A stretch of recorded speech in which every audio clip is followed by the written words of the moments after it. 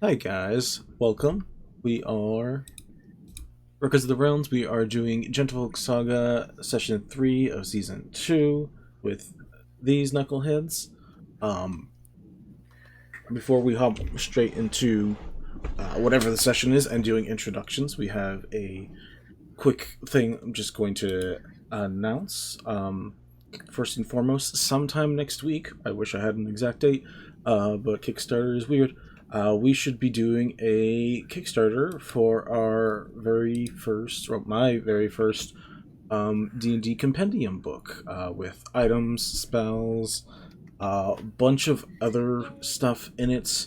Um, Called Nisran's Never-Ending Notebook, Volume 1, Vault of the Ivory Queen, based off of, if you've been watching some of these sessions, Irona, and as you can see, there's some wonderful artwork right there from her. We're going to have some stretch goals, but immediately in the book itself, you're going to be able to pick up 100 items, 20 spells, 20 feats, 2 subclasses, including one of the subclasses that you see here with our main guy, our main pally, kind of back when it was happening, Sid. You'll also be seeing some fabulous artwork from a lot of different people, like Rosalind Art, Melouette, the Great, the Wonderful, and now that I've annoyed once, I will probably annoy again Minta Lavelle for more artwork. Oh, you put him up. I did. I put up Rex. Also, you can see Rex, who is our kind of our mascot for the moment. We're trying him out.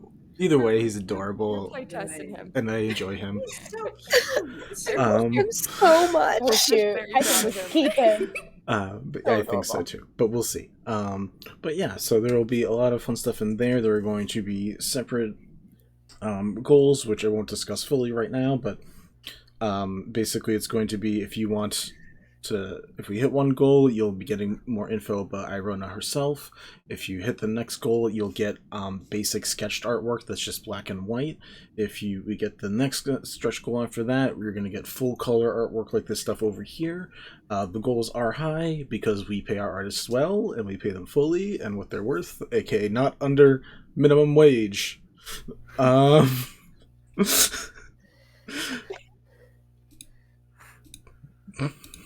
That was specifically a call out to Minta. I know. Who went very quiet. It was great. Figuring it out, all right. I feel you. But yes. Inventory processing they gotta do. This is not a beg. This is me just saying, getting this book supports me personally, but it's also going to support a lot of the Records of the Realms community. A lot of them are artists. A lot of them do managerial work and stuff like that. So if you end up getting the book, you are helping a lot of people, because we would like to make this not probably a full-time thing, but a thing. You know, a thing. I don't know how to say it more than that, but a thing. It's a thing. It's a real thing. Also, support, because Vinny makes really cool shit, and you're gonna want it. Yeah, Thanks, absolutely. Makes the coolest shit. But in addition to that, you can also see that we have a lot of new emotes, bits, and a bunch of other, not bits exactly, but we have a bunch of weird new things now, including ways that you guys can kind of make me fuck up, and also make sure these guys don't fuck up.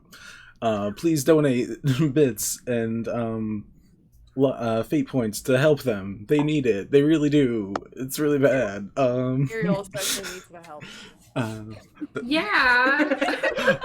I will say, before we get straight into it, I 50-50 put in the auto crit. 1, because I'm sure it'll come up with a very useful situation. 2, I really want a paladin crit.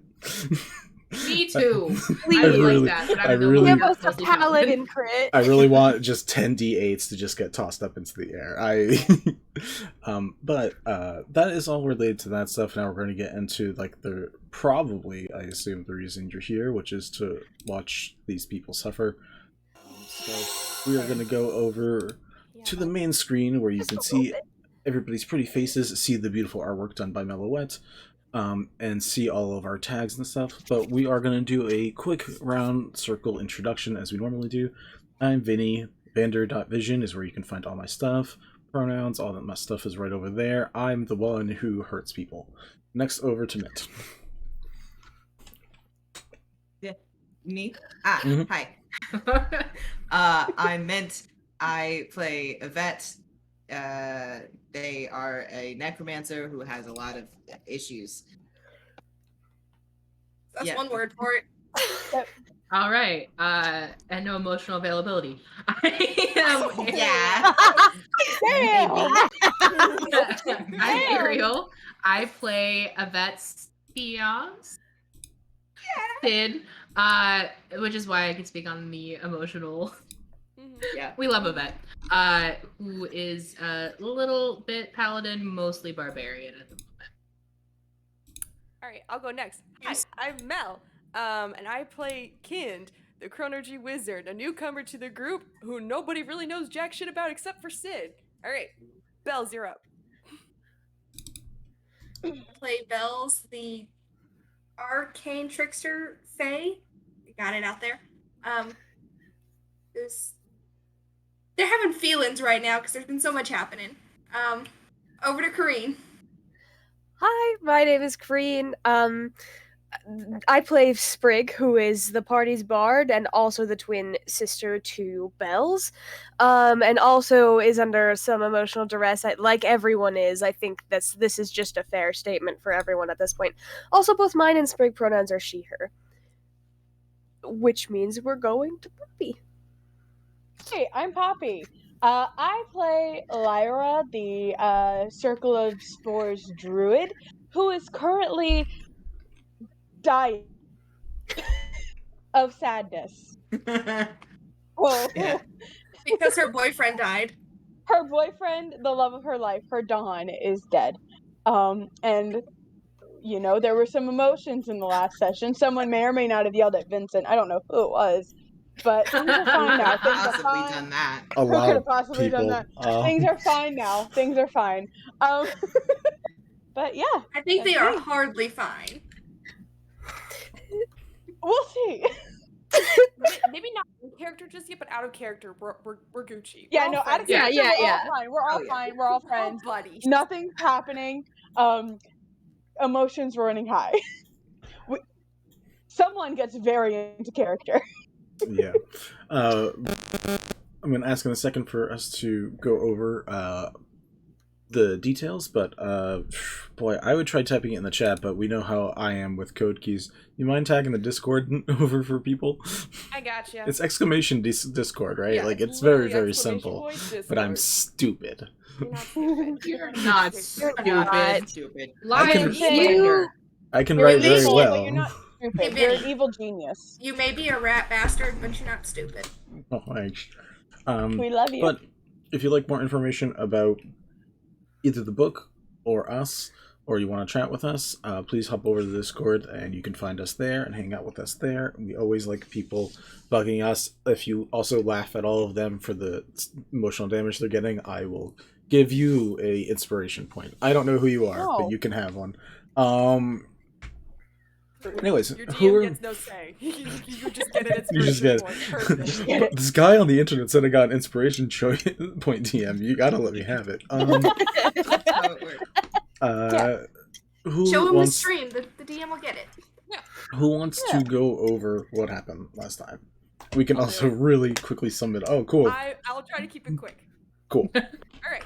So we left off, split off in pairs, and the city was exploding around us. Real bad vibes.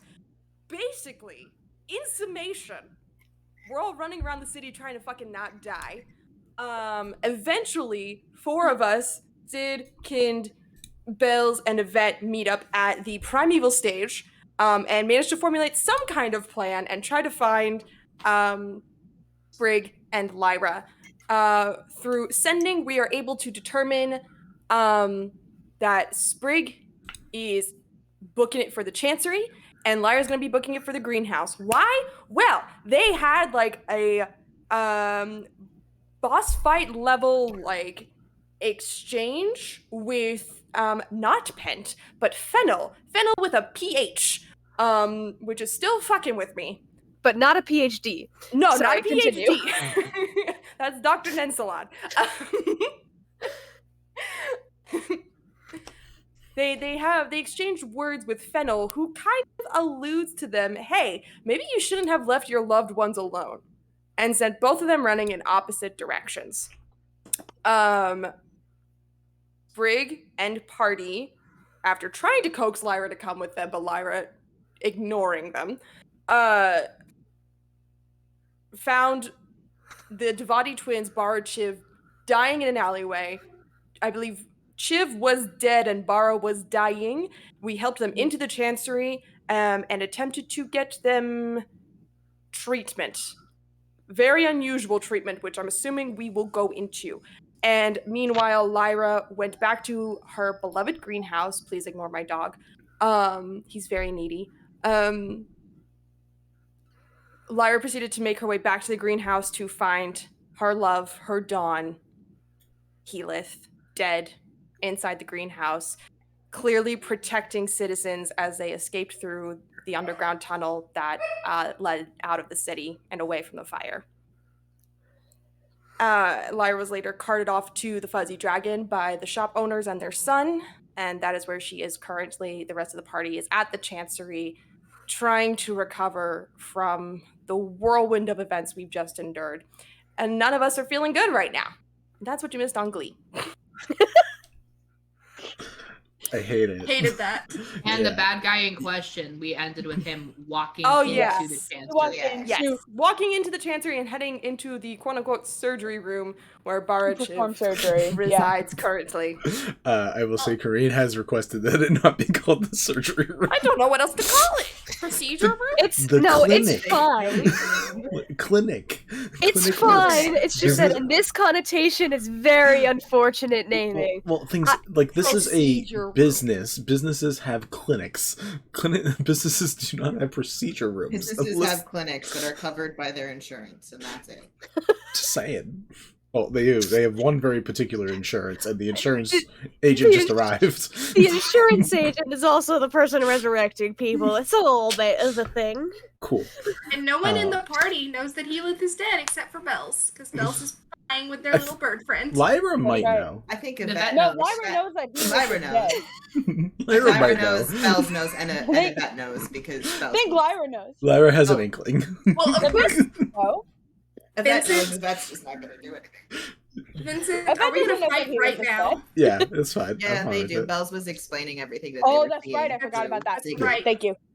Thank you. So we have Lyra so far away at the Fuzzy Dragon. We have Kind currently watching Sid and Vendetta, at least for a bit, getting out some aggression by boxing with each other. Whether or not that's still going on or not is up to y'all. Whoever else, which I think it would just be Yvette, holding on to Bells in the hallway or something near the clinic, watches as Fennel walks by, waves a hand to unlock the door. The door shuts, and Sprig, you, Irona, the Devati twins, hear as Fennel say, "Let's begin." Now, because I don't trust the rest of you, we are going to do Sprig last. Okay. Because there's always Yeah, a that's chance fair. someone's going to interrupt something. That's fair. I will That is say, correct. on the off chance over the next hour, because it's going to take about an hour, over the next hour, if anyone tries listening or hearing anything from the clinic or opening the door, it doesn't work. Okay. So Sprig, we're going to do your stuff last. I am not going to start us into a particular spot. I'm going to let people kind of free range what they're deciding to do. Bells knows where Lyra is, meaning that also Yvette kind of does as well. Sid and Kind, you probably... Sid at least knows what Fennel is and has reason to be worried about that person walking by. I don't know so much that Kind has any inkling about that. I don't think you've run into anything that's been related to something like that. So No, have not run into that yet. So just for clarification, he walked in through the area where Sid and because there is a Vendetta were boxing, right? because there is like the doorway to come into the Chancery Right. is then a T intersection to literally like walking in the main hallway that leads to the clinic and then the Chancery itself. Mhm. You guys saw, white mask, full outfit, walk in, take a right, and then just go down the hall. I see. Gotcha. So then, what is Sid's response to that? Is I'm what gonna I say want to Sid know. probably takes a shot to the jaw because they see that and stop dead, and then they like sprint out of the ring. Cool. Because no, Yeah. Cool. Kid is just like standing against the back wall, just watches Sid go like running down the hall, and just looks at Vendetta and then just turns and starts like following after Sid in a very quick stride, but not running. Yeah, Vendetta, like, not far after that. So you three are coming down the hallway. Yvette, you're the next person that Fennel approaches or goes by. Again, nothing anybody does is going to stop him, but you can, like, I don't know if there's I'll let you do They're something. just gonna that's sort of watch as he goes, Okay. and then immediately sit down and pull out their own notebooks, specifically with research about a god called Mask, Mhm. and also Pent's notebook, and Mhm. just start investigating. You get that little mode of inspiration and start going to work on that. You still have Bells with you. The door shuts. Fennel is in there. No one's getting in unless y'all are really trying. Sid, you come down the hallway, followed in tow by the next two. You three run in and you see Yvette sitting on the floor with books. Belle's like in lap, slightly on the side. Currently, I guess looking kind of comatose, but still spouting out information because you said you were just like relaying stuff. But in this moment, Belle, like all the rest of you who are not with Sprig can decide what you're doing. And you guys know what you're doing. Decide what you're doing first. Then Lyra, if there's anything in particular you may be doing. I don't know if you're doing anything besides just laying there. Cool. Not really. Yeah, I think Lyra's a puddle at the moment. So you four, what the fuck are y'all doing? Yeah, as soon as we kind of like catch up in the hallway, Kin's just putting a hand on Sid's arm, like, whoa, what's going on? where did he go?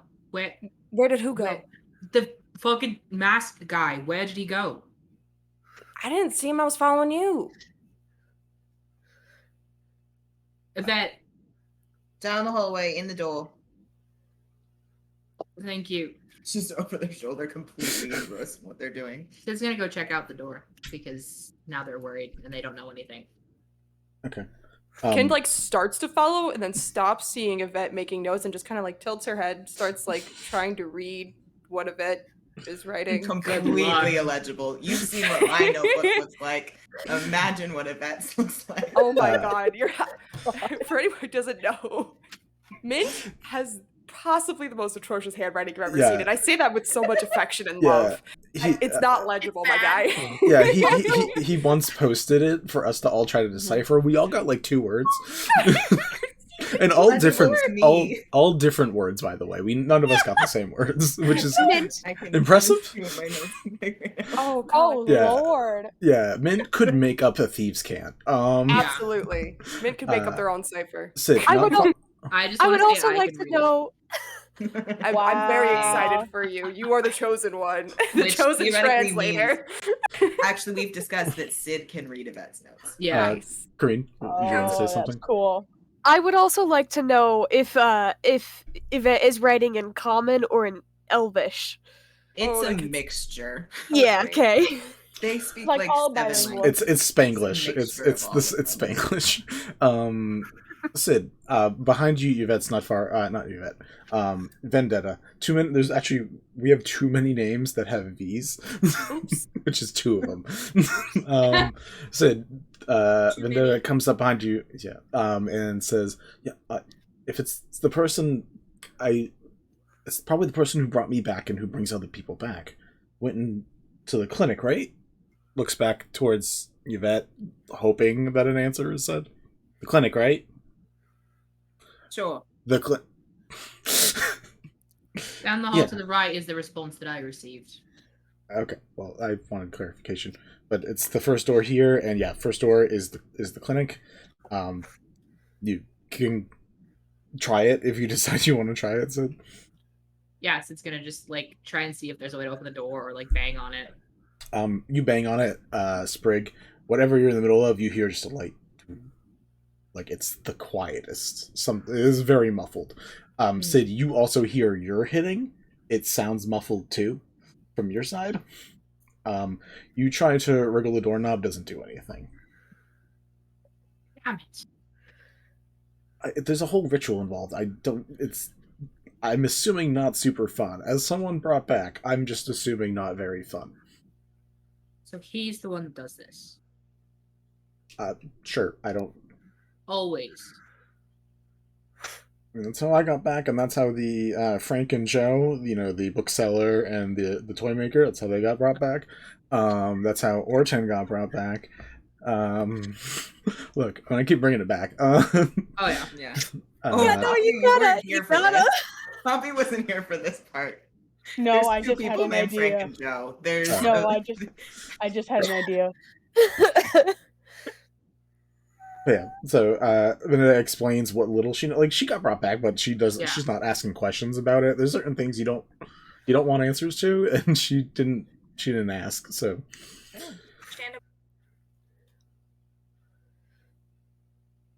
Sid starts just aggressively pacing, probably between the door and Yvette. Just so upset. Bells and Kind. Bells, you know where Lyra is. You know the state she is. She hasn't moved in the last 10 minutes that you've been watching. Anything that you want to do? Bells is going to come out of their little ziggy thing and turn to Yvette and ask Yvette if they want to go check on Lyra with them. There is potentially a god in the other room. I'm sorry, I'm not going anywhere. Kin just kind of is like looking around, like trying to take everything in, and she kind of focuses in on Belle's objective to go for Lyra, and just goes, "I'll go with you." Turns to Sid and just goes, "I would like an explanation. I would like y'all to catch me up when we get back. But if your friend is alone, that's a bad idea." Over drinks. Cool. Bells would have seen Sprig go into the room with Bara before they did their ziggy thing, right? Initially, okay. Bells is also going to turn to Sid and just be like, if anything happens to my sister, just... I know. And then- I'm dead. It's fine. I'll let you shoot me yourself. I don't mind. I'll help you aim. Kind is going to take out a couple health potions and chug them really quick. And just hope for the best. Yvette is gonna turn to Bells and be like, listen, take care of Lyra. Please make sure she's okay. Tell her I'm sorry that I'm not there. But this is huge. If there's an emergency, let us know somehow, please. Do we still have the sending stones? Yeah. Also, I think so. I'd assume so. Yeah, I don't remember. I don't remember taking them from you guys. Or So you should. Does Sprig have them though? The last person that had them was Bells, I'm pretty sure. It doesn't make if people are traveling, it doesn't make sense for Sprig to have one of them because she is Okay. sending. Okay. Sure. So we'll assume that Bells has them, and Yvette will ask for one. Somebody in the group, yeah. Yes. Okay. Who is getting what? Whomst is getting one each. Bells and Yvette. Doesn't depend. Yeah. Awesome. I'll be Cool. like, if it's like dire, let me know, and I'll see what we can do. Bells is also going to turn to Kind and ask if they have any more of those potions.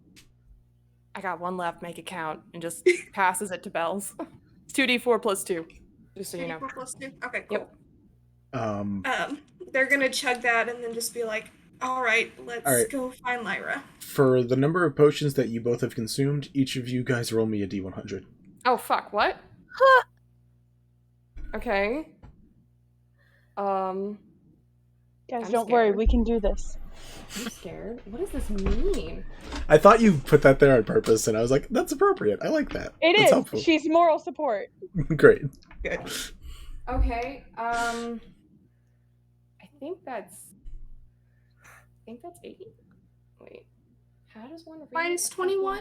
I'm gonna do this digitally. That was a mistake. Why did I try to roll it physically? That was a bad idea on my part.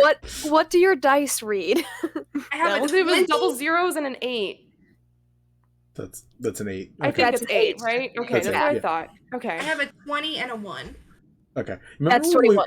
Remember when we made Becca roll like 50 D100 rolls and Yes. you never knew what they meant? We never knew. We never knew. All right, roll a second one. Roll a second one? You drank 2, right? Oh yeah, I drank 2. Okay, I'm Cool. gonna do it digitally this time because it's gonna confuse me. 1 when we were in the primeval stage, so do I also need to roll a second one? Did you get it from Kind? No, I got it from Yvette. Nope, you're fine. 59 for the second one. Cool. All right, you guys heal up. I will say when you go outside the chancery, there is a mob of people at the front entrance. So And there are check my spell people, list really quick. and there are people there like Niasu and the other lizard folk Juan. They're like keeping hold of like before like the door gets opened all the way. Like you feel Nisu's foot like block the door and stop it and say, "Hey, they're not in here. No one else is in here besides members. They aren't members. They're on the shit list actually. So you go fucking look for them somewhere else." Just and, gonna like- retreat a little bit and kind of like pull Bells back with me and be like, "Do you know another way out of here?" Else know another way out from all the time they've spent here? Because I don't remember. Echo doesn't remember. You would remember from session 1 that you guys Oh, that's right. came down the trap door through the bookstore That's and right. the item shop or Where I toy did some shop. dumb shit. Yes, that was A lot of some people good, did good some dumb shit. shit. Yeah, it was great. Oh, it's the good old days when we were all doing dumb stuff all the time. Mm. And it Back in the wasn't day. completely wrecking our shit. Yeah. Yeah. Come back to haunt us now. But you guys do know an alternative exit. Right, alright. Bells will nod and go, yeah, there's another way, and lead Kind towards that other exit. What is the process you guys are going through to get from where you are to the Fuzzy Dragon? It is not very far away. You're still going out in public, and last you Mhm. saw, people were chucking rocks at y'all. So, Kind would like to cast Disguise Self. And I believe with Disguise Self you can get like a foot taller if memory serves right. Yeah, Up to? you're allowed a foot of variance. She's gonna look to be about 7.5 feet tall. Jesus. Dragonborn. Subtle. Very inconspicuous. Excellent. They're not looking for a dragonborn, so like They're not looking for a I know, I dragonborn. love it. Like burly, muscly dragonborn, still wearing like a trench coat of sorts. Mhm. And then just opens the coat for Bells and just goes, this is gonna be really awkward, but just hang on to me and we'll just like whisper directions or something. I don't really know where the fuzzy dragon is. What, Ariel? Yeah, Is it 2 fairies in a trench coat? in some manner, yes. Yeah. Going in the book. Hell yeah. That's the going in episode the title, notes. 2 fairies in a trench coat. Okay, in a trench coat. You guys are doing really good. Bells will also pull their elven cloak over their head just to kind of add to their little sneaky and not be too, hopefully not seen too much. Cool. Roll me a perception check, Bells. Or what's your passive perception? Better way to go about this. 12. Gotcha. It sucks. Good to remember. With instructions from Bell, the shop is not super secretive. It says the Fuzzy Dragon outside in the front. Hey. I know, but I'm saying Bells can give you directions because Bells has been there a few times. So you guys can eventually get there. Before we go to that specific moment, Sid and Yvette, we have you two just alone. Oh, of course, they're talking.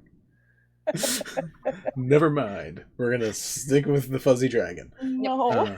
2 fairies in a trench coat. Yeah, the Trench 2 coat. fairies. Team 2 fairies. Yeah, you guys eventually make it over to the Fuzzy Dragon. When the door opens, or when you open the door, it says, welcome to the Fuzzy Dragon. And then after that, you see Leah looks up and says, I'm sorry, we aren't open right now. In the meantime... I'm out of the quote. Yeah, but... Kin shifts back into her correct form. Shh. Before that happened, Okay.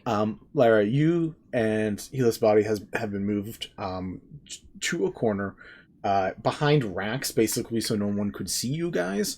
You also have been covered in a few furs. So like you two as you enter and as you change back, see Leah is making some like furtive glances over to a corner beforehand, and then watches you change shape and recognizes Bells, does not know Kind, says, Bells, we have a problem. I know. That's why I'm here. Gotcha. You are... I'm Kind. Nice to meet you.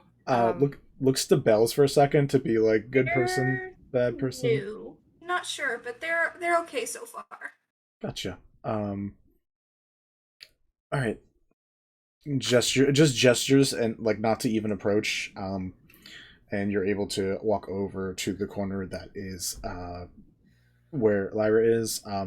Lyra can describe herself in a sec, but Lyra and Helis' body basically look like just a lump of fur pelts from the outside for the moment.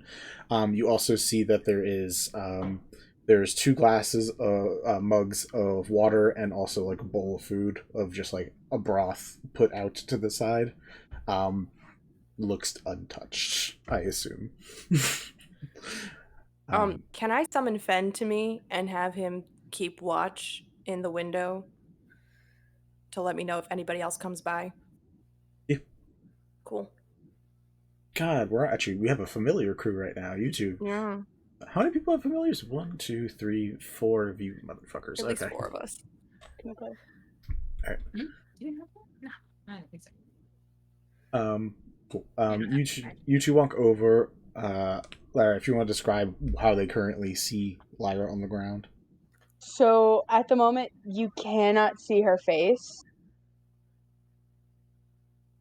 She has her back, and she's just absolutely covered in fur. And she's run out of tears, and she's just hiccuping, and she can't catch her breath. And I don't know if y'all would be able to hear it, but she is muttering something very lowly. I don't know if y'all would be able to hear it or not, but she is muttering something. What's Kin's passive perception? It's a 12. You guys suck. Nope. Yeah, we suck.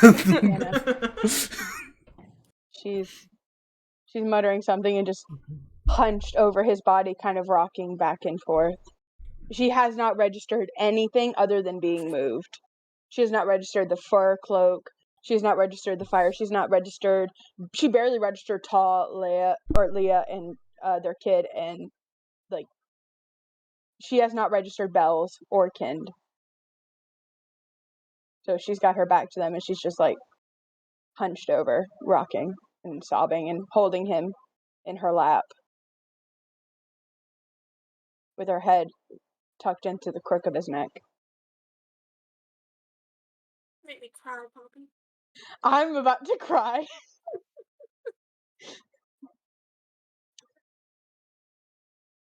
So. Kind, I don't know what Bells is going to do, but Kind is just going to kind of quietly approach and kind of like circle around because she can't see Lyra's face right now. And like just sees, I'm assuming Healith kind of like crumpled up in her arms, right? So when you go around to see Lyra in the front, slowly, by the way, slowly. Yeah, slowly. Very slowly. You see her hands around him, and you notice that they are... Vincent, what word would I use? Cradled? No, Vincent knows what I'm talking about. I remember. Inky, I think, is what we went with. I think. They are an inky color, as if the color that was left behind, that she was when she took her spore form. And from the wrist and the veins in the wrist come these venomous green veins that lead into and fade into normal skin color around the elbow. And her hands have kind of like become a little bit more pointed, and she's just cradling him and clutching him. And the air around her kind of just crackles with necrotic, with just death. Very sexy. Very sexy. And I guess as you come around and you see a bit more of her face, you see that she has, her eyes are closed, so you can't see her eyes, but there are black jagged cracks running down her cheek from where the tear marks are. And from those cracks, tiny little shadows are leaking out as if she is crying spores and shadows and smoke. So, Bills, are you doing anything? Bells will flutter down close to Poppy, Lyra, and just like gently touch her shoulder. Just be like, Lyra, it's Bells. Lyra stops rocking, and she kind of just lifts her head, and she opens her eyes, and you guys see her eyes, whites of her eyes are pitch, like just absolutely freaking the same color as the skin of her hands now, and her eyes are glowing another venomous yellow. And she just looks up, and I think she first looks up, she sees Kind. Yeah, And Kind then- would have knelt down in front Yeah. of her. So she looks up, she sees Kind. But that's not who she's looking for. And so she turns to where the voice was, and she looks at Bells and says, "Hi.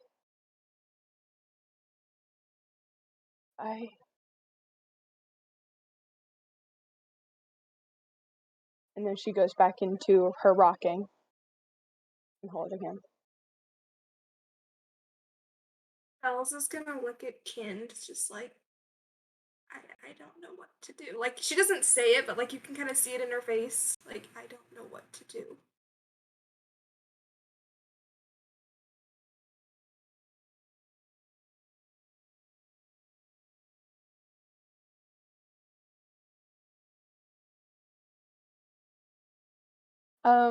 Vincent. Since Yes.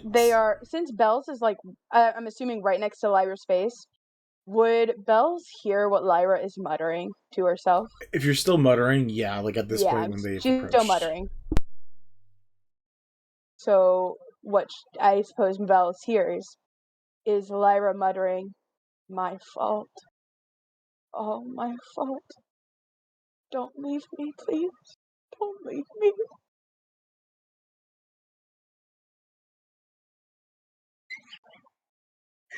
You're welcome. Would if Kind is kneeling in front of her, would she also be able to hear this? Fuck. All right. Well, no, I gotta put down the iPad.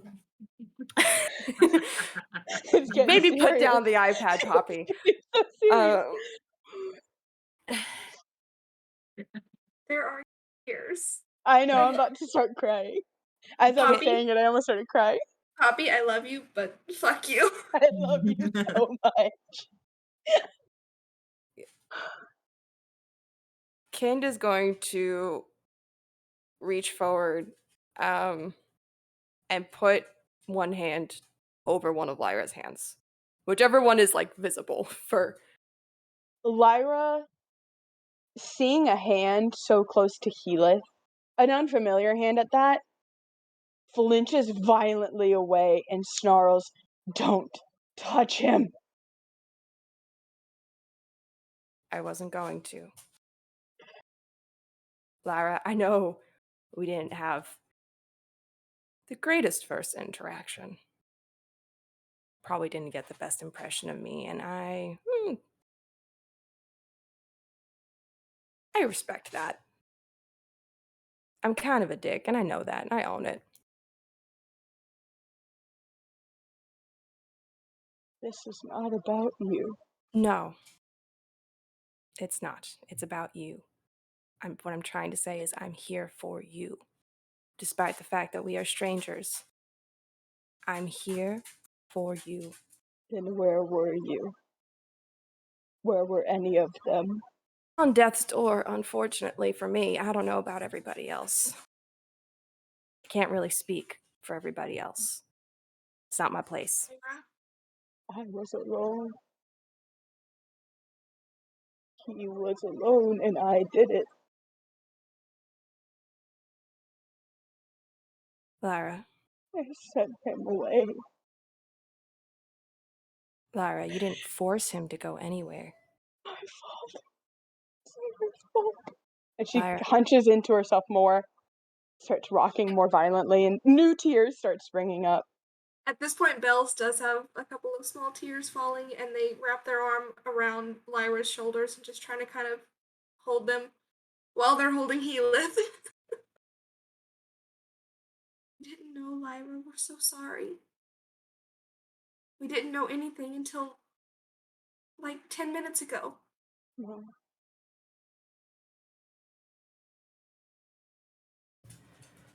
Where were you? And with that, she looks at Bells, dead in the eye. How can she look at Bells when Bells is kind of behind her? She turns her head. She turns her head to Bells. She's like, where were she or rather, I guess if Bells is like directly behind her, she just sits there and she just here. Where were you?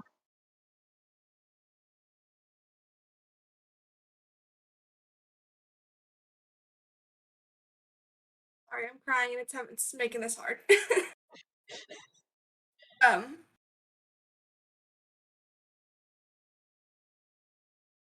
I was trapped. I couldn't get out. I only barely made it out. They were after me too. I didn't know. I thought it was.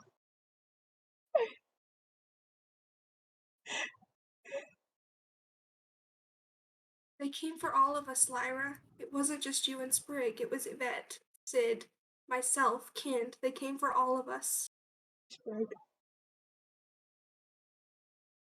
Where's Sprig? Sprig is Sprig's fine. at the Chancery. She's taking care of Garachev.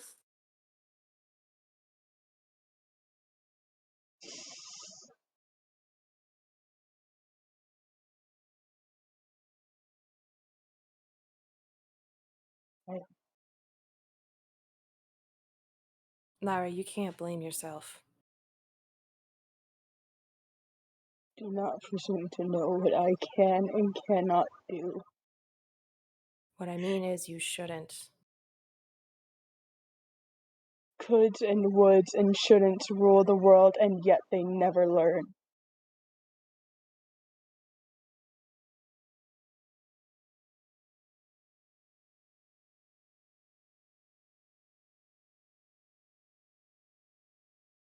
If coulds and woulds and shoulds could change the past, by God, I would be so much happier.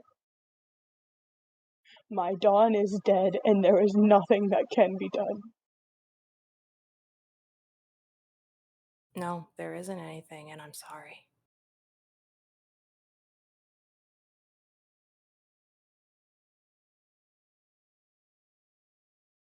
Loss is not easy. Especially not a violent one. I've seen it firsthand. I understand. But please don't blame yourself. Don't make yourself his killer. Because you're not. You loved him. And he loved you.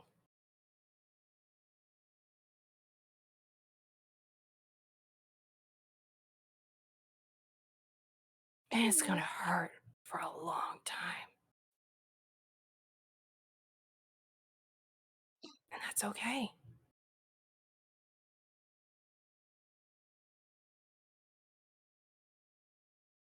But you're not alone. And this wasn't your fault.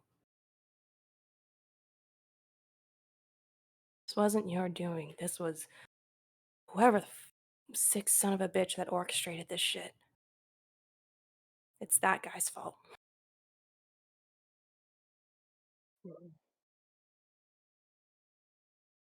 It's not my fault. It's not your fault. But you are wrong about one thing. I have always been, and now forever will be, alone.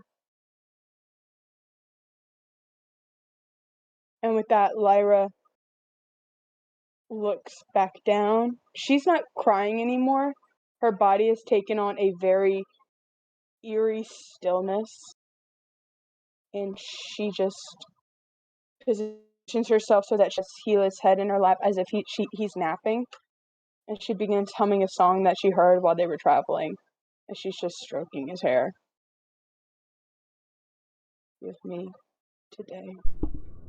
Vinny, would I recognize the song? Roll me a history check with disadvantage. Also, Sure. what is your spell save DC? Mine? Yeah. 16. Okay. Jesus. Oh, God, I got so excited because you said disadvantage, though. I did. Bells know it? Now I'm curious. really upset. Bells, you can make the check with advantage. History With check. advantage, nice. Yeah. So, Well, yeah.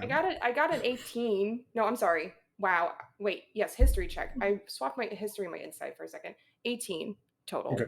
I rolled a 10. And Bells?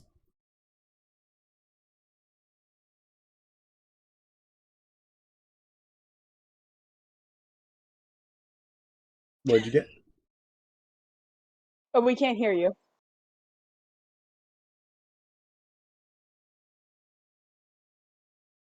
I don't know. I can see your words on on the chat. Hear me Okay.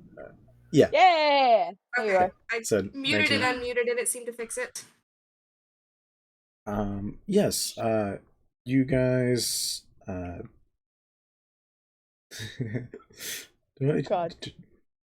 I don't like it when you get that. Do it. face, Vincent. Go hard. Make us Now I cry. understand why the derogatory needed the dimples.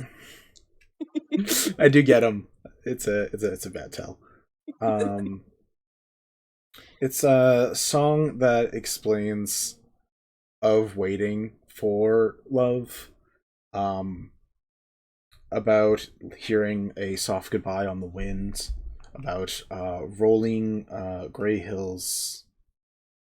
About waiting for the brightest star in the sky that is the farthest from you. Is this Leaves from the Vine? No, this is The Soft Goodbye by Celtic Woman, which is one of my favorite Oh songs. god, that's even worse. Yeah, no, this is one of my favorite songs. Yeah, we'll say that's canon in the universe. It's a very sad song. I'll play it for you guys sometime. Maybe later.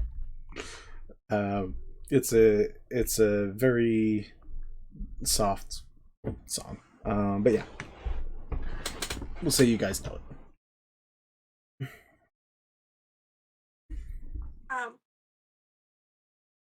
Bells will continue to sit beside Lyra, just with a hand on their shoulder, arm, whatever. My brain can't conceptualize it. Just kind of a physical reassurance presence. And just kind of be looking at Ken's just like, Candace's just gonna give a sympathetic look to Bells, stand up, start to walk past them, away from them a little bit, but kind of hold their hand out to Bells for the sending stone. I'll let them know. Bells will pass it to her. She's gonna go up to like the shopkeep Leah. Assuming she's still in the room, right? Yeah. There's also you see her younger son Zabe is now in the room, who like gives you a look as a random person I did kind not of know about.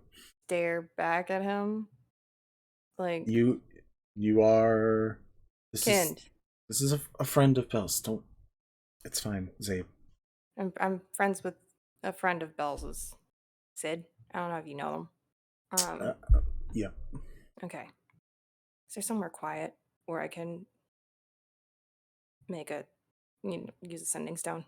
Yeah, you guys probably shouldn't be outside considering what happened. Yeah, come on. Yeah. He walks you upstairs through his room onto a balcony where you can see what's going on outside, but not be directly involved with anything. Yeah. He just sits around and waits for you to make your phone call. Yeah. No. I just kind of put the sending stone up to my mouth and I just go, Yvette, right?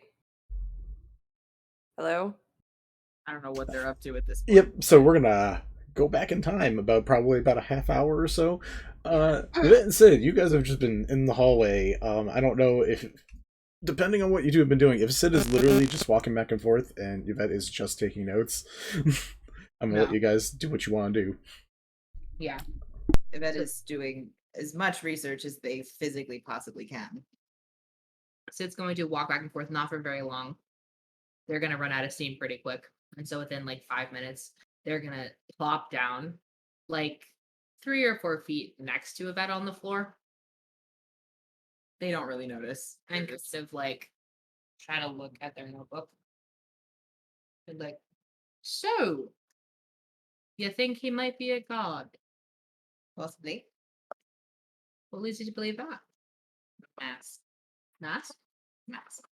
Is there more to it than that? Lots of people wear masks. God named Mask has been in this town and does shit. They're like only answering because Sid and Yvette have done this a million times, where Sid has asked Yvette questions while they're completely engrossed in research. So they're just automatically answering without even thinking about it. And what makes you believe it's him and not anyone else? Don't have any other reason to believe that it would be anybody else. So first chance of maybe it's him. All right, and why are you interested? Lots of reasons, mostly because of his sword. Oh, what does his sword do? Kills gods. And why are you curious about that? That would probably snap them out of what they're doing, and they would actually recognize who was talking to them and what they're saying, and they'd just kind of have a moment of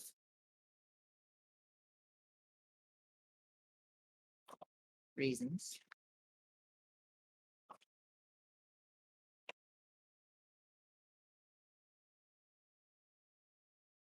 What reasons? Important ones. After all this time of it, a bit of candor would be nice.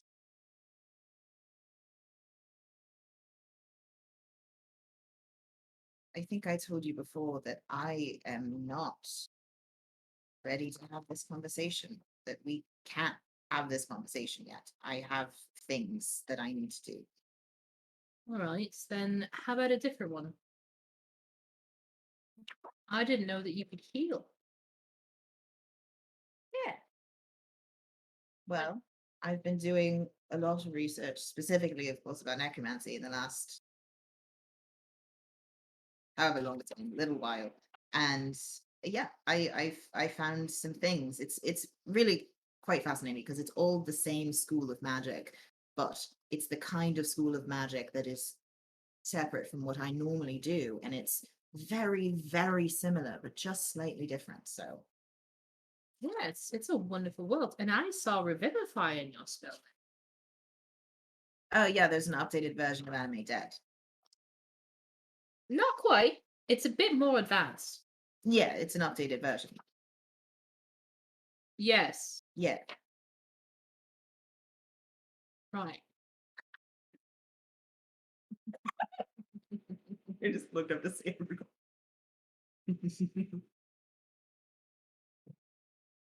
Are they like still looking at their stuff? Oh, for sure.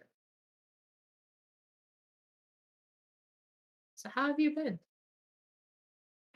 Alive. Not good, huh? I've been making sure to not persist on only coffee because I know you would give me shit about that. Sid's gonna scoot closer. A little bit. Really? That's quite impressive, you know. You know, you made a remarkable difference in my quality of life in a very short amount of time to have made that kind of impression. Really? You don't have to get cocky about it. Cocky is my middle name. I know.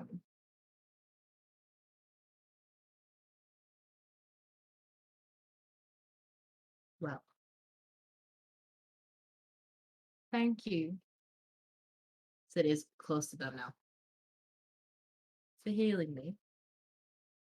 Because it's not something I can do anymore, and I would have not made it.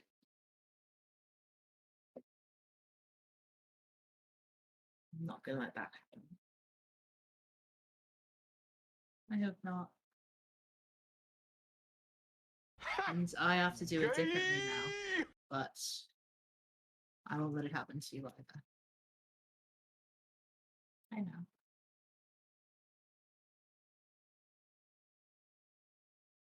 Thank you for talking to me. Welcome. You know, we do make awfully good research partners. You are a good wall to bounce ideas off of. Perhaps we could use our collective intelligence and worldliness to work on something. I don't have to know all the details because, as you know, I never do. You know what? Sure. And they they move their notebooks around a little bit to make room for Sid. I'm gonna cry. Didn't expect them to actually talk. I wasn't expecting that either. It went so much better than I thought it would. Took a lot of I've been curious about this restraint. for weeks. Took a lot of restraint for me not to interrupt with an NPC and just be like, "Hey Sid, we actually need you to go lift the table. Yeah. If you could just help us move the table up a level." Thank you. Definitely appreciate you not doing that. I I kinda would have wanted to. cried for a month. I need you to know that I already did that last time. Poor Mint had to sit here and like see me being like, I don't know how we're gonna fix this. We're all gonna die. Because you got Sid helping you, if you tell me what it is you want to research, I'll give you an investigation check with advantage. Oh, well, you know, I have a researcher feed, so I would have already gotten advantage. Don't I be could, dick. if you'd like me to keep talking, I was also going to let you have a D8 of inspiration as well for a very well played roleplay moment. But No, But if you want will to graciously accept. stand-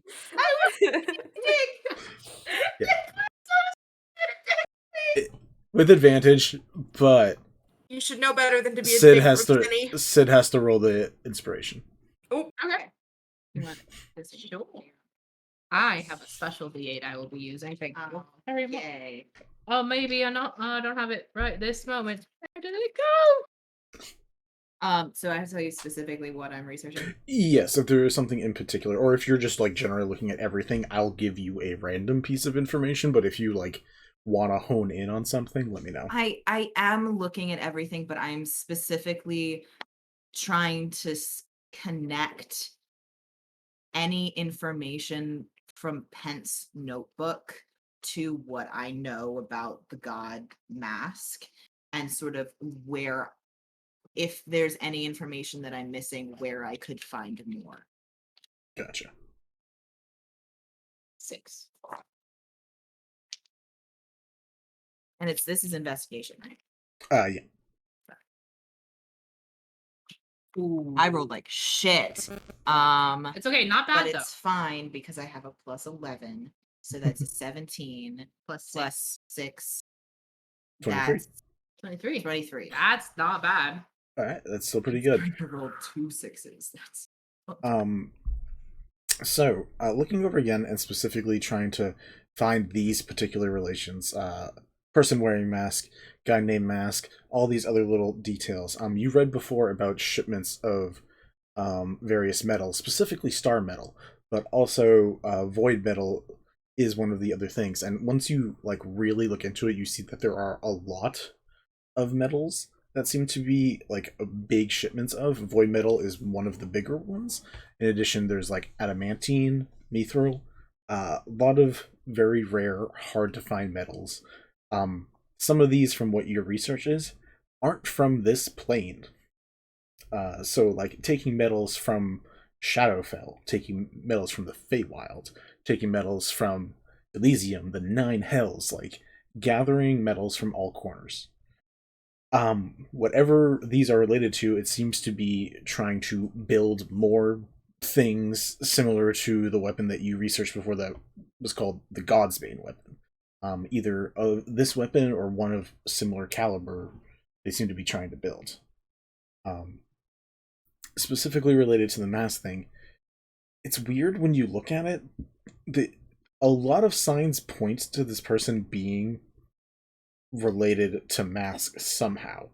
There aren't clear details, especially because the old god mask, from what you've gotten from Pent and even Fennel, the way they are with secrets and like knowledge and like the weird personas that you've seen so far, and like this notebook of like dozens of people gathering knowledge, all of it does make some sense towards the way the portfolio of that god sits, where it's about secrets and like withholding knowledge and having that knowledge. But the iconography is so very different, which doesn't necessarily mean much, but Mask the god is known to have like a ruddy brown mask that's like covered in soot and like old blood. It's like a very dirty persona versus the ones, at least the ones you've met so far. So there are a lot of signs pointing to yes, but this weird web of interconnecting knowledge gainers is very different from specifically that god. But you do see related things of void metal, and one of the things about the Malran mind was that there was a way that they were getting metals from the Shadowfell there. Which, considering Pent was trying to get you guys there at some point, potentially related to that, but who knows? There's a lot of things going on in that mine. You didn't get all the details. In addition, because you are re-looking at the book, I will say that with the additional help of having another set of eyes, and at the same time, because realistically, no one ever said they looked at it together. It was always you looking at it, or Sprig was looking at it. From the way you guys talk, it was never a multiple set of eyes looking at the stuff together. When you both are looking at pages now, you can see when you go to the correct page, you begin to see the information that you saw on your TikToks about yourself.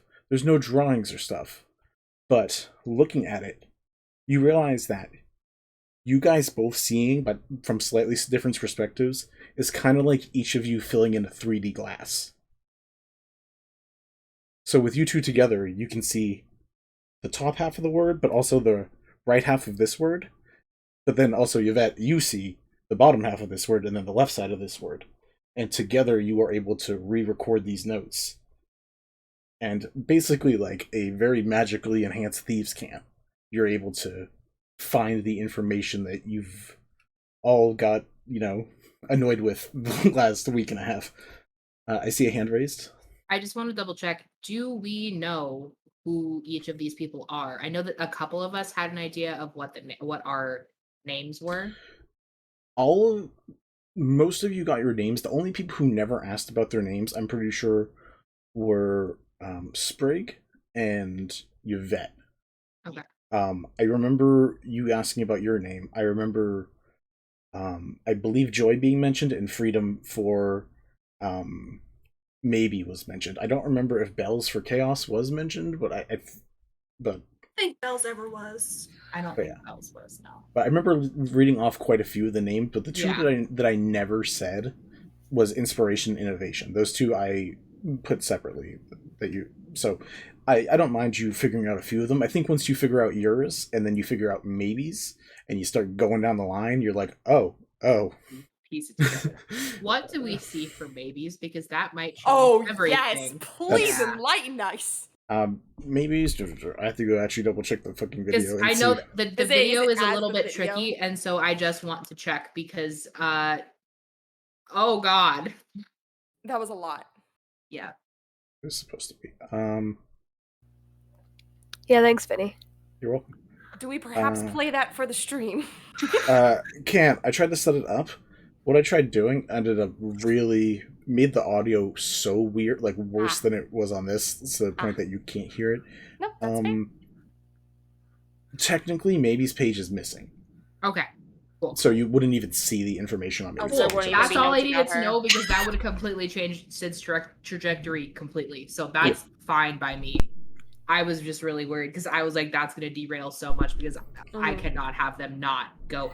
No. So they find notes about Sid, Yvette, and Everybody, the blacking out at the end of Maybe's meant her page was ripped. Cool. Okay. Oh, That's fine. Cool, I was cool. worried. very nice. Cool. So, but through Sid's, can I figure out Yvette's? Like through knowing Sid's information? No, I'm giving everybody we can figure out, piece together. I'm giving it to you that you found everybody at this point. Yeah. So probably a little Very like, good. what the fuck does this mean? And are you?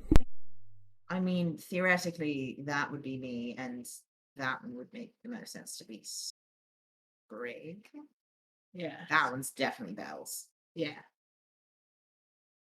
So that makes me worry. It talks about your weakness. Yeah. And mine.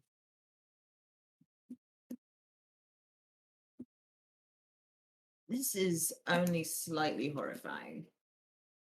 It's also really fucking cool, and I want to know how they did this because I want to write all my notes like this. I've missed you. I missed you too. Do you think it's a spell? Or do you think it's a special kind of thing? I don't know. Or perhaps this is pence, right? Yeah, So do you think the other ones are all writing their own special? I think so because look, sometimes there's a different color of ink that's happening, and that one almost looks like two people responding to each other as they write. Possible. So, I will let you know one thing. All the ink is identical except for one other. Yeah. It is all black except for the one that is white. Yeah. yes, that's what I And then Yeah. all handwriting is the same. So Yep. But it looks like sometimes there is answering, like I know there is at There- least one. there TikTok is- where it was- there is plenty of back and forth. A lot of it is puzzling, I guess is the best way to put it. I know I'm not there right now, but you are saying that canonically the white text is in the notebook as well, written in white ink. Yeah. Bingo bongo. Alrighty. Oh my god. I need to cut the tension. I'm sorry. Dunsky. All right. off, So Vinny. has this changed since you've seen it?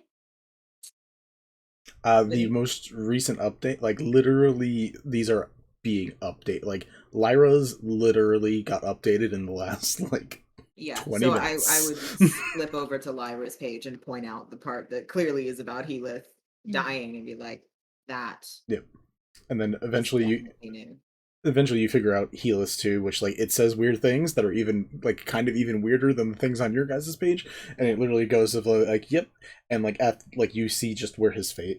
Actually, there's no drawings on there. I already said that. But at the end it says no need. Like at the end it's just like nope, don't worry about it. And so it's constantly changing, and a lot of this is new. Perhaps we should check it before bed every night just to see if Good this idea. changes. Well, I don't know how fucking long whatever in the hell is happening in that clinic is going to take. And I think we should wait until he comes out because I want to have some words with that fucker. But after that, I think the mines are worth looking into. I mean, there's so much of this and so much of my research is connected to that. And he was trying to get us to go there before. There must have been some reason. I'm sure. I think it's worth looking into. What are you planning on asking him? I don't know yet, honestly. But he could have solutions to some of my problems. Are you alright if I sit in on that with you? I won't say anything, but I just want to make sure he doesn't try anything. He seems like a slippery fuck.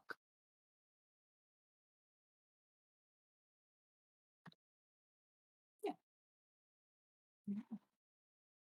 Good. Didn't want to lose sight of you anymore.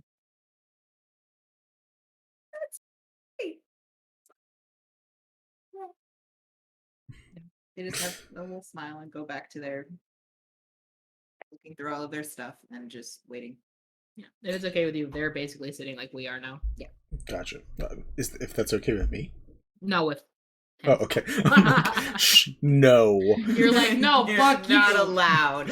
I will say, like, Leave room for Jesus. I will say, like, Vendetta, like, if this is where the clinic is, and you guys are in this part of the corner, Vendetta's on this part of the corner where, like, she can just barely see you guys. It's just, like... doesn't say anything, doesn't get involved, but it's just, like, literally, like, 30 feet away, being like, oh my god, why am I listening? Anybody in the chat, Big can you fuckers. please clip Poppy's reaction to Leave Room for Jesus, because it was the best thing I've seen all day. Leave Jesus for room. I don't know if that works. See I how don't know we're if that, ready, cowboy? I don't know if that works. Thank you Room for for hearing that, no Jesus. one else did. Room for Jesus' leave. I don't know. Just keep moving them around until they make sense again. Leave Jesus in the room. I will say the one you guys might have the most difficulty with is because it's so far away, is finding Kin's info, which you probably could, but because you guys don't really know Kind as well, it's probably more difficult. We're all 620s and Kind is 666. Yeah. A bit up there, but I trust Okay. Yvette to be a thorough researcher anyways, so. Sprig! Let's have some fun. Hi, don't mind me writing Lady Twilight lore. So, the door shuts. Fennel turns around. The second the door is shut, the mask gets removed, but the changeling persona stays on. He stays pure ashen white. By the way, as he comes into the room, I am gonna say, hello, Fennel. Been a bit. Yeah, long time no see. Bara, slightly confused at this conversation. I believe, yeah, she left before you guys ended up talking to him, so yeah. She left before he showed up. The eyes turn towards Irona, who is like barely moving in the moment, like just like very stark still. And there's an eyebrow raise, and sort of you watch him say, "Another one? The same one. We've done this one before." Arona says, yes, but Devati, I don't have a great explanation for how this is going to work. And Fennel says, I don't know if it's even going to work. This is intriguing. This one already wears it, and that one already wears it. What more do I get from this trade by helping? Bar says, what do you want? Before anyone has a direct answer, if anyone does come up with one, Arona says, I was told that there is a recent addition to this little group that's an Ypsilar. Are they still your favored prey? And Fennel raises an eyebrow a little bit and says, yes, but I don't know how that would work as an offer. As fun as it would to have, I guess, a hunting season with another ASMR, I don't know if we'd enjoy that too much. Is there no. something you'd want from me? He looks you up and down, and like you are definitely not as hurt as some of your other party members, but you probably don't look great. you were just out of. I'm emotionally wrecked. I'm actually not that physically wrecked. No, but you were dealing with some weird situations, but there's definitely more emotions than physical. He says,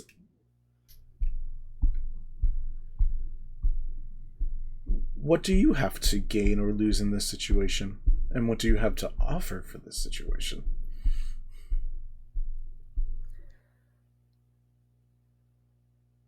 If nothing is done, I have to lose my love. Therefore, that is what I have to gain. What I have to offer is a little trickier. But we fought before, and I'm sure we'll fight again. So surely there's something I can give you that would give you an edge in that regard. Would you like some frosted tips for your hair? And maybe a new pendant to wear? I'd prefer not, but if that's what it requires. I'm waiting to hear an offer. That was just a suggestion.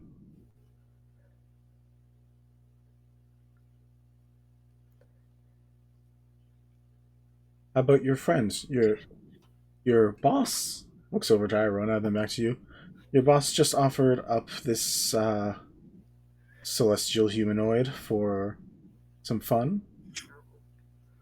Are you willing to put a bounty on this person's head?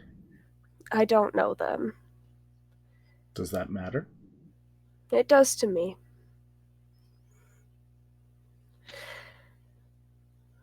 That is two options right there. What would be more important to you? A pendant that lets you see and hear? Or a name? Fey name. Which makes a difference. The eyebrows raise. Both eyebrows raise at this. I had another offer, but I like that one so far. Please speak a little more on this. Bara, immediately stiffens at the dog. Is right next. You can see, past Fennel. Bara is just, stiffened up, now turning a head towards you, eyes wide. Because according to her, this is the most closely guarded secret that someone needs to have when it comes to you. It is Sprig's most closely guarded secret, I think. Considering I don't think even her family members have every portion of her name. And she will explain that. I think that is her next thing. To just say, it is the most closely guarded secret I have. As far as I am aware, there is merit to the fairy tales.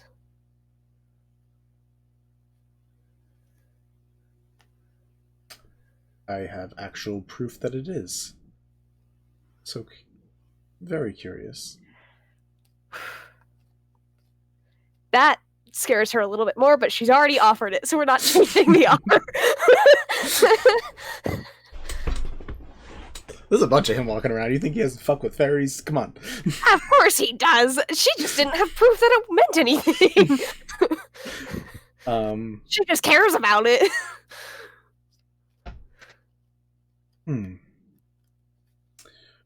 I know the courts work differently.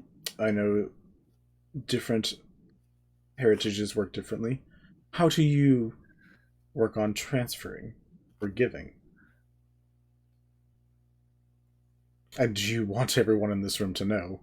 He gestures at Bara, Chiv, and Irona, who is also watching you with like a little bit of is a little bit curious, but also a little frightened of the current conversation. This bitch has also risked life, limb, and her entire existence for family, so like she gets it, but she's also like, bitch, don't do it. It's not great. Irona gets it, but Irona also has experienced the consequences of it. Yeah, you've seen it. You've had the conversations. You've seen her drunk. You know, when she's thinking about it. Yeah. So she's giving you eyes like. She's like, "What are you doing?" Yeah.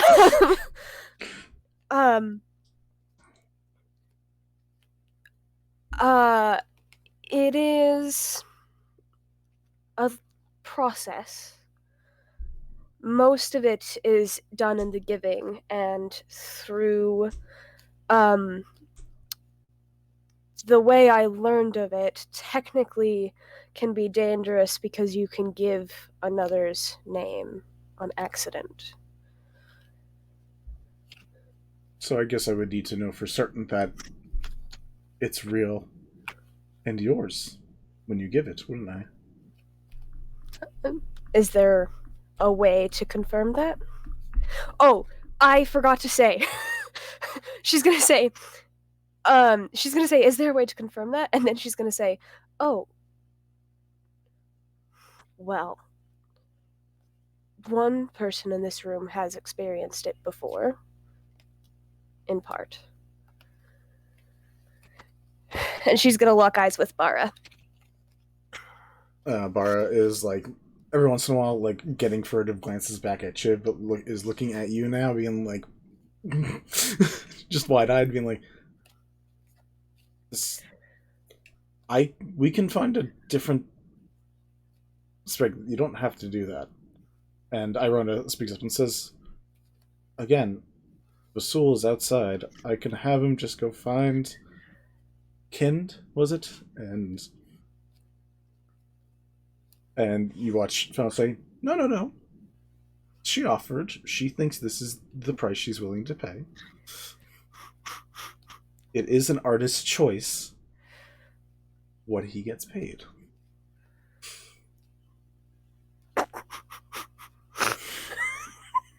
Why does that feel like a dig on people? It's not even really a dig, but the fact that I said it, and both of the two artists immediately just went like, It's very funny. It feels like a dig to me. All out win somehow. All right.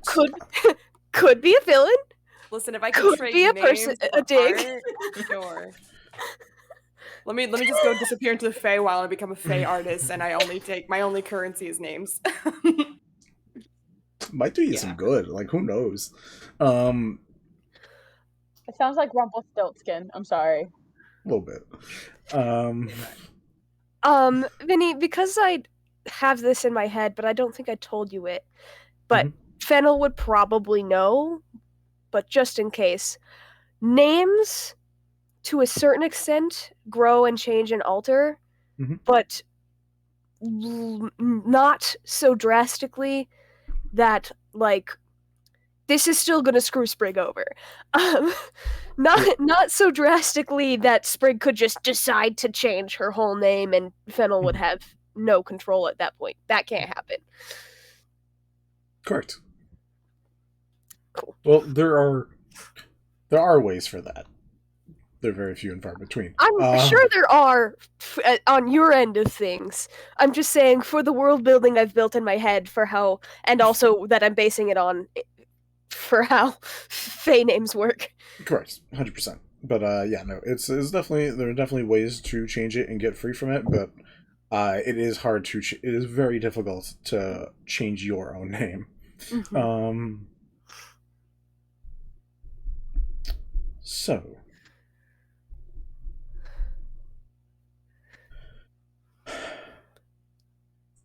I bring this one back. Points to Bara. You have to get the tattoo. Bara just kind of like winces a bit and just like nods hurriedly, like, What tattoo? The brass tier. Okay, alright, okay. And then points to you and says, and you will give me your name to the best of your ability, which I'm assuming is pretty good. Yeah, I've got a chunk of it.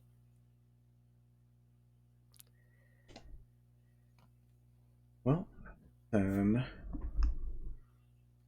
let's get started on this end first, and gestures down to Chiv. I don't mind waiting for payments. I think we both know you probably shouldn't try to fuck me over. And he turns away, and produces a very, very small vial and hands it over to Irona. And Irona, like, after he says that, Irona looks at you again with, like, hardened and slightly widened eyes, being like, yes. You should not. It's not Sprig's intention to do that, so... Alright. Let me know if you're planning on doing... They're about to start performing a ritual for to bring Chiv back. Are you going to do anything... one, are you trying to make any of what they're doing malfunction anyway? And two, is there anything else that you are doing? I am not trying to make it malfunction. I want this to work. I figured. Just double checking. If there's a way I can help, I will be helping, while mentally steeling myself for what I'm about to do, because this is crazy land. Anyway. It's right over next to Candyland. It's the next one over in the box set. Don't shake your head at me, Ariel. Hasbro has them both on the shelves next to... I don't even know if Candyland is a Hasbro game, but they has them both on the shelves next to each other. If not, they'll buy it eventually. Alright, so you watch a very small vial, and inside it, you don't see anything, which is the weird thing. You watch Irona, like, keep it away from herself, like it's about to explode. Uncork it, and put it into what you assume is a mixture of some sort that she has been making in preparation for this in the last few minutes, like just gathering a couple small things. You see there is brass shavings. You see what you assume is her blood, because there's a little cut on her hand. Once this enters, and there's a few other items, but unless you care enough that you really want to know the exact items that's in this bowl, and this dough that's being kneaded, I'm not gonna explain it to you. Unless I can use this later, I think I might not be paying full attention, honestly, though, because I've got a lot in my head happening. That's fair. You watch as, around Irona is beginning to knead this wish dough together, and begin putting it into a malleable state. As that's going on, Bara, like, comes up to you, like, and, like, whether or not you allow it, physically drags you, because one, you're small, and two, you fly, so she can move you. Yeah, absolutely. And she's never done this before. She's never done the thing where she's been like, I'm stronger than you, and I'm gonna unwillingly like make you go where I want you to. But this is the one time where she's like, nope, you're coming with me, and we're having a quick conversation. I will also follow and allow this to happen. Yeah, no, there's not resistance happening here. Yeah, I know, but you've never seen her in a state where she's ever been like, no, like you're. She's like, Sprig, I'm not one for killing like a random friend of yours. I don't really want to do that, but I'm pretty sure if we found there's got to be other options. This seems severe. And as she says that, you see that she is like currently deteriorating. Like in front of your eyes, like she's becoming more sallow. Her eyes can't focus. She does not look well. Bar, there might be another way, but I don't think we have time to figure it out. It's okay. It's really not. It's okay. This also makes the process easier for the future when I eventually give you the rest of it. Because if he already knows, then I don't have to be working around sending spells all the time. Which would be nice. Is there, like, next to the Fey court, there's, like, a Fey, like, government name-changing center that we can go to after this? And just, like... I'll get the money. I don't know what... Legal Fey name change. I've not been invited to the Fey court before, so I wouldn't... My dad's a librarian, and my mom is a weaver. We didn't go there. Mm-hmm. I don't know. She kind of just, like, puts her head in her hands, and it's just, like... She's not screaming into it, but you hear, like, the biggest sigh just come out from between the hands. The mental screaming, I completely understand. Mm-hmm. Sorry. Poppy just said Faye Social Security Department in the chat. Not inaccurate to what she's basically asking. She says,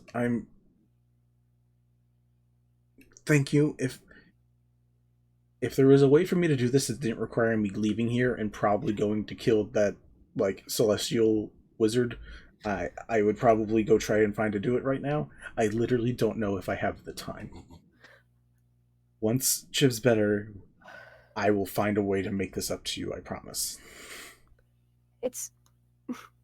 You don't have to. Yeah, I do. I'm literally about to die. I mean, yes, but I'm doing it because I love you.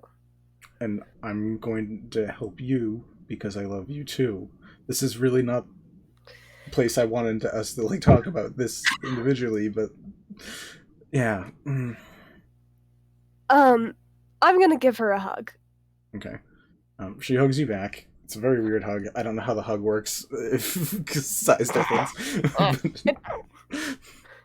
I don't go around hugging 2-year-olds a lot, so I don't know what sized referencing. Fair, I guess. She accepts the hug. Because obviously Fennel's an asshole. You hear it to ruin the moment. It's fine. I don't have to let a jerk ruin my moment. Everybody wants to kill Kin. Cool. Not everybody. Just like 4 people. 4 is plenty. 4 is too many. To be fair, they don't know you. They're just like, hey, this random angel person showed up. Do you want to hunt them and kill them? Like, they don't know. That's fair. Also, if it makes you feel any better, technically the whole city wants to kill all 6 of you, so there's actually a lot more. Fair. They don't know you have plot armor. It's fine. Though. Plot armor. Yeah, Plot armor almost Plot doesn't armor? exist in D&D. It almost does not exist. I What would love. plot armor? How many times did I almost die? I would love for anyone to test the idea of plot armor with me. Mhm. Anyone. I don't know what you mean by test the idea. I But would suggest against it. I was gonna say, but if you mean requesting it as a magic item, that would be funny. I'm not going there. Anyways. I'm pretty sure that's a homebrew item somewhere out there in the Yeah, world. I'm sure. Oh, it It definitely definitely exists. I know it exists for, at the very least, animal companions. Yes. That sounds the Which- most appropriate. That To is be correct. fair, yeah, animal companions deserve it. A second bed has been put right next to Chiv's, and it is gestured by Irona for Bara to lay down. You see at the same time, Irona has been casting, and has casted Speak with Dead on Chiv. Fennel, as this happens, you watch Chiv's eyes open a little bit, and they've got like the cataracts, the full dead, like it's uncomfy. Is the best way I can put it. But Fennel says, "Never done it with one dead, one alive for a while, so this should be an interesting one. Hopefully, you remember the promises." And Bara just kind of sighs and like gives your hand a squeeze before sitting down and then laying down. Irona, could you also do a Zone of Truth just for a little added security? I don't know, begins casting. Takes a moment. You feel the energy come into the room. Unless you feel like rolling for it, it's not important whether or not you succeed. So, I feel like I have to choose to fail this one. it's up to you. I don't have to be clear. I feel like Sprig feels like she has to. That is So fair. she's gonna. There is a swirl of the brass that Irona is holding, and it begins to coalesce on Bara's cheek. At the same time, the one that was on Chiv ignites, and you watch a bit of brass also fall to Chiv's cheek as well, as both of them begin to get scorching hot metal burnt into their cheek. You watch Bara not enjoy that, but considering that she also got shot like 5 times by giant arrows today, it's not the worst thing she's dealt with. She also technically had whole fists like just shoved into her stomach and ripping out intestines, but that's a whole other thing too. It was a very busy day for you guys. Holy crap. As this is going on, Fennel looks up towards you and says, "I'm assuming you're staying for all of it?" Of course. Okay. Don't tell anybody our secrets, please. And just lowers a hand towards each of their faces. You watch whatever is happening with Bara. She seems to go under an hypnotic gaze where she is now watching his hand, and so is Chiv. And they're just like lightly marionetting their eyesight back and forth for a moment before he puts his face right above theirs and makes them lock eyes with his face.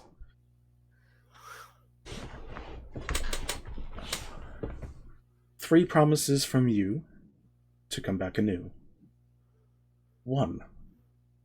Do you promise to be listening and watching for me for as long as I need?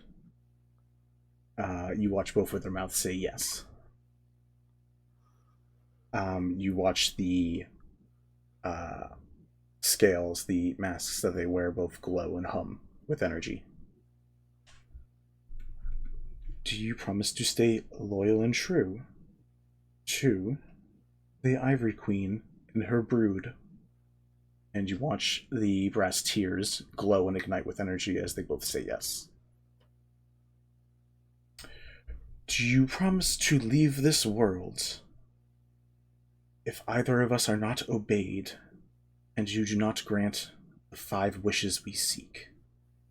And you watch as they both say yes. When they both say yes, their entire bodies glow with a white energy.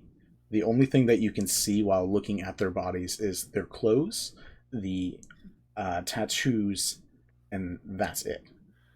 Everything else about them turns pure white before settling. And you watch them both have very, very pale skin. Like, not like dead pale and then like slowly recovering.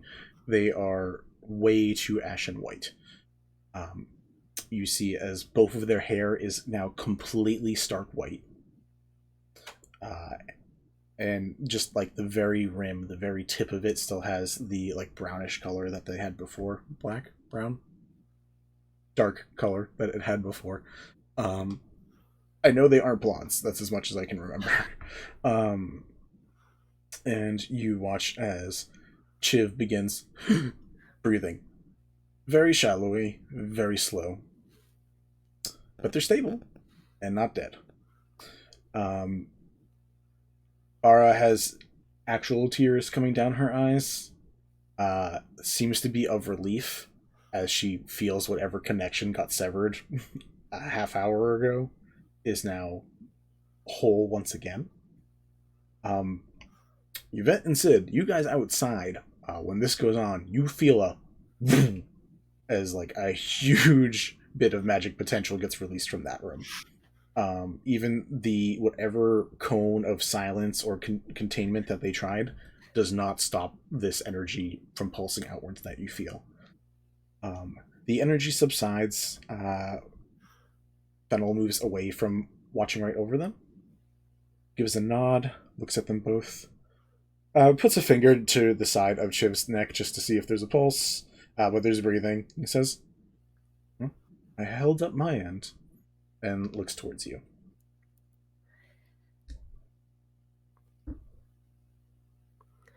I have a question for the DM. Sure. I gave you notes for what Bara knows. But this interaction's gone a little bit differently than I think we expected it to go. Do you want me to give you the notes for what Sprig knows? Or just what Bara knows? Because you purposely feel that you can't technically lie, you can skirt. It's technically just a zone of truth, but you don't know what else is going on here. This moment is where you decide how much you're telling him. This is not for me, a decision for me to make. This is a decision for you to make.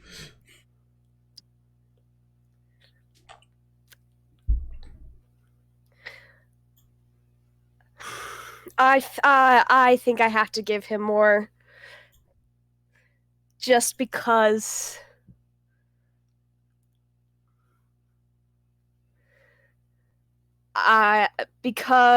she was duly warned not to screw him over.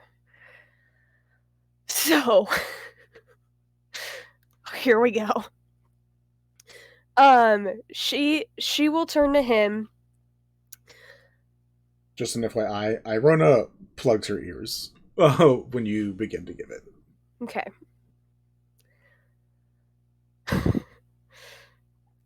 Thank you, Irona. Appreciate it. Bara doesn't, but Bara's kind of in a moment right now. So. Bara's in a moment.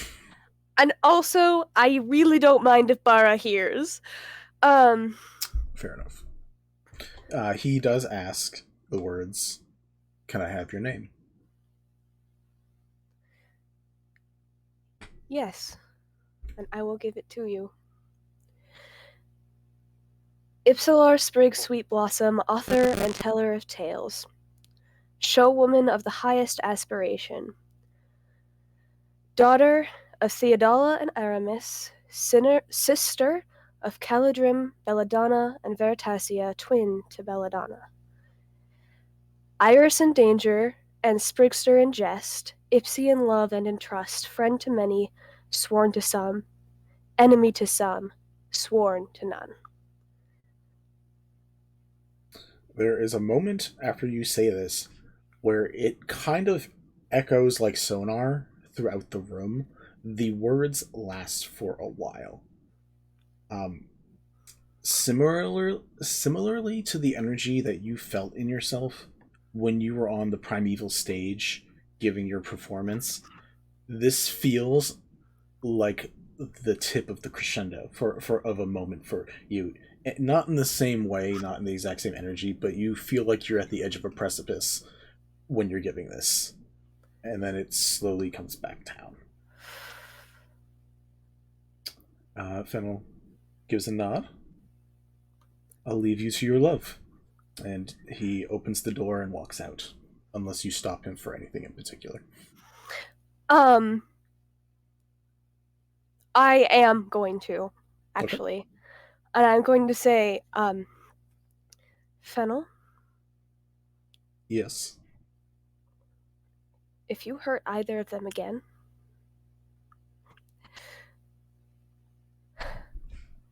or my family, I cannot promise what the consequences will be.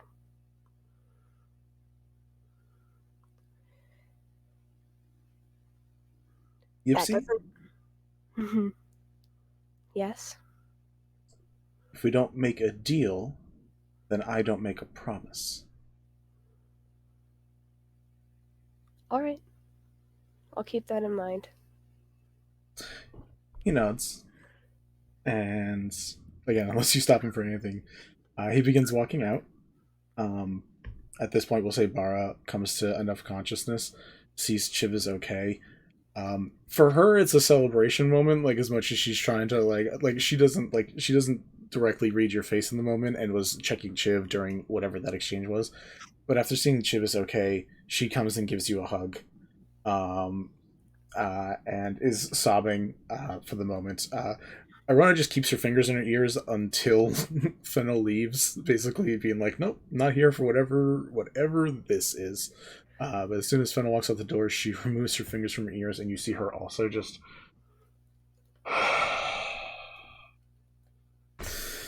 She also gives a very big sigh, and then just looks at you with probably the second saddest eyes you've ever seen her have. Darn it. That, it probably means I've made a mistake. Is there anything you, Sprig, want to do in this moment? Or do you want to just, like, sit here with these people? I'm going to go up to Irona. I'm going to make kind of a gesture that's like handshake or hug, because I don't actually know what she's most comfortable with. She is most comfortable with a handshake, but she gives you a hug. Oh, you fucked up. That's correct. You fucked. Well, I'm aware. I'm very aware. I'm very aware. I offered it as a thing. Anyway, I'm hugging her, I'm just gonna say thank you. And also sorry.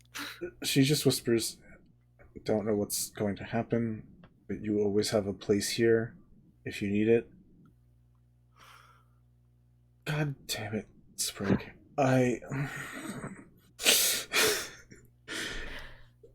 Yeah, I messed up pretty bad, didn't I?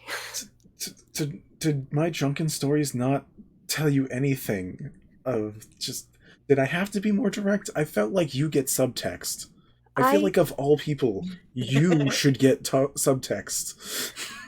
I did. And then she's gonna kind of look towards Bara and Chiv again, and she's gonna say, but I didn't care. You watch like a small tear come from Irona's eyes and say, I know what that's like. He gets us at the worst moment. And she just sighs. For that, we're going to let that sit, let you guys enjoy your clinical stay. We're going to go out to the hallway, where Fennel is going to walk out and get ready to leave. Yvette immediately grabs all of their notebooks, pops up, sprints over to him and goes, hello. I was I was warned about this energy. Hello. Pleasure to meet you. I understand that you have a lot of knowledge about a lot of things, including and not limited to gods and metals and this very interesting sort of coded text. And I really want to know basically every single bit of knowledge I can possibly glean from you. You are right about me hating a good amount of gods and me being a fine purveyor of metals. Also very good at cryptid. Do you have one of my books? I do. Yes, it's fascinating.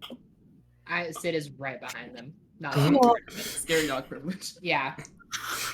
Made note of that. Don't stand close, and is standing very close. Yeah. Staring at the book for a moment, and like, good. We were hoping one of you was looking into it. Anyways, yes, there are a lot of things I don't talk about, mainly because there are a lot of things listening. I think you've all learned that a bit. Oops. There are things listening beyond what you assume is me. Us. Figured. I've had a lot of realizations in the past year, so yeah, I'm pretty much paranoid at all times. Yeah, looks back at Sid and is like, I don't like the people up on high who listen in. They are not my choice of people. We have that in common then. It's fine. Mine's not listening anymore. You say that. But he looks back at the room he just came out of. I'm sure he's paying a bit of attention today. It's a very interesting day for him, after all. Lots of work to do around here. Sure. So, I was hoping that you and I could have a little chat about some certain magical items that you may or may not be aware of that could serve some purposes in plans that I have.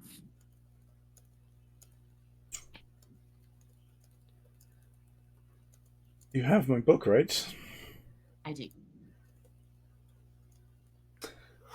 I can tell you there's only one other person besides me listening on that book. Safest form of communication. And unless you try to stop him, he begins to walk away.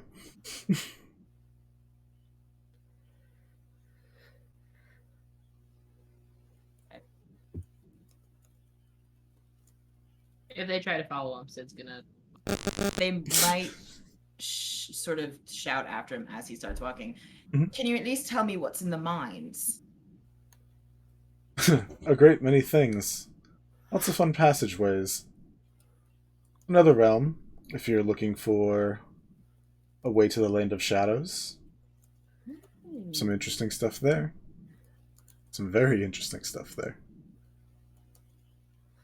Also some dangers, so have fun if you go.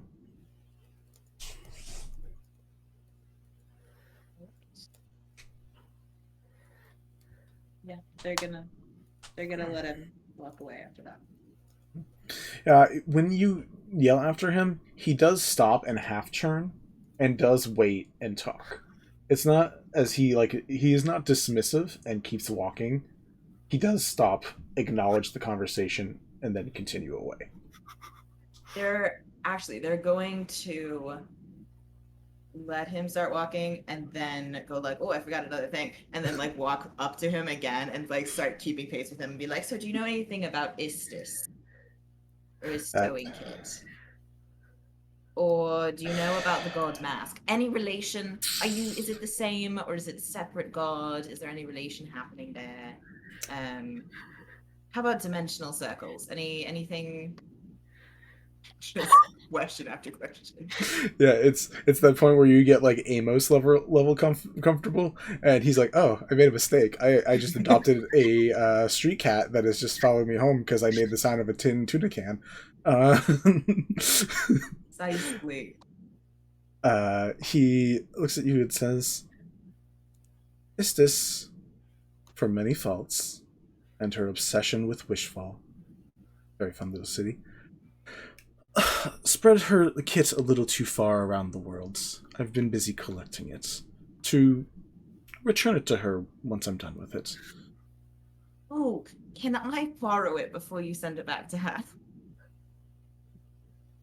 Depends what part you need and what you're willing to trade, yes. As far as the God Mask stuff goes, I don't really have a good way to answer that, and I'm going to leave it at that. And the last thing was the dimensional circles, and he says, again, the mines, if you really want to know. And just keeps walking. Thank you. I'll be in touch. Sprig? The expression. Sprig and Yvette have opposite vibes with Fennel. Mint, just look to your right, please. Yeah, I know. I do not like the energy we're making in this room right now. Exactly that. They did kind here because they had the sending stone. Yeah, did I hear any of that? At some Oh, yeah. point, you hear Kin's voice coming over being like, hey, Yvette. That was during the sitting down period, so we can have that quick crossover, and then we'll go back to the fuzzy dragon. For sure. So while you two are sitting down after you are taking some notes, this is us rewinding time a little bit. Kins, you and Yvette can have a conversation. Sure. Okay. Let me just collect myself because I just got walloped with new information. Yeah. Yvette, right?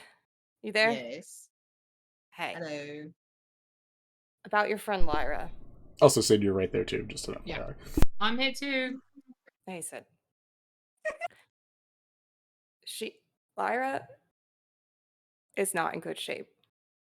I don't think we're gonna make it back to the Chancery. Are you safe? We're safe. But I don't think she's leaving anytime soon. What happened to her? It's more about what happened to her boyfriend. Elif? Yeah, Yes, he's gone. he died. Yeah. I guess the folks who run the shop brought him back here. But she's not okay. She needs you guys. She needs her friends. Can you put the stone near her so she can hear me? Sure. But with the way she's talking, the stone might get crumpled to dust afterwards. I hope you're prepared for that. Magical items. I took your accent. Magical items don't tend to do that, so we're probably safe.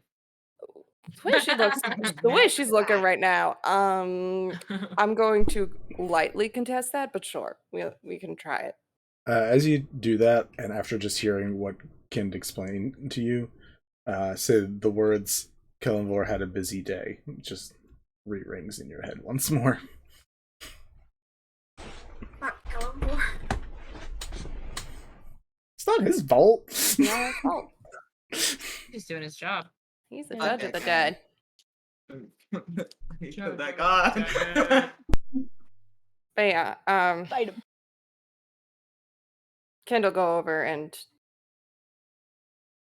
bring the stone over to Lyra, and just kind of kneel down in front of her again. Lyra has stopped rocking at this point. Sorry. Lyra has stopped rocking at this point, and she's just like braiding his hair like she did during their travels, as if he was still alive. Homegirl's not okay. Sid and Yvette want to talk to you, Lyra. At the words Sid and Yvette, her head pops up. She makes direct eye contact with you instantly and says, "Where are they?" Still at the Chancery, but we have sending stones.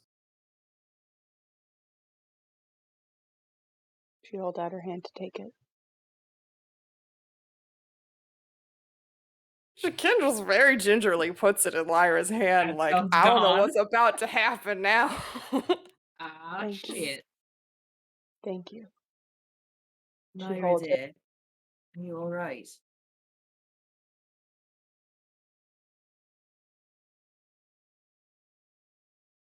I'm sorry.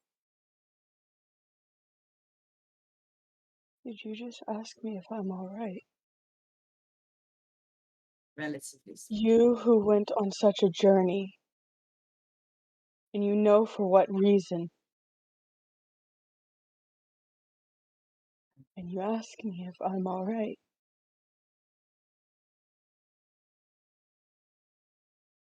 You want. But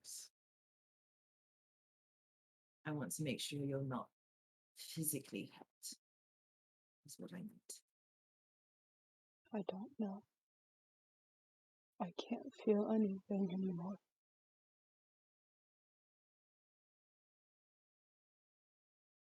I We're will talking kill low him. for the vibes, but can we talk a little bit louder? Oh I yeah, can hardly sorry. hear anyone. Sorry. Lyra quietly says, I will kill him. For what he has done.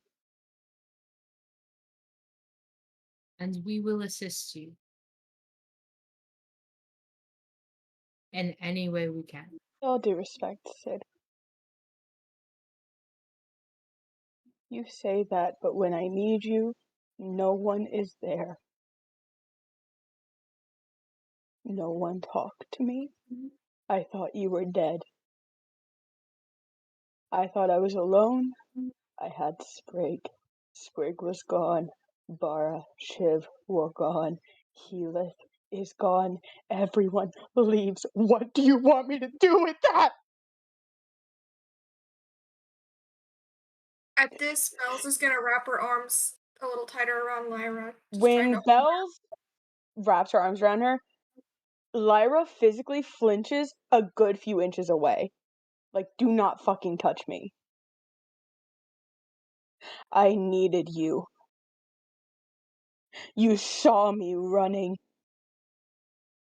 You left me behind. Why does everyone leave me behind? Lyra, you of all people know that I understand that. And you of all people know people leave because they have to. And you have to trust that they'll come back. Is that what you've done?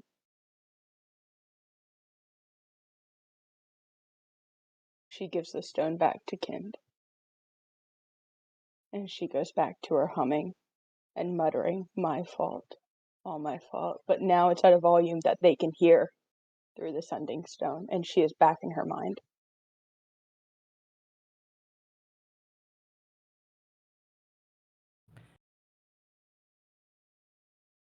Oof. Is just gonna get up, walk away with the sending stone, go back to where she was before. Mutter into the stone. See?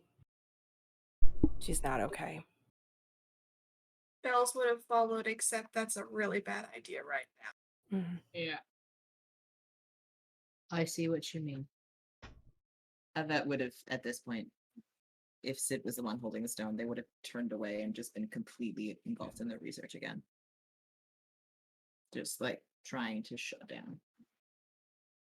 If you head over here, be careful. There was a mob outside. Bells and I took a secret passage, I think. We know the one. Cool. I think we'll lay low for the time being, but we will find you. If something starts to happen, let us know. There's Jesus Christ. There is a lot to be taken care of here as well. Yep. I don't know. So, Bells, any final things from you in this specific scene moment? Bells is just sitting nearby Lyra. After that, they were like, okay, no more touch, but they are still sitting close, so that it's like, I'm here for you if you want me. Fair. Alright, we rarely get to do these. We're going to actually take a mid-game break, because we actually have the time, and it works into the schedule. I know, it's crazy. So we're going to take a break, guys. Everyone's going to get some comfort food, bring the emotions down, so then we can rile them right back up. It's going to be great. I'm getting so much ice cream. Rehydrate all those tears. Yeah, everyone rehydrate, please. Please drink some water. Someone actually put like a hydrate stamp in the chat. Anyways, we will be back in like 10 minutes ish. See you shortly. Enjoy these clips until then. Maybe you guys are able to. It's water. Ooh. I like this. I like your funny words, Magic Man. And I am going to open the stopper, point it directly at this Goliath sitting in front of me, and just say, Geyser.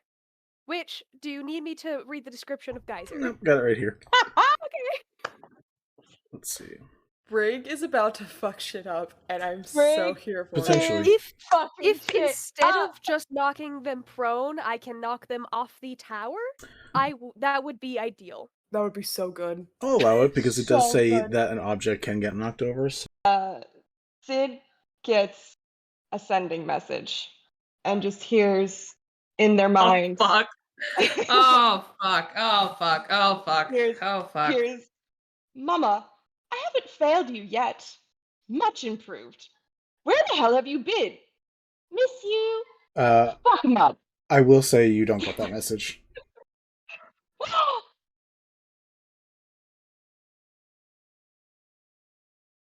What? What?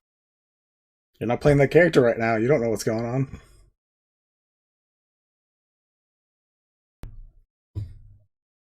Sid, you have a nice daydream about a message from Maybe.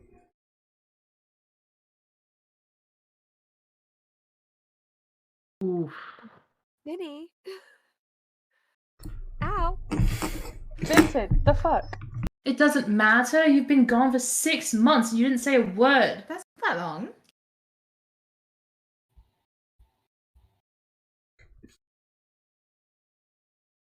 I'm sorry, you up and left your partner for 6 months without a single word? Do you have any idea how often I try to talk to my girlfriend because I can't see her that often?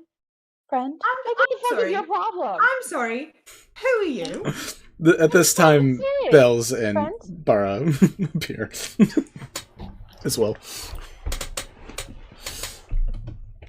My name's Kind. It is not my pleasure to make your acquaintance. Likewise. Put it back, put it back, put it back, put it back! I put it back! I mean, when you take it out because you are shrunk, you feel like whatever it was attached to on the inside it snaps away from. So like it's like pulling out a weed. So like you can put it back on top, but it's just gonna sit there. It's not gonna be in the ground again, so to speak. We definitely just killed this guy. Like killed this guy. Oh fuck. Oh, I heard a thunk that was definitely not part of the routine. Turned around and someone let the body hit the floor. I don't know who. Yeah, you want to use that? I'm gonna make it fit. I'm gonna be like, It's like, what are you doing out here? What? I work in this town, darling. I don't understand why you're so confused about why I Dead exist body in this area. Dead body. And Reverb's I just have like, friends. I don't understand how to explain to you that I have a life separate from you. Okay? Thanks. don't have to do this right now. I mean, why not? Why not do it right now? You seem more than happy to embarrass me in front of any other people. You do it at my work constantly. You watch Mogan be like, okay, if this is going to be a piss party, can you two take it about 20 feet that way while I talk it to these people? No, I'm truly not interested. Everybody is aware of our relationship, and I am not interested in further pursuing it. Edric gets, like, red-faced as Mogan just, like, okay, just come. Sure. I want to try. Sure. Cool. She grabs him, pulls him in for a quick little kiss and then pushes him away. And she's like, yes! He says, "Oh, that was great. But what was the thing you wanted to try?" I love It was how that. oblivious he is. I love him so much. Himbo! Oh my god, I have my own Ricky. I really want like pixie form of like Eldritch Blast. That's not me, though. All right, Mickey Mouse. And maybe you guys are able to stealth around in the zoo. The animals are helping you. They don't know what you're doing, but they like go in front of you when the time is right. Help. Missy is very noticeable. I would say Missy probably does not help. But like there's a giant elk who's just like standing there, takes 2 steps forward to block your view, to block the view for a second, 2 steps back. So yeah, you guys are able to spy as these two go around and, you know, check out like all the animals. That was creepy. It's the makeup. Navigating the freaking app. No, you're fine. There we go. Okay. I was like, I don't know where things are. 22. Oh shit. You're blending into the backgrounds. Ooh. All that green. With the bright neon green almost. Like you do. Sprig, are you getting Filled with involved? necrolions. Are you getting involved at all, or are you just Cool. So Kind immediately locks eyes on Yvette and like starts swinging a hand back to start casting some shit. Nope. That also gets fucked. No. Bells is gonna jump in between. wizard duel? Anyways. No, this is the real one. This This one's my fiance. They just saved you. They just saved you. I just healed your ass. I'll take it back. All right. Bells is fluttering in the air in Freeze up. between Kind and Yvette. Okay. She kind of just processes for a second and she just goes, "This ass is reserved. Thank you very much," and just gets up and starts dusting herself off. Because I'm not sure I understand. Is she acting good because she thinks acting good is going to keep everybody together, or is she just acting good because she got it all out of her system the night before? She got most of it out of her system, so she's mellowed out. Okay, that's all I was for asking. now. Mellowette? Like just a little mellow? A small mellow? She's You mellowed. had to see that coming. I'm hanging up now. Hi, Mel. Didn't we? I just talked to you guys. Yes, darling, catch up. Yeah. Or does Doctor do it? I can drive the ship normally. Say it with a bit more confidence when you say it to them, though. I can drive the ship normally. Take this. Take the normally out. And Here, have your wine. please. You know what? I You can know what, drive then? the ship. Perfect, and we will talk you out. Yes. I Great. love the drive. coach. Round. How are we feeling, guys? I am Not not great. feeling Not great. good. Just fucking peachy. Cool. Did I take any damage from that real quick? Oh, you took 14 damage. Thank you for reminding me. So happy to help. Never remind him. Hey, did we have homework last night? That was I'm not drowning. that was I am sleeping so good. that was kind of the Having a nice time. that was kind of the This energy is a that good got afternoon. tossed out of Fantasy World. Why would birds in a building be the weirdest Because thing? they shit everywhere, Okay. sir. The sanitation laws alone. Look. Silver birds. Look, silver Silver birds, birds. silver Okay. birds. Do you Rev have is a company. Do you have an airship? We know a guy. Eyes flick back over to Pent again, and be like, I think we're taking. You know another guy? We know all the guys.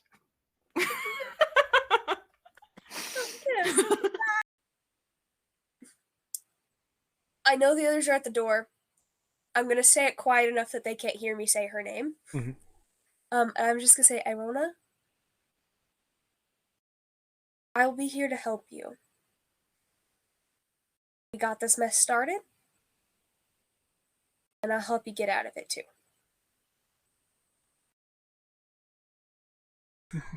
No, Funny you're shit. good. It's funny as shit. It hurts now. Yeah, full stress to full laughter does that. I'm gonna mute now. I'll be right back. You go to your thing.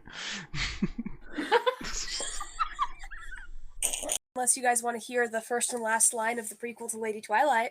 Fuck yeah. Oh, yeah. Hell yeah. Absolutely. All right, let me find it then. Do it, So, bitch. this is the prequel because it's how Lady Twilight came to be, and it goes, the first line is, when death first met life, his heart started. This so because it had never beat before. And then the end of the tale goes, when death first met life, his heart started. When life first met death, hers stopped. Oh.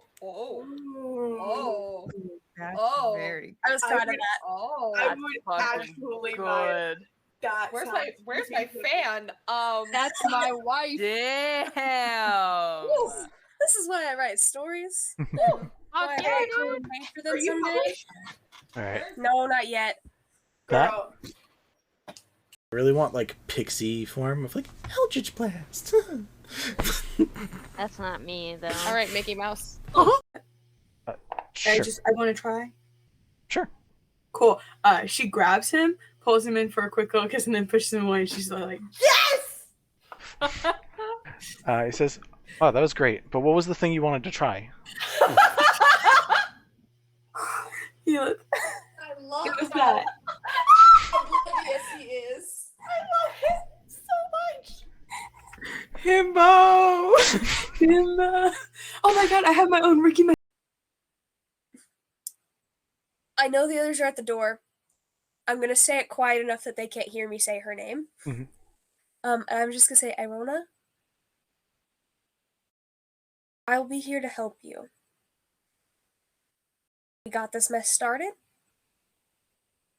and I'll help you get out of it too. Yeah, Or does Doctor do it? I can drive the ship normally. Say it with a bit more confidence when you say it to them, though. I can drive the ship normally. Take this. Take the normally out. And, Don't- Here, have your wine. Please. Trigger. You know what? I You can know what, drive man? the ship. Perfect, and we will talk you out. Yes. I love Great the coach. Unless you guys want to hear the first and last line of the prequel to Lady Twilight. Fuck yeah. Oh, yeah. Hell yeah. Absolutely. All right, let me find it then. Do it, So, bitch. this is the prequel because it's how Lady Twilight came to be, and it goes, the first line is, when death first met life, his heart started. This so because it had never beat before. And then the end of the tale goes, when death first met life, his heart started. When life first met death, hers stopped. Oh. That's Oh. very I was proud of that. Oh. That's I would fucking actually good. that. Where's my fan? That's my wife. Damn. This is why I write stories. and Fuck why yeah, I dude. made for them Are you someday. published? Alright. No, not yet. That Girl. It's like, what are you doing out here? What? I work in this town, darling. I don't understand why you're so confused about why I Dead exist body? in this area. Dead body. Oh, and Reverb's I just have like, friends. I don't understand how to explain to you that I have a life separate from you. Okay? okay, Thanks. don't have to do this right now. I mean, why not? Why not do it right now? You seem more than happy to embarrass me in front of any other people. You do it at my work constantly. You watch Mogan be like, okay, if this is going to be a piss party, can you two take it about 20 feet that way while I talk it to these people? No, I'm truly not interested. Everybody is aware of our relationship, and I am not interested in further pursuing it. Edric gets like red-faced as Mogan just like, okay, just come. Didn't we? I just talked to you guys. Yes, darling, catch up. round. How are we feeling, guys? I am not feeling good. Just fucking peachy. Cool. Did I take any damage from that real quick? Oh, you took 14 damage. Thank you for reminding me. So happy to help. Never remind him. Hey, did we have homework last night? I'm not drowning. I am sleeping so good. That was kind of the energy that got tossed out. Navigating the freaking app. No, you're fine. There we go. Okay. I was like, I don't know where things are.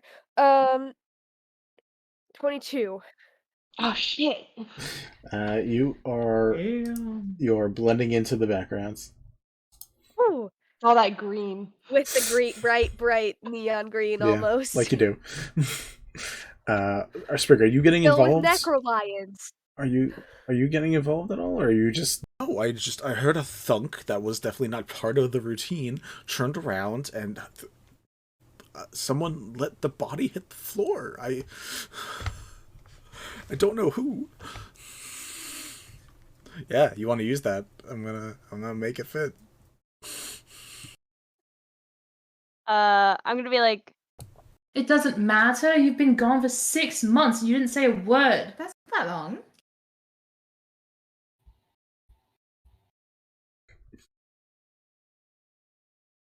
I'm sorry, you up and left your partner for 6 months without a single word? You have any idea how often I try to talk to my girlfriend because I can't see her that often? Friend? What the fuck is your problem? I'm sorry. Who are you? At this time, Bells and Bara appear as well. My name's Kind. It is not my pleasure to make your acquaintance. Likewise. Do you as a company. Do you have an airship? We know a guy. Eyes flick back over to Pent again and be like, I think we're taking... You know another guy? We know all the guys.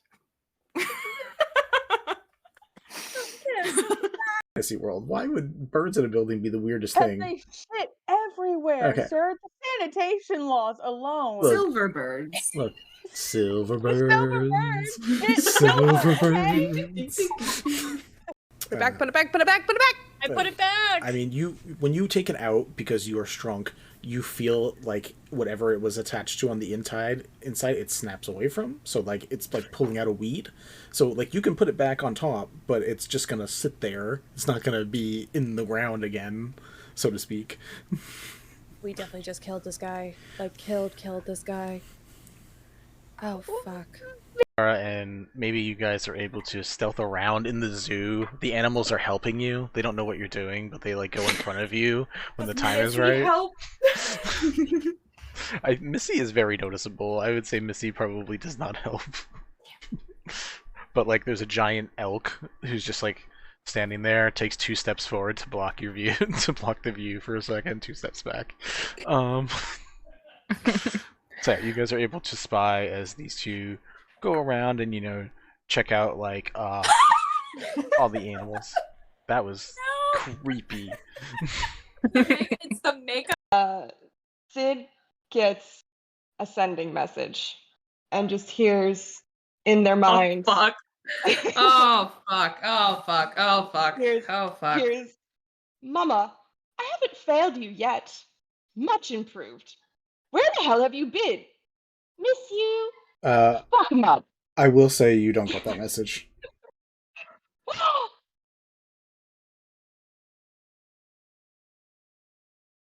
What? What? You're not playing that character right now. You don't know what's going on.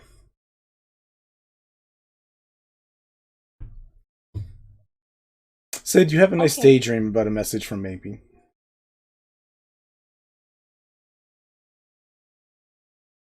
Ooh. Minnie. Ow. Vincent, the fuck? It's water. Ooh. I like this. I like your funny words, Magic Man. And I am going to open the stopper, point it directly at this Goliath sitting in front of me, and just say Geyser. Which, do you need me to read the description of Geyser? Nope, got it right here. Okay. Let's see. Brig is about to fuck shit up, and I'm so Brig here for Potentially. it. If instead of just knocking... Alright, guys, we are back again.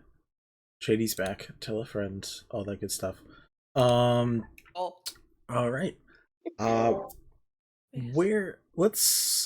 gonna give the people in the Fuzzy Dragon a few moments just because it's been a while since we actually sat with you guys. So we have Bells, Kind, and Lyra. What's going on? If you guys are just sitting there and keeping an eye on Lyra, that's fine, but I just want to give you guys a chance for anything if there is things you guys do want to do. At this point, Kind is trying to take a short rest. She's probably staying upstairs where Zabe showed her. I don't know if he's in the room with her or not. Yes, because you don't leave strangers in your room. I don't know. Sorry. Like this, she doesn't know him. Okay. Yeah. But she'll just kind of like slump down, take a break. She's got the stone like tucked into her coat pocket, like in her coat pocket, and she just looks at him and just goes, "Can I ask you a question?" He's just like petting this barn owl as he's like watching you. Yeah. Why are you helping us? Seems like everybody else in the city fucking hates us. Or you been to the zoo here? No, there's a zoo here. Yeah, it's really great. My name is Zabe. I was named after Zabella, who was the wife of the elf who works there. He's a very kind old man, and he and his wife and my parents have been friends for a really long time. They were hunters, trappers, druids. They didn't kill anything that wasn't like already near dead. Well, my dad did for a while. He used to just kill whatever. My mom kind of changed him on that a bit. Didn't take long. And Zabella, unlike everybody else, didn't really have any special powers. She was just a real sweetheart of a person, from what I hear. I met her when I was 1, and that was it. She did her best to take care of the animals who were probably the least liked. Things that smelled awful, ratty mud off the street. And Onolove explained it as, if you give even the worst thing a chance to be better, there's a good chance it might happen. I'm not saying you guys are the worst thing, but the whole city wants to kill you, so I don't know how good y'all are. I also don't know you. The other ones have fucked around in my dad's shop, in my parents' business a while, and it's been interesting. You're new. You're the only one I think I'm taking a chance on, if that probably doesn't help, but the rest I don't totally hate. The one who makes things smell like skunk I don't love, but I don't think they do that anymore. But she just kind of laughs, and she smiles a bit at like the whole explanation of, even if you give even the worst thing a chance, it shows you it can be better. And she just says, "Your friends are wise, and I appreciate that. But yeah, I'm new in town. Recently, at least. Clearly, I've never made my way over here before, but you know, you kind of remind me of my friend's grandson, except he was a lot more of a pain in the ass. But you got a good heart." why are you hanging out with someone's grandson? That seems weird. Why am I developing your accent? It's inaccurate as fuck. Apparently, I rub off on people like that. Apparently. That should be a thing. We should give you like a radius. Just means people develop your accent over time. Yes. I would like to say Mel's southern accent is specifically addicting. we have found out Love that. through a couple different arcs that happens. He says, "Yeah, I mean, sorry, I your wasn't friends." exactly hanging out with her grandson, by the way. I just happened to meet him. He just kind of swung in and showed up one day, and it was a bit of a pain. I heard a crash, but I don't see anything broken, so we're gonna just hope that nothing went bad. Something knocked. I don't know what. I'm not hearing any more noises. He gives a smile and he like just throws Mika in the air, the barn owl, and she like flutters over to you, and if you allow, lands on you. Like puts an arm out, just kind of like studies her a little bit.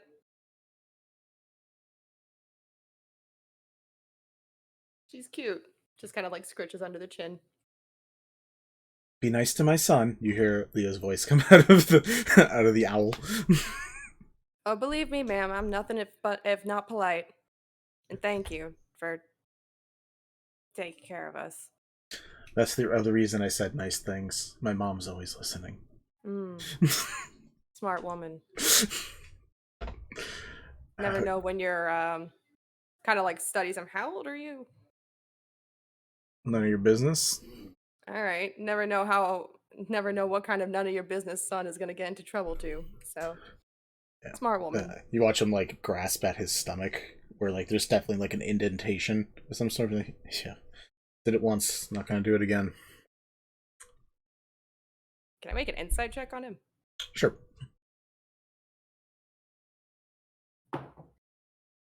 15 plus. What's my insight? It's covered by the chat. 6, 21. Jesus. Yeah.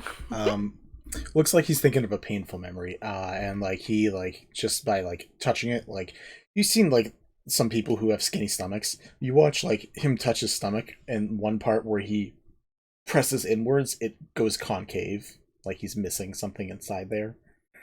And he sighs when he like puts a hand over it, kind of almost like he's like putting pressure on a wound that hurts, or like a hernia that he's trying to like press on to like get rid of the pain or enhance the pain. I haven't had a hernia.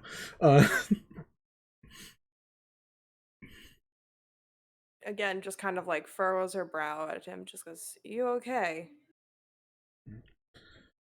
Ivory Queen's a real bitch when she wants to be. Ivory Queen? Yeah. You don't know who she is? How long have you been here? Like a month and a half, 2 months. Kind of lost track of the days. I was working with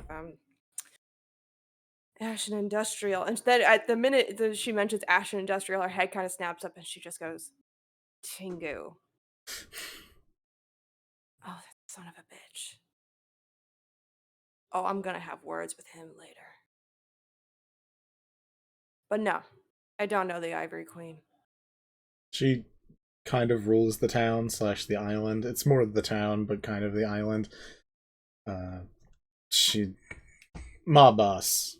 I've heard the term be thrown around. I don't know what that is, but it sounds dangerous. She did that to you? Yeah, when you go in for a hearing and if you lose something.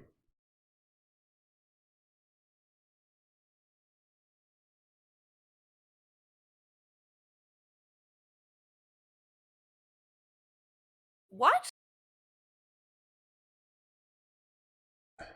Don't go in for a hearing. You're fine. Where? Okay, so what am I supposed to avoid? Where are these hearings held? The Chancery.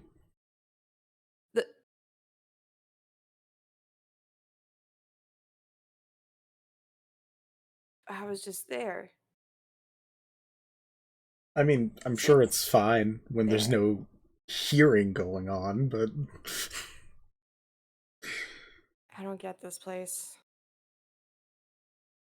It's weird. I don't like it. No offense. It's fine. I don't like it. Go to the zoo. It'll change your opinion a bit, maybe. Don't go right now. Yeah, I wasn't planning on it. I'm kind of worse for wear right now.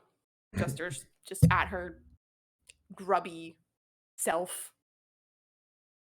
Well, I'm sure my druidic mom is doing the best she can, but y'all should probably also keep an eye on your friend too. And he like points downstairs as he gets up and begins heading downstairs himself. I don't really know her that well. Neither do we. Mm. But here she is. Too fucking shay. She just gets up and starts heading downstairs. Bells, and I guess by association, Lyra, what are you guys up to? If anything. I'm assuming he has like blood on him and stuff from whatever happened to him. Yeah, a little bit. I didn't know exactly what happened to him, but I assumed he probably had blood on him. I can go into detail, but we probably don't want that. Yeah, that's fair. He's covered. He very much got bled out, so he's covered. Okay. Bells will ask Leah for like a wet cloth, and just bring it to Lyra. And if Lyra doesn't take it, Bells will. If Lyra will allow, gently start kind of wiping some of the blood away off like Keela's face and stuff. Lyra, seeing this, her shoulders kind of sag. And she looks at Bells and says, "He's not coming back, is he?" Takes a deep breath and says, "No, he's not, Lyra. I'm so sorry." There's no way to make it better.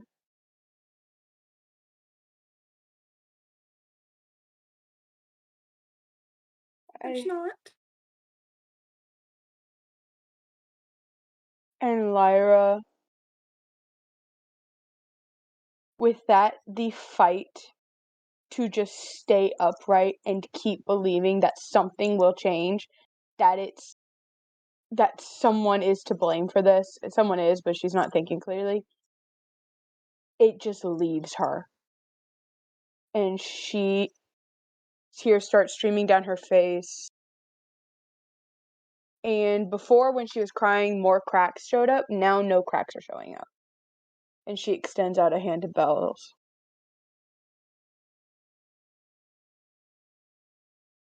What do I do?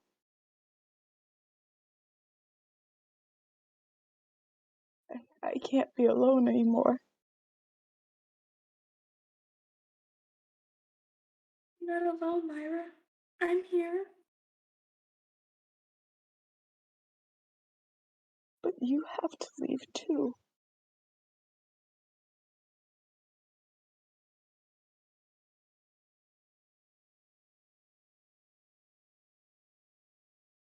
And she kind of just shakes her head. And she was extending her arms out for a hug, and she kind of just pulls back into herself. And she just looks at Helith and gives him a kiss on the forehead. And just lets you wash the blood away. And she is again back in her own mind. I guess. I don't Bells know. has one hand doing that and the other just on Lyra's arm or whatever, just trying to be kind of a calming presence right there. She's not alone. There's someone with her. As much as it may not help, she's trying. I think when you finish washing off Helith, Lyra, she's still got her head and she's still got her hands and she's still kind of rocking, but one hand gently creeps up and holds Belle's hand on her shoulder. And it squeezes tight as new tears start to come out. We'll take her hand and keep holding her hand.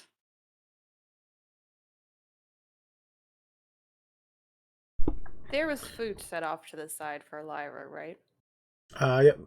There was 2 cups of water, and there was a.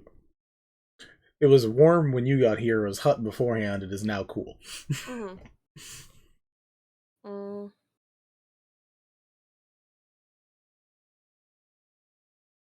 Cantrips do I have? Yeah, no. Unfortunately, this one does not have firebolt. Please don't firebolt the food. No. Well, you feel now bad. You feel bad now, bitch. Boom. Kinda's gonna, I'm assuming at this point, come downstairs. It sees Lyra and Bells together. Notes the food.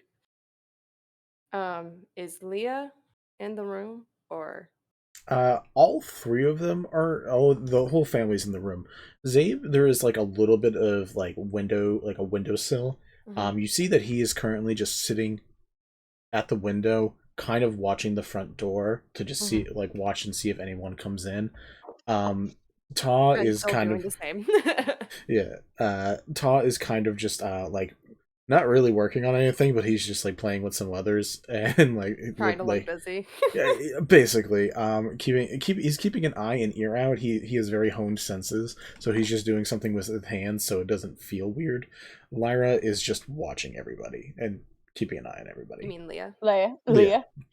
Sorry. Okay. Leah and Lyra, both druids. Yeah, It's weird. Yeah. It's confusing. No, it's fine. Kinda's gonna go over, check the food, see that it's cold, kind of like hold out the plate to Leah, kind of like quiet, like silently asking her to like warm it up, in whatever way she can. Yeah. She very easily, like, hand underneath, begins warming it up. She stares at you for a moment, and the head kind of tilts a little bit. She stares a little longer, and then just goes back to warming the food up.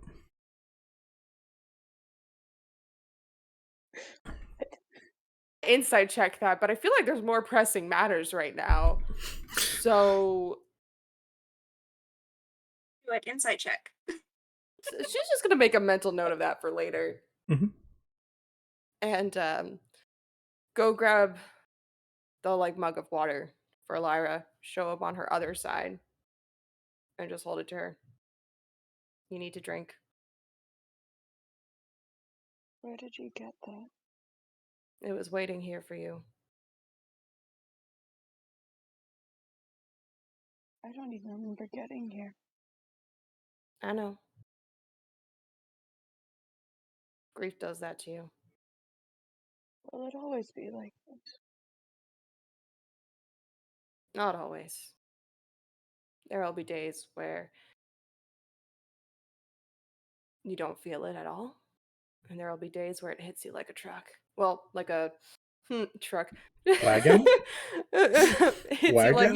you like a hits you like a wagon or a boulder rolling down Infernal a war mountain. machine. Infernal war machine. Yeah, let's use that. Where it hits you like an infernal war machine. She just nods in understanding, kind of.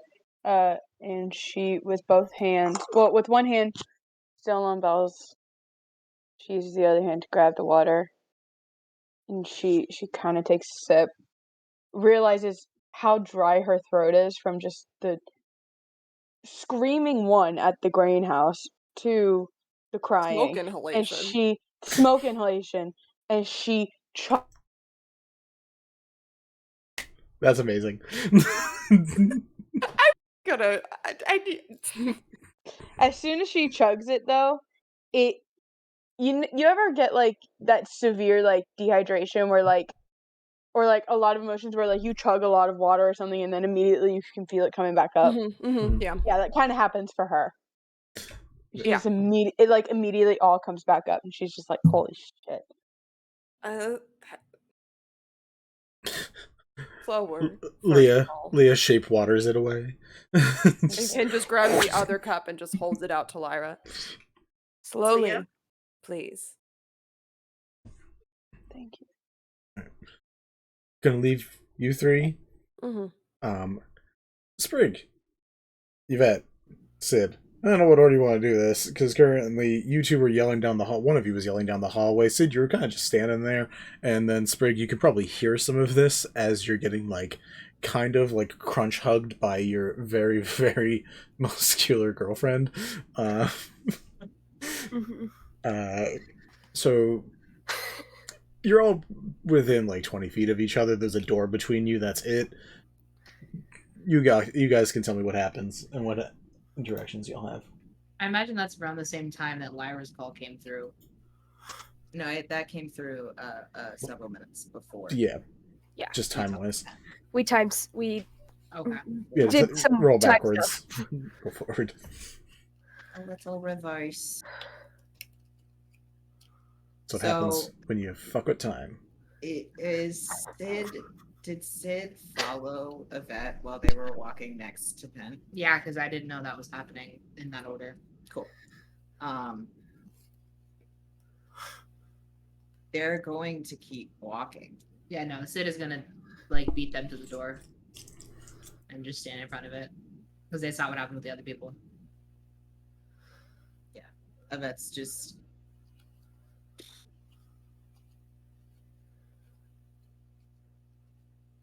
They want to continue, but they don't want to have any sort of conversation. So they're just going to let that happen and turn back around and start walking up the hallway.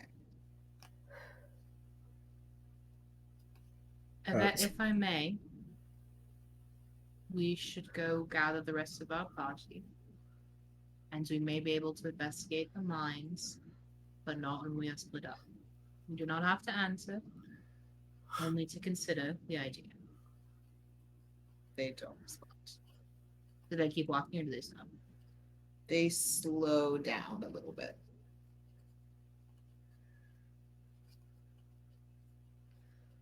Not a huge amount, but they slow down a little bit. They are walking toward the other exit. Yeah. Yvette, please just wait. They slow down a little bit. They are going to continue walking. But yeah, they're going slower. Eventually, Bara releases you, gives you a kiss on the cheek. I need to keep an eye on, and just points back at Chiv. Do you need my help right now, or? Are you going to be safe in here? Yeah. She actually sounds confident about it. It's great when you work for the mob boss. It's not so great when you don't work for the mob boss. I think, Fennel said something about one of you only having 10 seconds. You are Healith, and considering you're still alive, I think it was Healith. So, I think I have to go find Lyra. It's okay. If any, can you still send messages? Let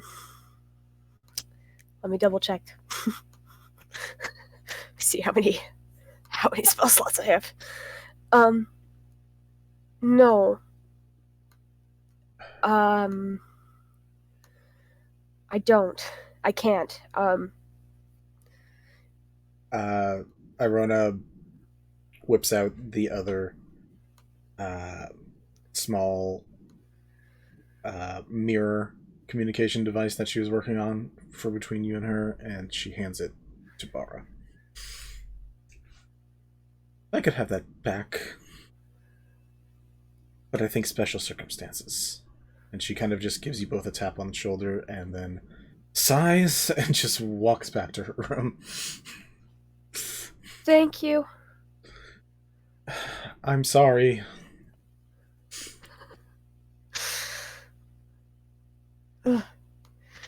Yikes. I feel like Sprig and Irona have an uncomfortable amount in common now. Whoops. I'm going to give Bara a kiss. Tell her I love her. Tell her to let me know if she needs anything. I'll be back as soon as I can be. And then I'm going to leave the room. All right. Before you do that, yeah, do whatever. Irona comes at like the intersection and just sees Sid and Yvette down the hallway, looks, and then just keeps walking. Yeah. That's not her problem. She's not going to get into that. Not today, Satan. But Sprig, yeah, you can fly. You can catch up to the two slow walking conversationalists as they are moving in various directions. I assume, unless you two needed to have a little more convo before Sprig comes and finds y'all. No. Sid, like, if Yvette tries to keep walking while Sprig comes up, Sid's going to, like, put up a hand. Not touch them, but, like, put up a hand. And be like, we're having a bit of a crisis, but the rest of the party is at the Fuzzy Dragon, and I think we need to go and recoup before we go anywhere else. Do you have any way to hide? You can be tiny, right? I don't know how that technically works, but yes. It's fine. Yvette and Sid aren't short. You are very small. There can be 5 fairies on a trench coat. I don't care. It's fine. We'll make it work. I mean, technically, I also have a Fairies in a trench coat. But actually, I think most of the town would know that by now because she used it too many times the first season, I think. I have nothing I can do, and I am large. I can fly. Above. Oh, is the city still on fire? I don't know. Freak. Okay. A random person who's just sitting around says, yes! Yeah. Thank you. I love you too, random citizen. Is that a mega mind? We just watched it like a week and a half ago, so... So what? I needed the reference. Oh, good. I haven't watched that movie in years. It's amazing. Such a good movie. That broke up the sadness right. just a little bit. Yeah, cool, but yeah.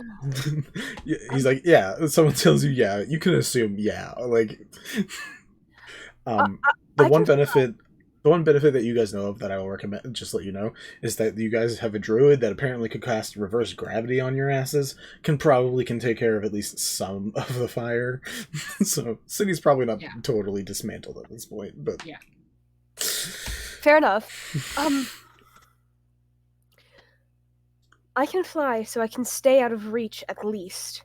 Not out of reach of arrows, but barring that. So if you two can disguise in some way... Can you? No. We just gave you fancy stuff before. Bring in the biatches. Bring in the biatches. That's not going to work very well right now. Does Sprig not have a disguise kit?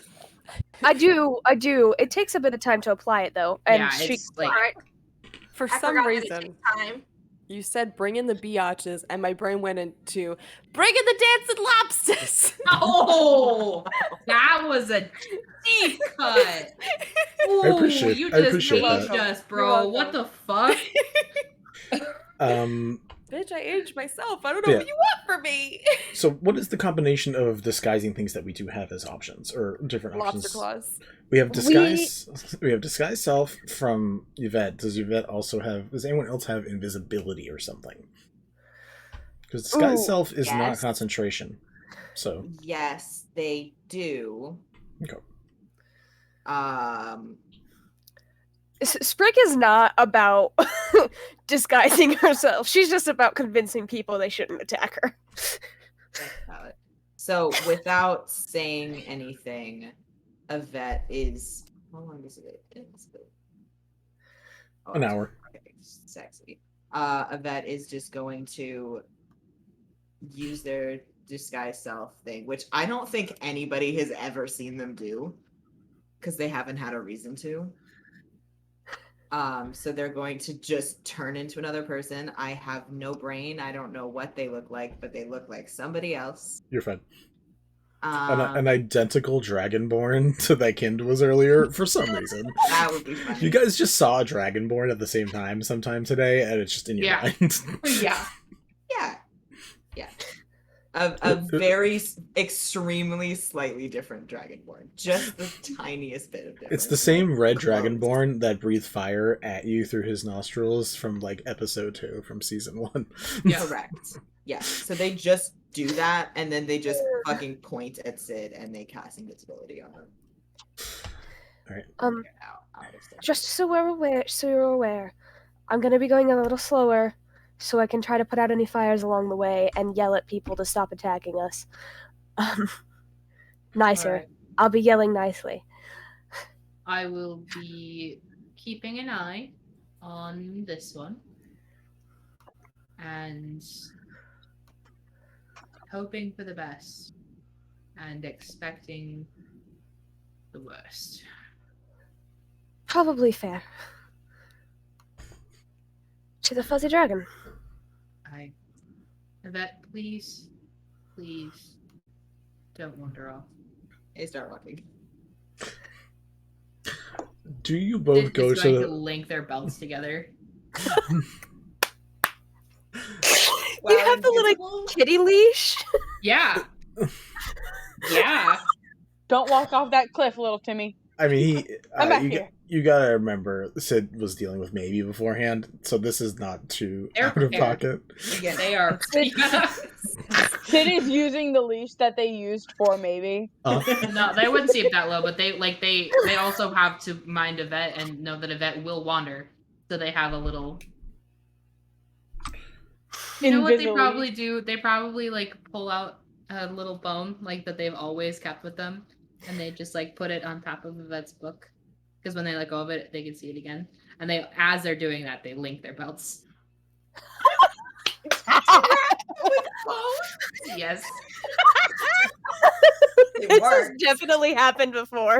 Yes, season 1, episode 1 callback, motherfuckers. Yeah. My head hurts thinking about this. As you do this very familiar thing, Sid, do you have the hallowed spade on you? Yeah. Roll me a Constitution saving throw. Oh boy! Oh my gosh, no. Vincent! I don't wanna. I thought we were gonna be the ones to inflict the damage. Vincent, this is our turn. Oh boy. And I'm not a paladin anymore, so that is a 8. At least it's not that one. Oh, is there a way I can help that? My gosh. It's not a nat 1 though. Yeah, but it's below a 10, which is But probably it's not a nat 1.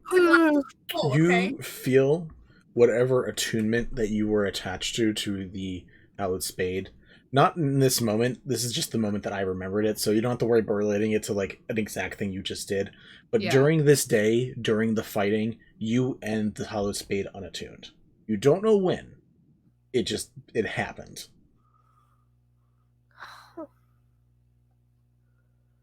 That's all we're going to say for the moment. Cool. That's just because I remembered it, so I apologize. Yeah. Cool. If anybody else has a way to kick me while I'm down, go for it. Hey, Lyra's pretty good at it right now, okay? Don't tell me. That might be god-awful. Alright, so you two head off. Can I assume that... Can we just, like, do the pinwheel skip that eventually you guys get to the fuzzy dragon? Yes. Yeah, and then the second that they get there and the door is closed behind them, Sid will unattach themselves from Yvette. Cool. I just don't as least contact as possible. feel like having athletics checks for, like 100-foot walk, you know? Yeah. I will say that if we do see people who are trying to throw stones at Sprig, because she is clearly visible flying in the air, and using her decanter of water every round to spread some water over the flames. If she does see people who are like chucking stones at her, she's gonna be like, guys, focus! Your city's on fire! Help each other out! That feels right. Yeah. Do me a favor. Yes! Roll me 2d20s. 2d20s. Am I adding anything to these 2d20s? Nope. Great. I want to give the help action. You're not there. I don't give a fuck. That's a natural 1 and a 9. Oh no. Yeah, lovely. What's your AC? My AC is 15. Gotcha. Sid, I told you if anything happened to my sister. I did not say, but I am going to be flying a little higher than normal because I know people are trying to attack us. It was in my head. That's 100% fair. That's fine. There are people with arrows. I understand this. I also have most of my health still. Yep. You literally needed to just not roll on that one. Great. I will say one more thing before whatever you're about to say, which is that I will give myself enough time to try to hide before I go into the fuzzy dragon, because I don't want them to know I necessarily went.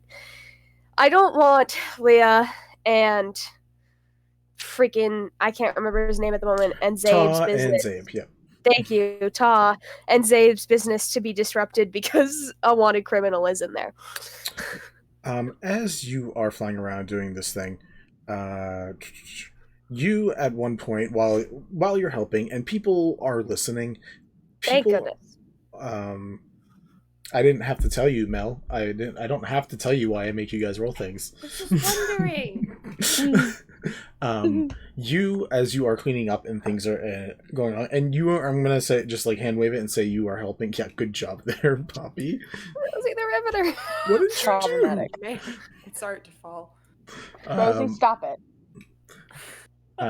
Either way, as you are flying around, there is a point where you just are not paying attention, and you feel, again, one of those thick arrows. There were two types of arrows that the Goliath was shooting. There were normal arrows that were just normal. They were still bigger, and they hurt, but they were just normal arrows. This other one had like a mechanized claw on it. It was mechanical. It was big. You feel this thing go through your stomach. Yep. You take 60 points of damage. 60? Jeez Louise, man! Okay. How many Are you still standing? I'm still standing. Yeah. Oh my god, hell yeah. You watch as the, I'll tell you in a second, but you watch as it was connected to a rope for being pulled back. You watch the end of the rope just fall loose. And you look over on one of the spires, and you can see in one of the upper parts of whatever building they turned the spire into, you can see the Goliath. You can see 2 star elves who were Sid and Yvette from before. You can see the old ASMR lady. You see down below the man in armor. They don't do anything else. They just kind of seem to want you to remember that they were here. I'm gonna blow them a kiss. Okay. That's so bad. Because I don't want you to die, we're just going to say that this shot happened towards the end of your journey. So merciful. So we don't have to make you just get shot again. Cool. Great. But you are noticed. Roll me a stealth check to see if they find whether or not where you go. Yeah. That would be good. You're not disguised, so yeah, no. It'd be great for Lyra to get out some aggression.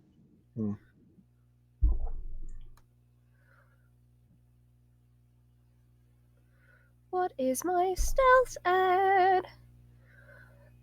14. Gotcha. Alright. Not my worst roll of the day. No. You, not long after Sid and Yvette, maybe like a minute or two, because I'm not going to try to have 5 different times where people come in and enter. We're just going to say you guys all arrive near the same time, despite whatever you were doing. You guys are all in the Fuzzy Dragon. Zabe watching the door whenever people come up, just kind of open it quietly, let whoever comes over come in, shut the door again, and go back to just sitting. And like in between, like Sid and Yvette go in, and then apparently just a random person who wanted to get some clothes decided to open the door. Zabe gets up and says, "We're closed." Just points. Person just leaves. And then as that person leaves Sprig, you come in right afterwards. So the whole gang's together again. Do I get pings from Fen as people approach? Sure. Yeah. Okay. So when Sprig shows up, Kin turns her attention to the door. I'm assuming Sprig just still has this arrow in her? Up to Sprig. Sure. Yes or no, Sprig? Yeah. How much of an issue would it be to just not worry about it and keep it in my body? It's the size of my arm. You're like... We're gonna keep it. Seems like we'll a keep problem. It for Sprig, if it's the size of your... The thing is, if it's the size of your arm, for Sprig, it's like having a spear. It's like... It's like having a lance in you. Yeah, like a lance. Jesus. She's gonna keep it. We're gonna not worry about trying to remove that in the middle of the street. Cool. It made flying a little difficult, but you got there. Yeah. So Kin was kind of like at this point she probably would have been trying to also get Lyra to eat now and be like broke the food up into small bites and just be like one at a time, and then sees Sprig comes in and just goes, "I'll be right back," and just sets the plate down, goes over and just goes, "What the fuck happened to you?" And also as you're doing that, Yvette said, "You guys come in." A minute later, Sprig comes in looking way worse for wear than like a minute ago that you just saw her. But you're all together now, so I'm gonna go quiet. Lyra, who has not seen Sprig. Lyra has not seen anyone. Yeah, no. Kin is just being really quiet under her breath, sets the plate down, just goes up to Sprig and goes, "What the fuck happened to you?" Just gestures to all of me.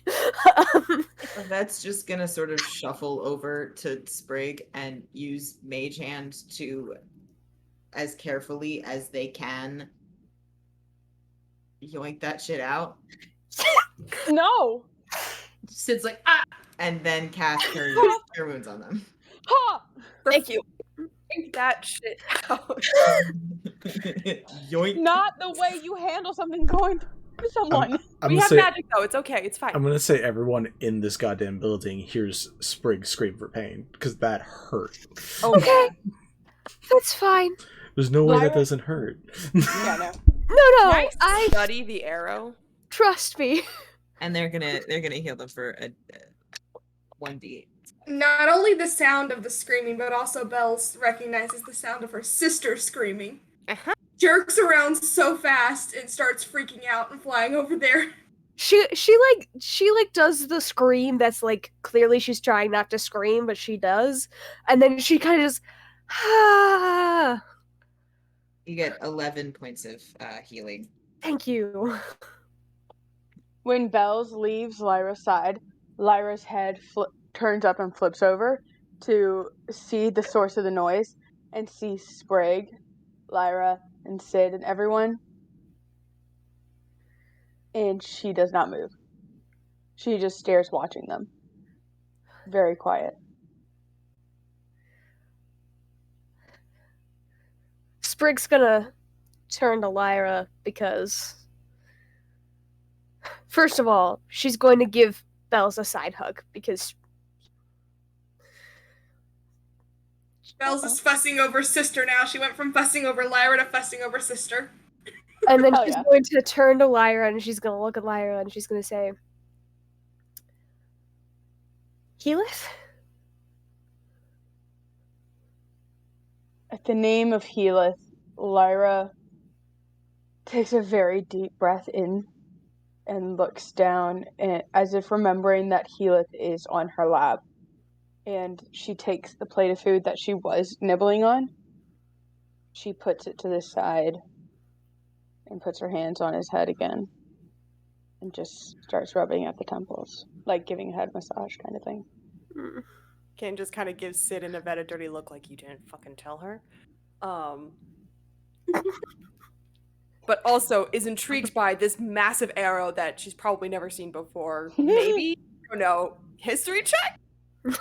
Yeah, can I do that too? Since I've fought the fucking Goliath too? Sure. You can both roll.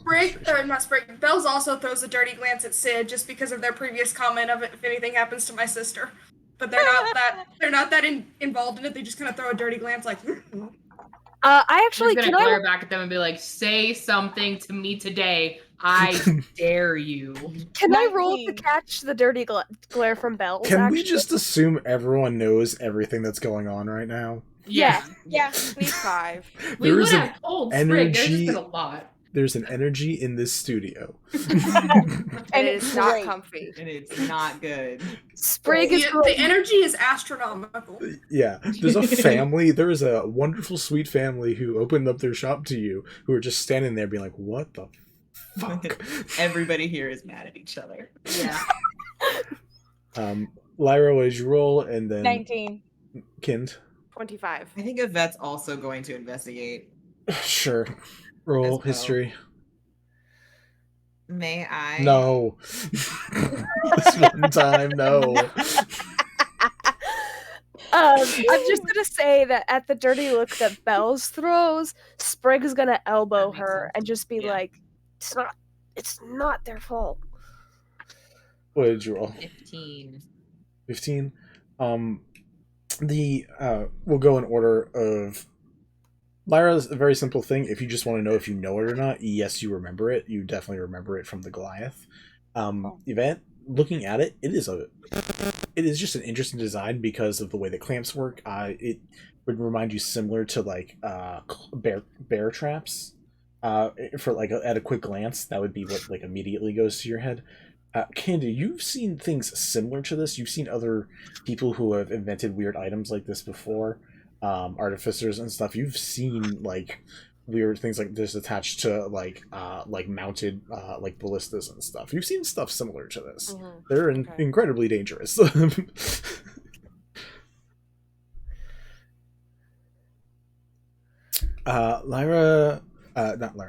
Leah just says, "There's food if anyone wants it. I think you're all good children. I don't care what's going on. No fighting in here beyond words, please." And then just lets it drop, puts food down, like wine, like there's wine, there's regular water, and there's like simple, easy food for people to consume. She just leaves it at that. Todd just gives a nod, like, yeah, what my wife said, and just walks away. And a supportive husband. And then Zabe is just sitting and watching, being like, what the fuckity fuck. And that's all. Too much thought, too much shit going on. But yeah, you guys have the interactions you want. Leah laid down some basic ground rules. If you guys want to break them, go ahead. We can see what happens there. But I don't think you guys can handle one PvP and also more enemies right now. No. Sid's gonna grab a bowl for Yvette. They won't take it. I know. It's the gesture that counts. No, you're boofing. And it will kind of arrange them so that like Sid is between Yvette and the door. Smart. And will hopefully do that in a way where they can talk to Lyra.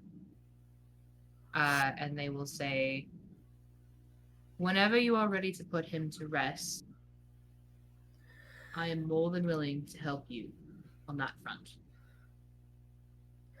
Can I pull Yvette to the side real quick? Yeah. Okay. Lyra to Sid real quick. Lyra actually doesn't say anything. She just kind of looks at Sid. She's got a blank stare, but you can see a bit of awareness, and she just nods. In clarity. She says, "Thank you." Yeah, I was gonna say, I don't mind you guys doing it. Just let Lyra have a response to that. But you two can have I was gonna wait. Sorry. No, it's totally fine. Yeah, take your time. We will come up with a service. You got to repeat that, Yeah. Take your time. We will come up with a wonderful service for him. The greenhouse. Absolutely. I said absolutely. So, Sprig, you grab Yvette. Mm-hmm. Yvette, will you help me, clean him up?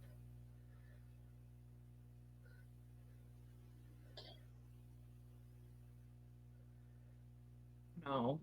I don't know. You can roll for it. Yeah, they're Flip feeling. a coin. Yeah.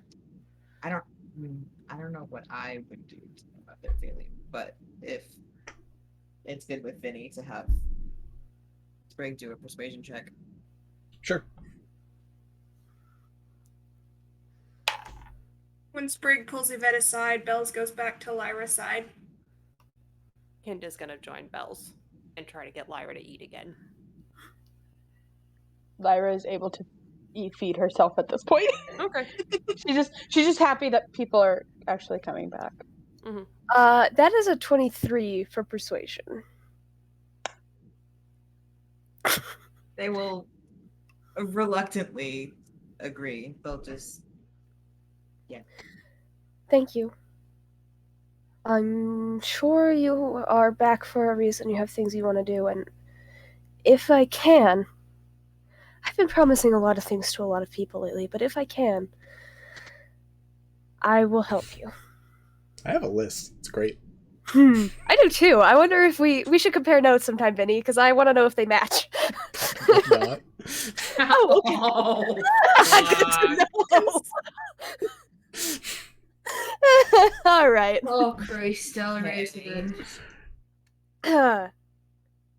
Yeah, it turns out that Sprig and Yvette both have prestidigitation. That's what Sprig's planning on using. Yeah. Sure. Yeah. They'll agree to that. They will stand. It's a 10-foot range. They will stand at the very edge of that 10-foot range, as far away as possible, and very strictly not making any eye contact with Lyra. Conversely, Sprig is gonna go up to Lyra, gently lay a hand on her shoulder, and just let her know, we're gonna help clean him up, okay? Lyra nods. Lyra registers that Yvette is there, looks at Yvette, and then looks away.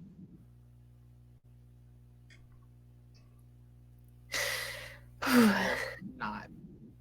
Yeah, no, I don't know what's happening. Lyra will allow it. Bells will take Lyra's hand again.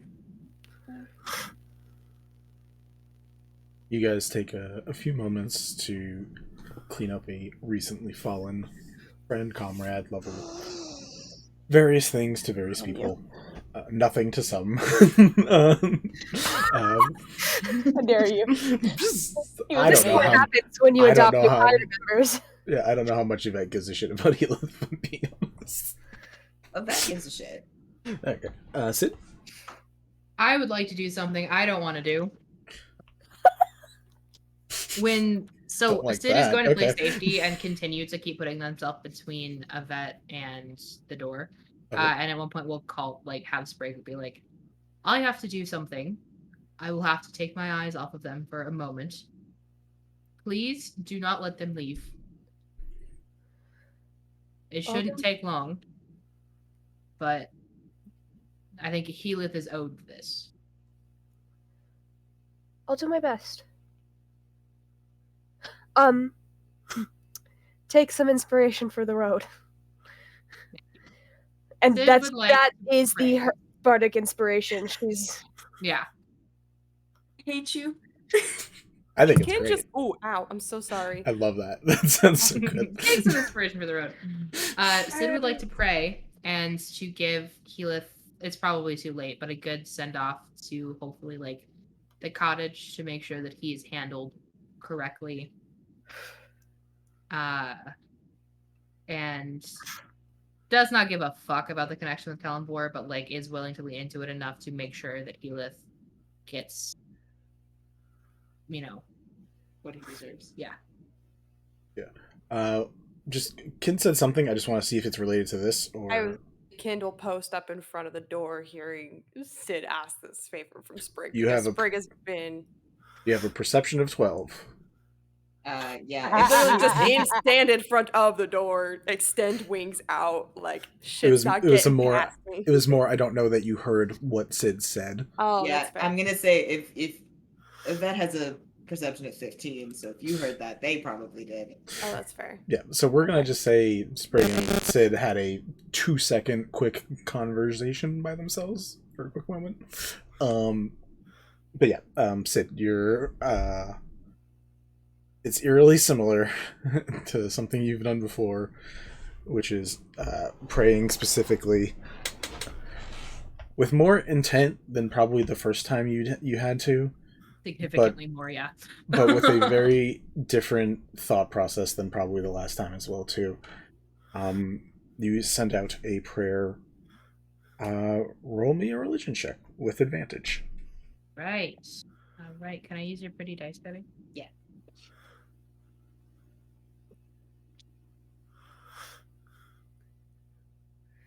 Natural 20. On my Sid dice. Hell yeah! Heck yes!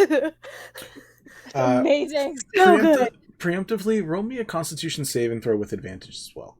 Oh my god. So Vinny, that's a grand total of 23, by the way. Awesome. Remember, you have a 21. bardic. Gotcha. And you got the bardic, which is good. Cool. You felt the smallest inkling of this beforehand when you had that extra push when you were running to get to the primeval stage.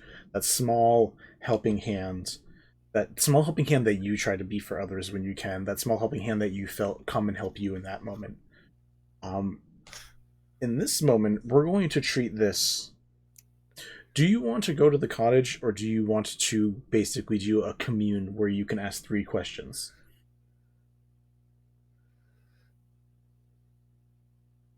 Yeah, Sid doesn't half-ass anything. They would like to try and go to the cottage. Shit. Yeah, no, Sid doesn't half-ass 2 things. They full ask 1 thing. The rest of you watch. I don't know. What position does Sid take when praying, out of curiosity? If there is one. Probably like on their knees. You guys watch a slump happen to Sid for a brief moment. Fuck. You come right back. It's like a 1-second thing, but it's nice to put some fear in other people. But yeah, you guys watch Sid slump, but we'll say in a moment you come back. You wake up this time, and similar to before, you are in this like living room area. You see the couch. You don't see Healith there like you did before. Fireplace is going, and you know the way. You know where the table is. You know, like you go over. You look over. You see Kelemvor. You see the Thander symbols are glowing, and you see the table. I mean, there's other ones there too. But if there is one that you want to grab, someone you want to talk to, Just a question for clarity's sake. Is the cottage like where they went way back when we saved Healith before? Yep. When he talked to Kelemvor? Okay. Yep. Imagine instead of Mount Olympus, the gods just hung out in the Digi cottage. In a little Jesus Christ. In a God. cottage in the woods. Oh, I just took psychic damage. Okay, so what kind of chairs are they? Just like go with me on this. I have a reason. It's regular four-leg back. It's like the simplest wooden chairs. Do they have like armrests on the side or no? No. Sid's gonna take Kelemvor's chair, turn it around, and sit in it like a dick. Alright. Is Kelemvor who you're looking to speak to? Yeah. Alright, cool. Of course. Cool. You hear a familiar running of quick steps of someone. I'm late for a very important date. Anyways, you see young Kelemvor rounds the corner wearing like again still oversized judge's robes. Goes around the corner, sees you sitting there. Oh, okay, you're here. Puts the stuff down. It's been a bit. How am I out of breath? Oh my god. Anyways, sits down across from you, has a smile on, which is probably weird. Fucker. And looks at you. He's like, I heard a bit of it. Anything in particular that I can help you with this time? What's and sees your expression and also sees like the demeanor, like the full like registers it. Hi. Hello. Hey, what's going on? I am here strictly on business of a friend. Mhm. I want clarification on what happened to Heath, so that his loved ones may know where he went. Oh, yeah, no. This is going to be such a fun conversation. I'm so excited. Sorry, Vinny is very excited right now. He's like, well, that's the fun thing. He's he should be back in a little bit. He's gonna come back. Your friend's weird. I'm sorry. He's what? He's weird. I don't know how a lot of this obviously predates my knowledge about this stuff. So he has something, an essence in him. Yes. That's of the earth, like of Earth itself. He's died a lot. Yes. But he always comes back. There's a few other people like this too. We just found out about it. But Where is he? I don't know exactly. He should appear somewhere in the area. The problem, because I'm assuming who this is going to be, why you're asking about this, is he comes back at the age that he originally came into existence, which was apparently when he was 5 years old. So he's gonna be back. He's not gonna know a lot,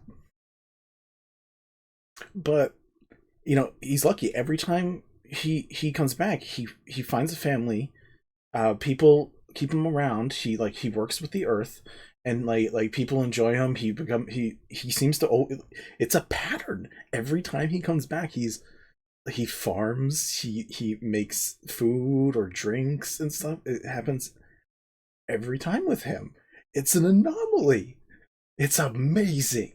He looks insanely excited. You realize that I just lost a friend and had everything destroyed, and you're excited because he farms? He gets to come. The cycle doesn't always matter.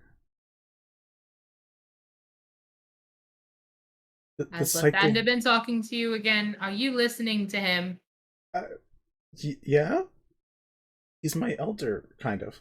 You are your own man, Kelemvor. I have told you this. I mean, yes, but I don't just siphon knowledge into my... Well, I kind of siphon knowledge into my head. I don't just, learn everything in a moment. I, have to learn some of this, but he's gonna come back. It's just... He's gonna be real young, and he literally has a part of the essence of the earth in him, so he can't die. Which is amazing, but you have to work on your bedside manner, because I can handle it, but most cannot. You're right. I'm sorry. I puts it aside and tries to bring down his own excitement and be like, "You're right. I'm sorry. I am sorry you lost your friend. I'm very happy that you're gonna get him back sometime. I don't know how that's gonna work. That's kind of up to you guys how you plan on having those interactions.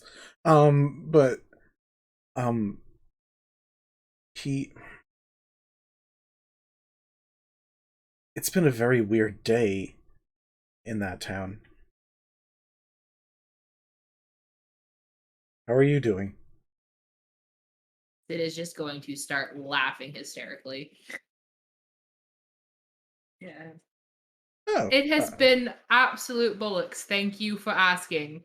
Terrible, No good moments. I'm sorry.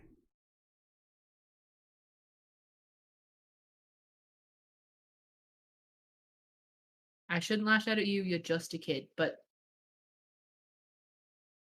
I mean, I've been a kid for like 20 years, so I get it. So have I. No difference. The head tilts.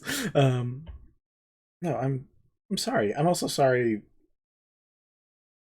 I'm sorry it's been hard to speak with me. But the other reason I'm kind of excited about this particular thing, there's an anomaly in the cycle, which means there's exceptions. Which means if there's exceptions, sometimes we can be lenient and try to understand things better.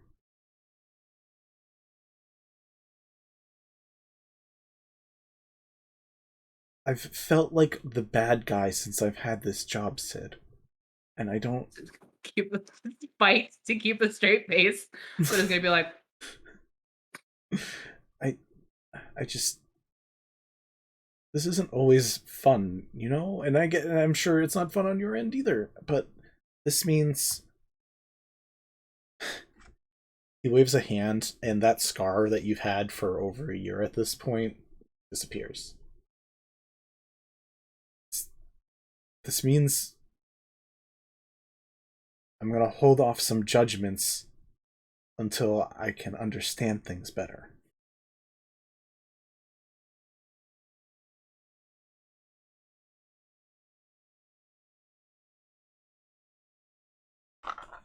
You don't know how lucky you are you rolled a nat 20 on this shit, man. Damn. I forgot already that I rolled a nat 20.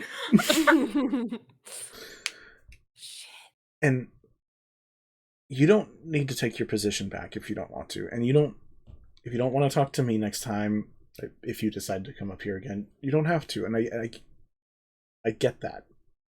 I'm still going to look out for you for now. Not on your ethereal body, on your physical body, you can feel a hum of energy going through the Hallow Spade. I'm gonna send you its upgrade. Alright, okay. But this is for me being so rash before. And I'm honestly so happy to be wrong. I don't know if you're right, but I think I'm wrong. But I'd like to figure it out together. I will work with you so long as you do not put those damn restrictions back on me ever again. I can provide you a mortal perspective that you were robbed of. Which is something that you seem to be in dire need of. Well, maybe just an older mortal perspective, you know? Again, died when I was 15. I know. Which is why I can provide you that. I have seen a lot more of the world than I imagine you had a chance to. Yeah. Didn't get to see a lot of it. And I will continue. But I have to have that freedom. I'm fine with that. And I don't know if any of them know this. They're very lucky to have you.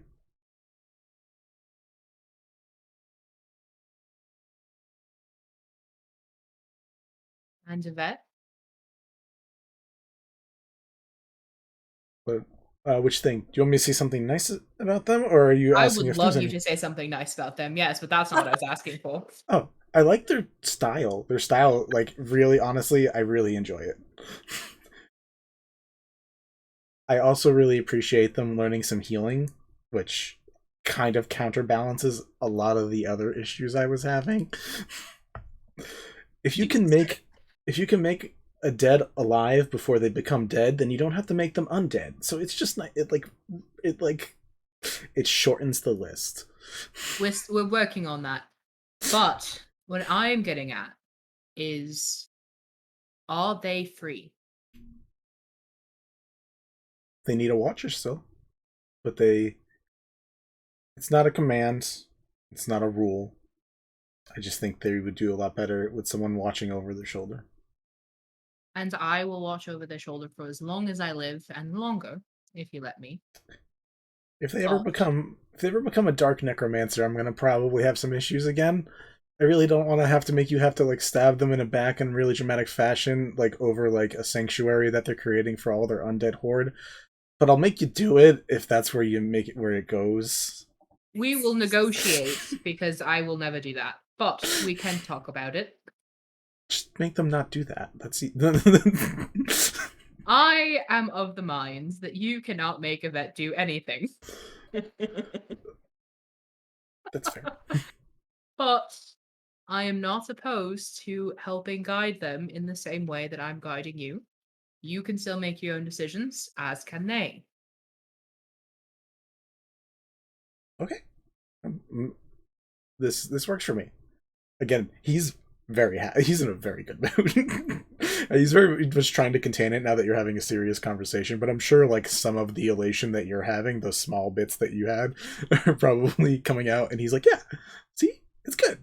We're all good. No, it's not all good. You guys have had like the worst day, but Good.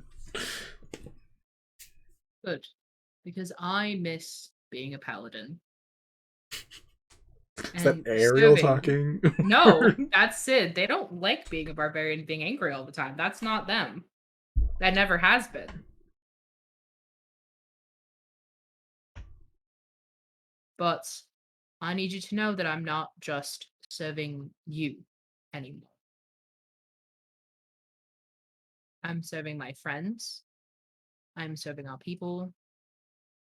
And I will make decisions that you might not always like. But I will try my best to explain why I make them. I can accept those terms.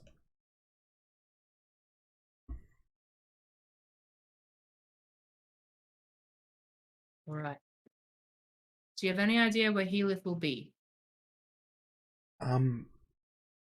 It seems like he's appeared here. Like literally, like points, like pulls out a map, points to Torncell Island, like the whole island. And it's just like that seems to be where he's appeared a few other, like a majority of times. He could appear somewhere else, but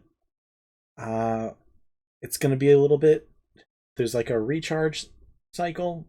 Takes a moment for it to fully power out before it goes out. No, yeah, it's probably going to be a little like hours, days, but he's gonna come back.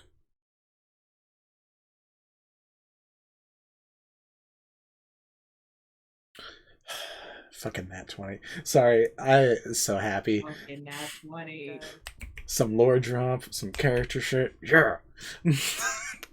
We love to see it. Good shit. Yeah. He feels everything goes very pleasantly. He's very happy. Is there any unfinished conversations you want to have with him? Do you know anything about, is it the white mask, the silver mask? Like, what is it? The white mask. Are you talking about the white god mask? or the thing? Well, The thing. The rumor in the town is called the White Mask. Okay. The god is called Mask. Yeah. Anything about the white mask? Haleth appears to be some kind of fragment of them, which might explain the anomaly a bit. Oh. No, but now I'm curious. Do your research. Is that related to all and like points at like the little dots of like all the deaths that happened in the city of Sea and Sky today? Yes, in fact, he's the one that caused it. And many others. There seems to be an uncountable amount of him. They all communicated some sort of hive mind.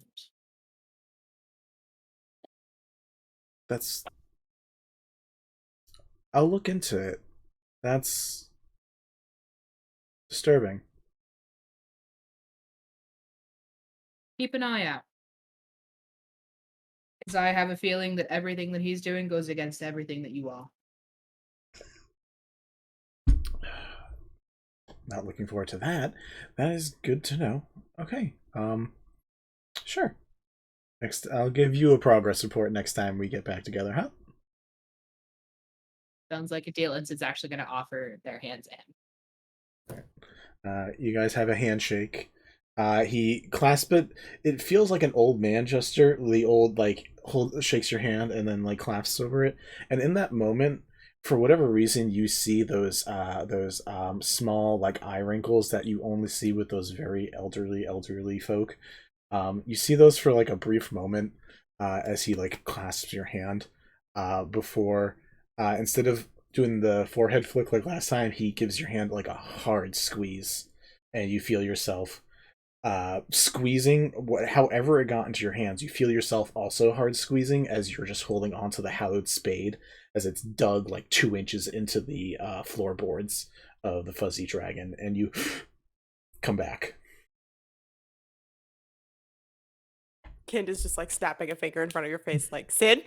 Yeah, he was out for 3 seconds, and in those 3 seconds, he went limp, grabbed the spade, put it into the ground, and you guys felt an aura reappear around him. Sorry, yeah. that you have not felt in a while. You can't have not felt ever. Okay. Depending on what you decide to do, Ariel, you can switch back to as many paladin levels as you want. Sid is going to look at their hands. Is the scar gone? Scar's gone. What is Yvette doing? Yvette is frozen stock still in the corner looking terrified. Hold on, yeah, what you just did probably was a little weird for everybody in the room. Yeah. To Yvette, that was, oh shit, they just talked to the god. Oh god, they got out their weapon. I'm in trouble. Sid is going to leave their weapon because they don't want to bring it that way anyway. And is going to look at Yvette and kind of like an animal. Yeah. Ask if they can approach. Oh. Bow to the griffin. Yeah, basically. Yes. Correct vibes. That's at the zoo. Mm-hmm.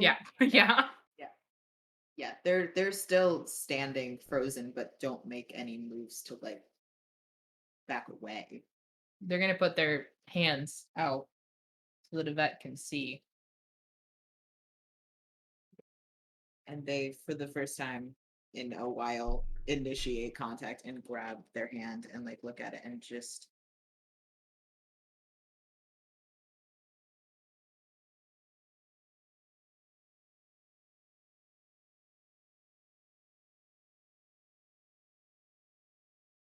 free.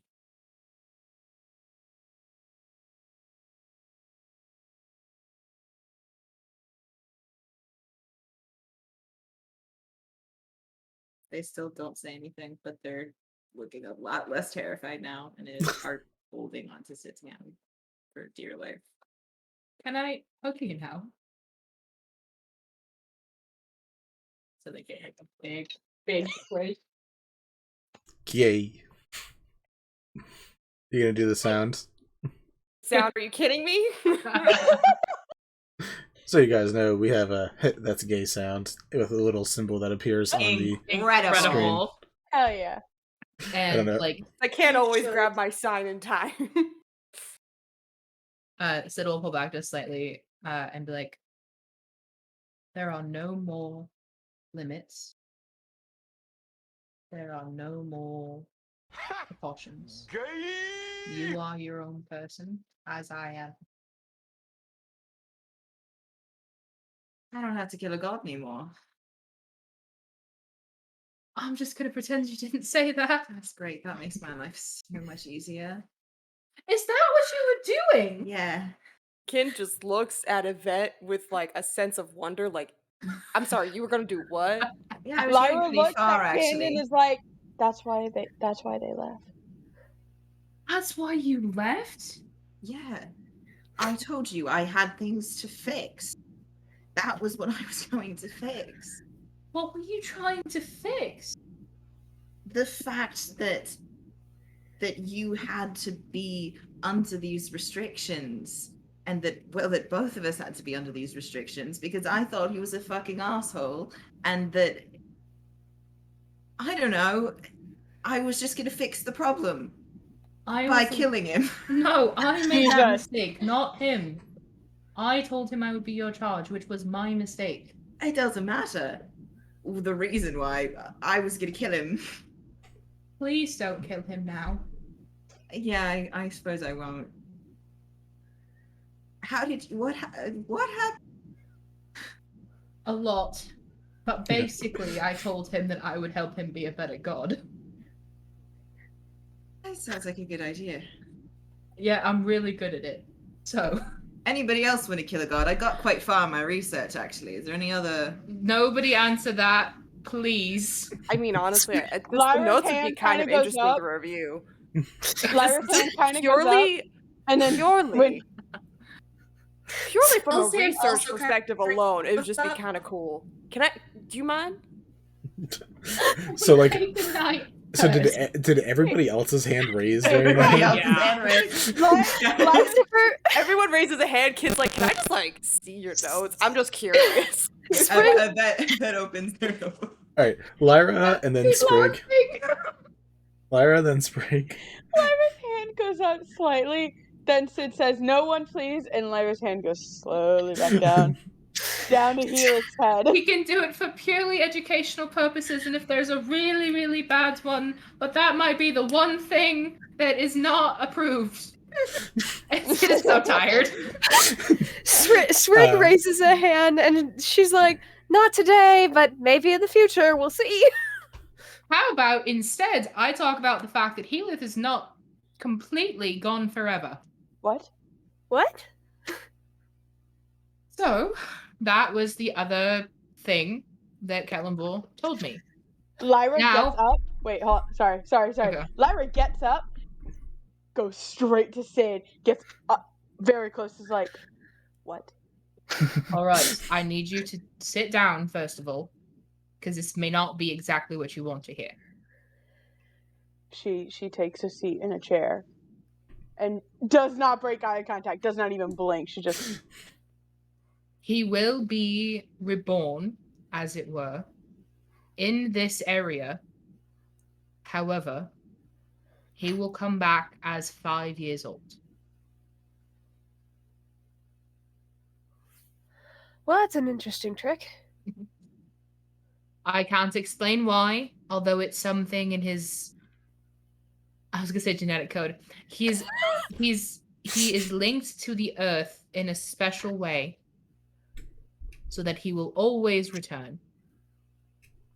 But when he comes back, he must come back at the same age in which he initially entered, which is why he'll be 5. We can arrange to make sure that he's safe.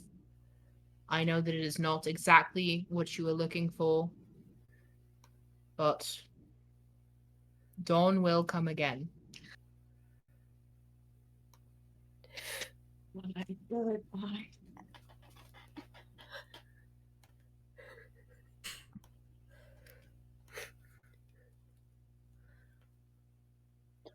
Lyra is silent and she's just kind of looking around. She looks at Helith's body for like a good bit, and her hand slowly goes up to the blood vial necklace that she has that he gave her. Your first time touching that, this whole time, you feel like the smallest bit of warmth come from it. You look at it, it is not dried or hardened. It's still fresh, it is still whole, it's untouched.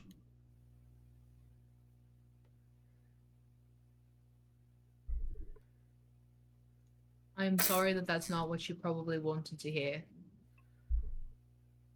You did what you could. Thank you. Damn right I did. Nat 20, man. I would like you to know that like three plot things, just all got like resolved from that one Nat 20. I know.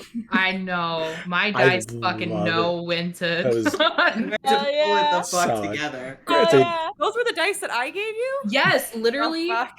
Like these ones right here. Oh my I rolled a 17 and a 19, or a 17 and a 20. And then they rolled really well for the other save too, because it was like a 15 and a 19. Yeah. The paladin dice said, "We're here, Yep. bitches." The rising relics need a saving throw of some sort to be attuned to and connect to the person. So instead of going unconscious, instead you actually got to reattune, which is Hell yeah. fucking wild. That would have been a completely different fucking story if Sid had gone unconscious while Yvette was standing right there. No, if you read it, you go stiff and go incapacitated, so you just go thunk. Yeah. Yeah. That would have been very bad. That would have been a problem. Dang. Fucking robots. So Part 2, Electric Boogaloo. So Helis will be alive. Correct. But as a child. Correct. Kelemvor's exact words were, he will remember little, but it's possible he still might remember some. Can you repeat some of that? Because my computer cut out. Sure. Kelemvor said that he will remember very little, but he did not say nothing.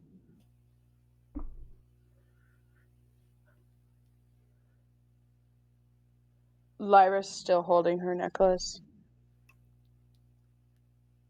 And brings it to her lips and gives it a slight kiss before she gets up.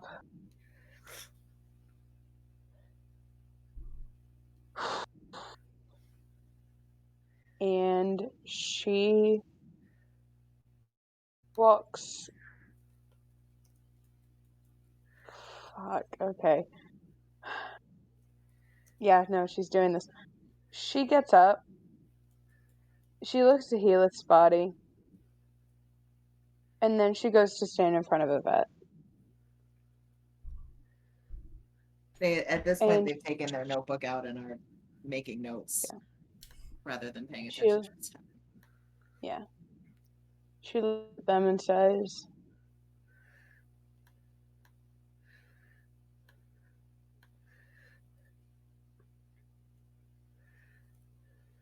"My anger was misplaced.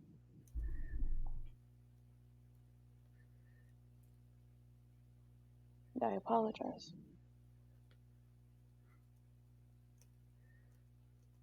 And then she turns around and goes to Helis' body. And she starts she goes to Zaid and she says, "May I have a long piece of cloth?" Did Yvette have a response to that before we continue? No, they don't respond. Okay. They sort of have a sigh, and that's it. Gotcha. Zabe, you're asking for a long cloth? Zabe just nods. He's been quiet this whole time, but he's just watched some fucking shit happen in like 3 minutes. He's goes and grabs you something clean but pristine. Nothing too special, but simple and easy. She begins wrapping Helis' body in it and druid crafting a bunch of flowers. Forget-me-not, poppies, and just some other stuff, some flowers of like love and longing and all that other stuff. Bells will assist her in this. Yeah, she decorates the shroud with them. So, Poppy, you start doing that. Bells, you come and take care, or that is assist. Going to walk over and prestidigitation the smell of peaches and carrots. Oh, fuck. A tear appears at Lyra's eyes. And she looks up at Yvette, and she gives a nod of thanks, and continues working. They return their nod. Kin just kind of gives Yvette a strange look. Yvette Like, gives one what the back. They fuck still is don't know this who the scent they still don't know combo? who the fuck this person is. They're just like, Poor kid has been seeing this fucking ping ponging all day. Poor kid. Yvette, Kid doesn't know what the fuck is going on. The last- like, leans Apparently, there's a over. mob boss in this city. Like, Yvette leans over to Ken and is like, "So you want to see my notes?" Bells also Yeah, gives yeah, Yvette actually, I like a would love small to. smile when they do the peaches and carrots.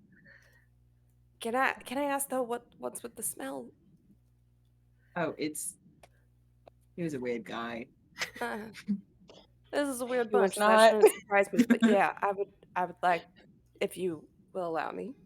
I know we had a rough introduction, but I would love to compare notes. I've had a rough introduction to pretty much everyone, so true. Okay. Not the worst. You guys done there? Mm-hmm. Okay. Sid's gonna go over to Lyra again and say, like, I know that we cannot lay him to rest in this moment at the greenhouse, but if you would like to have a safe place to perform that ceremony, I can literally do that now.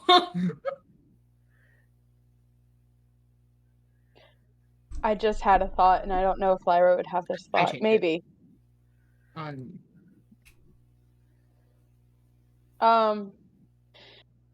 Shoot. Okay, I'm trying to think if this is what would happen if she would do. Yeah, no. I think that she registers what Sid says, and then her brain catches up that he is still coming back. You know, and her head shoots up. She looks at Yvette, and she looks at Sid, assuming that they're in generally the same eyesight area. Usually. And she Usually. says, Yvette, would you like to run an experiment with me? God. And they're right back in. That's all you needed to say. Irreparable friendship, who?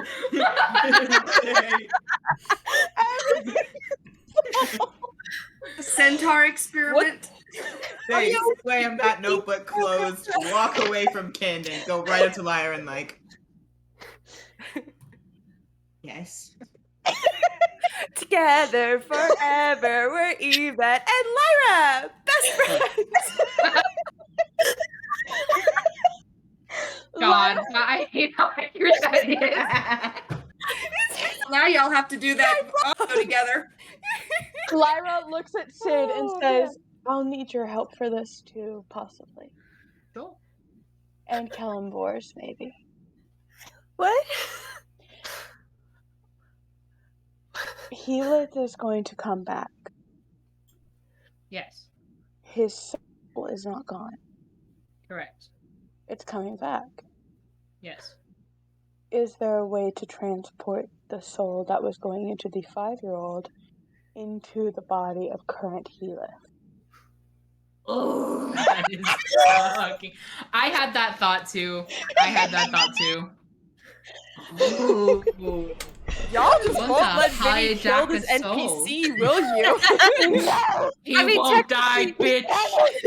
Technically, he did, so I don't know if this would fix it or not. Yeah, you do understand that the point was he dies, and I always knew he was coming back, so, like, me killing him... He's coming back at 5. No, I he can't was handle always that. supposed to die because he's supposed to come back. Okay. Which is why Vinny was like, he's gonna die. I'm gonna kill that dog. Yeah. Yeah, you guys want to fuck with the soul mid-transport? Have at it. Let's see what happens. No, yeah. Lyra looks at Yvette and says, we need to make sure that the soul is transported not at the age of 5, but at the current age of Heath. Although if it's a soul, it should retain memories of all his past lives. As soon as a we're soul has able, more we need brain to find a capacity. library. We do. You guys need a long you know, rest. Perhaps maybe we should. May I speak a word of caution? No. May I speak a word of reason? I'm going to do it anyway. How about we actually fucking rest up? Because we all got walloped. Sid is going to put hands on both of their shoulders and be like, if this is not done 100% perfectly, it will not work. It has to be done with 100% certainty. Yvette, you are a scientist. Is that something you can guarantee? Tell you what.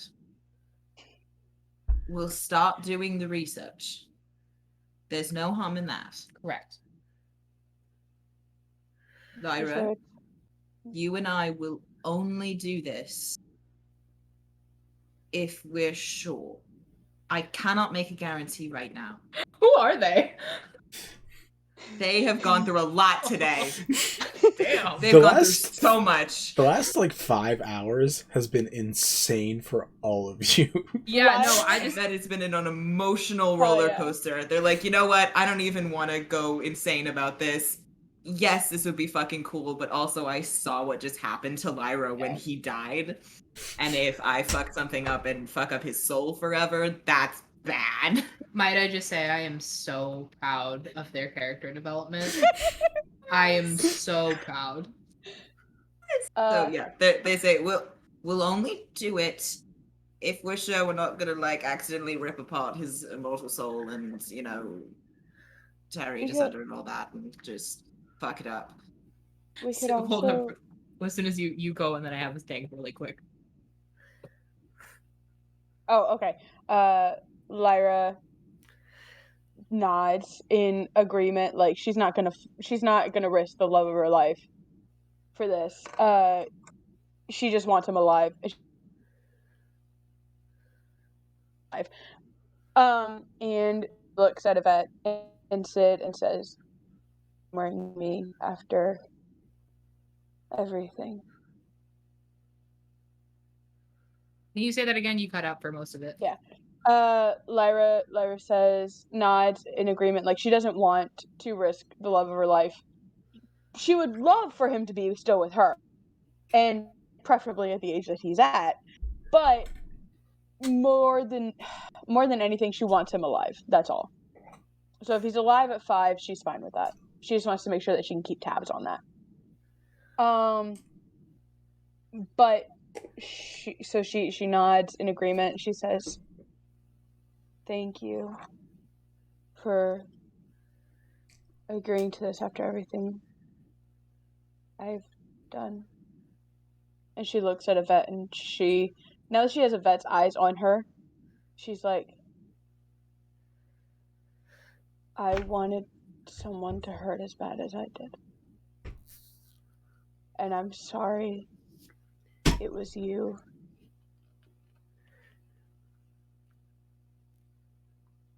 And you can still work at my lab in the greenhouse if you want, and you don't have to be my friend.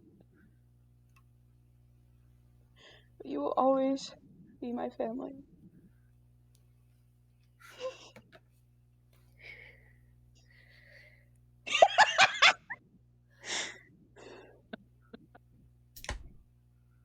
That is definitely gonna start crying. Yeah. Sid's gonna hold their hand. They're going to look at Lyra. They're kind of gonna look at Lyra. They're probably having a hard time making eye contact right now. And they're gonna say, "What you said only hurt as much as it did because you were the first and closest thing to family I've ever had." Lyra starts crying and is like, "And you were mine. You are mine." There's a dead cousin on top of a mountain that's just like, yeah, fuck that guy. Fuck that guy. Fuck that guy. He wasn't invited to the tea parties for a reason. Yeah. Fuck Yvette's entire family. That's a whole other discussion. Yeah. Lyra doesn't even know her family, alright? Fuck them.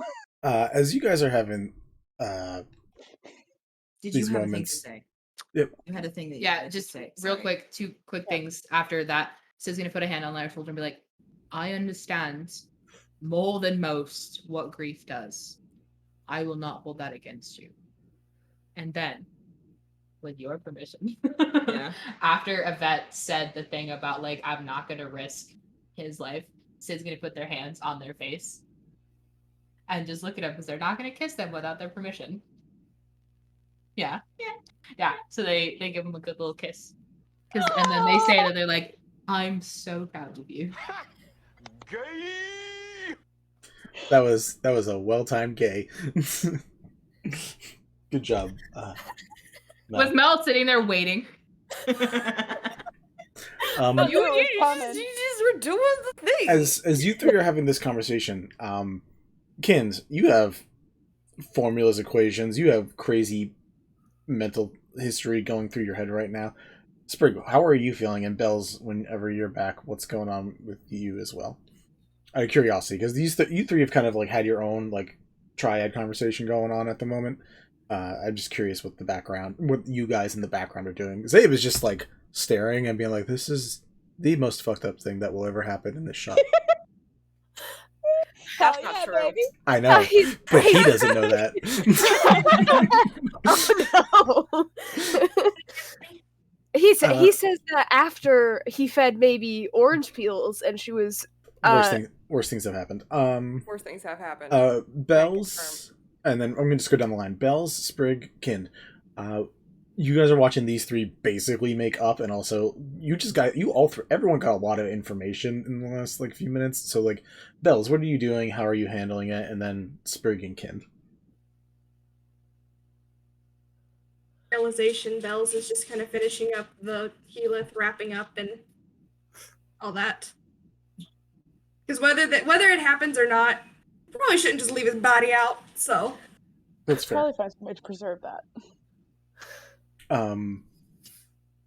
Sprig, what are you doing?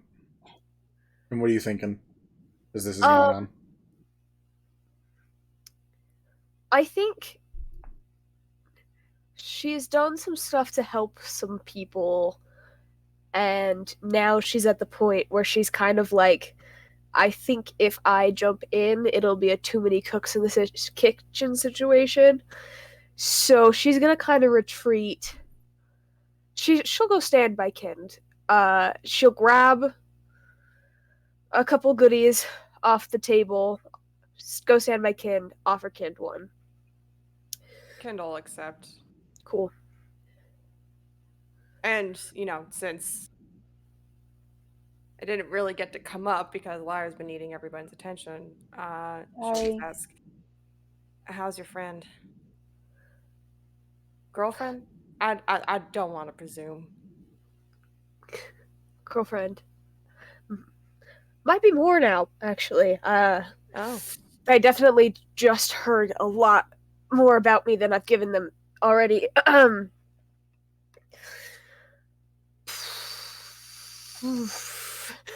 Sprig kind of has like a side note where she's like, oof, some of that stuff you don't actually give until you're like very serious. So that's going to be an interesting development to try to explain to Bara. You might have to educate me further because I don't really get Fae customs. I met like one Fae entity one time and she was nice. But Bells, as this conversation is going on, I'm going to just say twin advantage. You feel something's off with Sprig right now.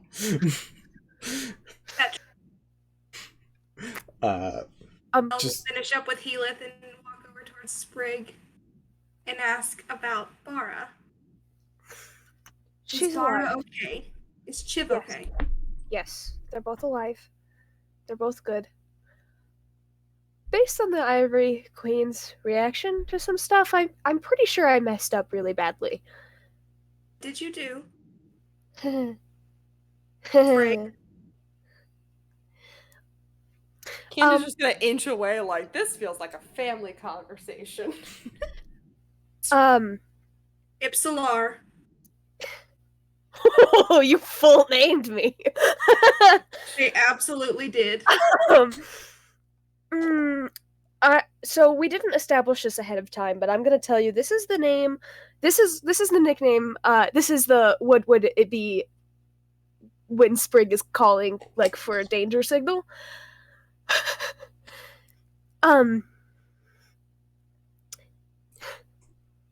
Donna, I kind of gave the mask man my name, a good chunk of my name. Just a quick curiosity, how loud are you being about this? I think she's trying to be quiet. Gotcha. But the actual panic has actually started to set in a little bit more. Fair enough. You two have your conversation. I just wanted to know how loud it was, but yeah. You two can have the conversation. At this point, everybody's making up. Kin's just gonna go sit down and just like start looking through her spell book and just like, great, cool, lovely, not involved. What would possess you to do such a thing? He needed a trade in order to bring Chiv back, and one of the trades was that was offered by another individual in the room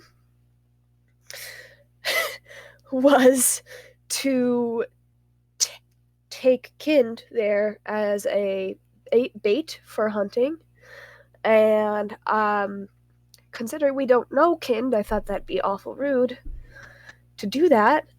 And no, Kind, exactly.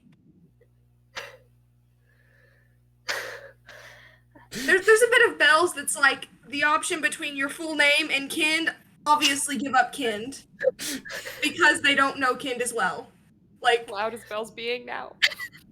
We're gonna let these two have some conversation, and then they're not being very loud at all. There's just like this internal in Bells. Like, obviously you give up the one you don't know.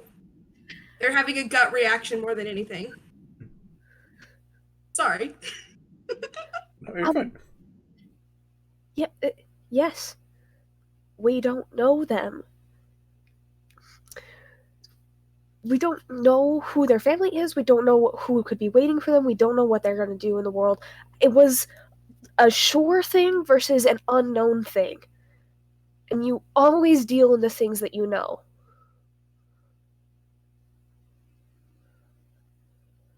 So what is your plan now? I didn't think that far ahead when I was doing it. I was kind of trying to stop Bar from dying.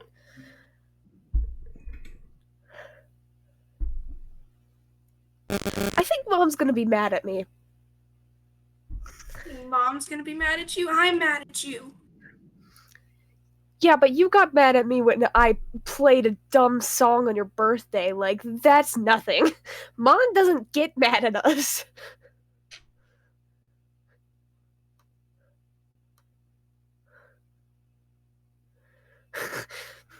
You got mad at me when I had Baby Shark stuck in my head and I played it 30 times in 2 days. How dare you bring up that song, that cursed tune. Not sponsored. Anyways. Not sponsored. It's a girl song way before it was Echo laughing, not Bells. Yeah. I was thinking of Baby Shark and the song that never ends, and I figured Baby Shark would be the worst option.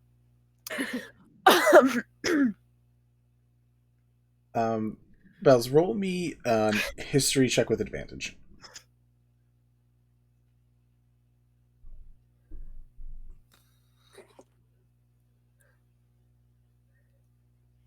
$19. Okay. Continue the conversation, and I will give important information when it's relevant. And he wanted a trade, and I gave him an offer, and it I thought it would be a safe offer, and I think I messed up because I kind of gave more than I was thinking I would need to, but I was duly warned not to screw him over, and so I did a lot. Everything that I'm currently aware of. Realize how much control this affords him over you. Yes. Yes, I do. Do you realize this means he knows more of our family? Yes. I am aware. I admit that it was a stupid decision.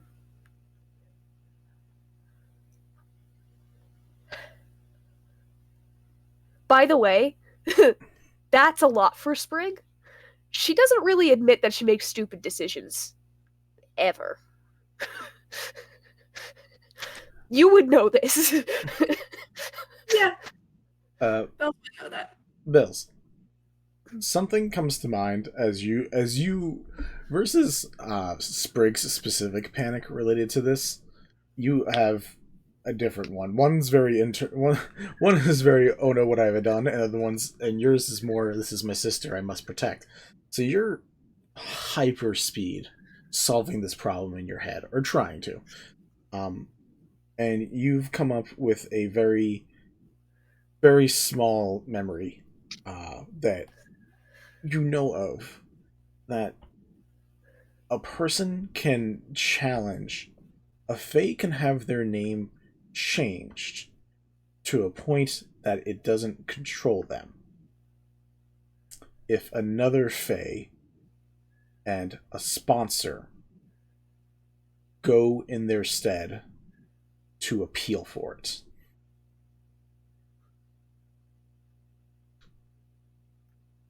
This requires going to the Feywild, meeting each of the courts, summer, winter, fall, and spring. Getting appeals from all of them. And with a sponsor of an Archfey on your side, getting the name changed. It's a lot.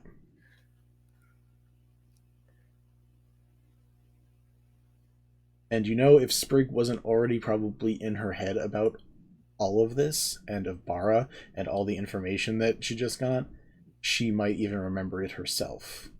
But it's too self-focused for her to remember this detail at the moment.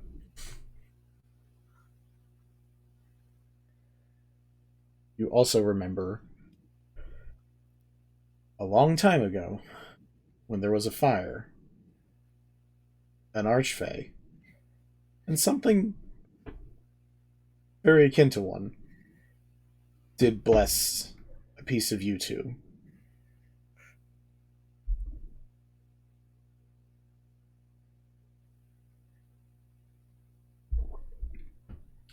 That's all. Just waiting to let you finish. That's all.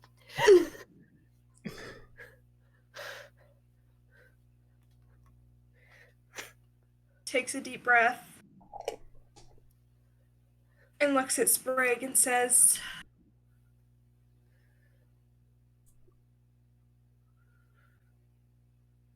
I'm about to cry, just making talk.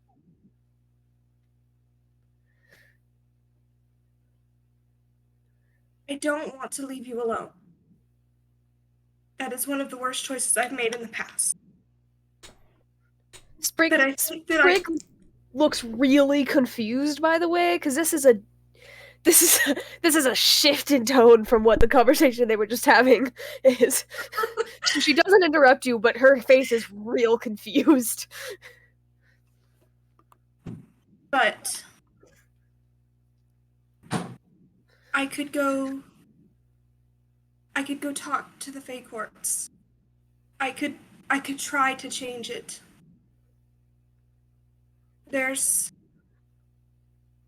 With the help of an Archfey, I may be able to make your name not mean as much to Fennel as it does currently.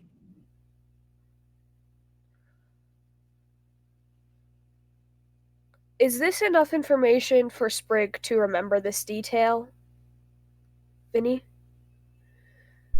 Yes. Okay.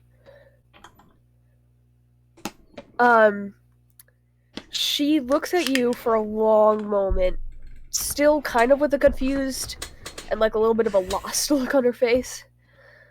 And then her facial expression shifts to calculations.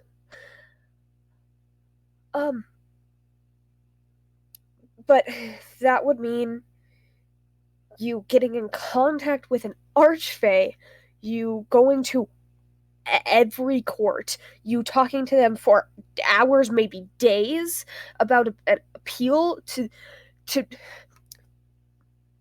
because I made a stupid decision, Bells. You don't have to do that. You're my sister. It is worth it.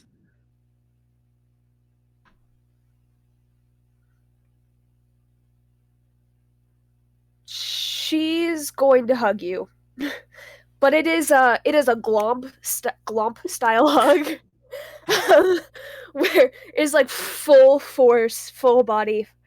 And she's gonna hug you as tight as she can, and she's just gonna say, "But I don't want you to leave."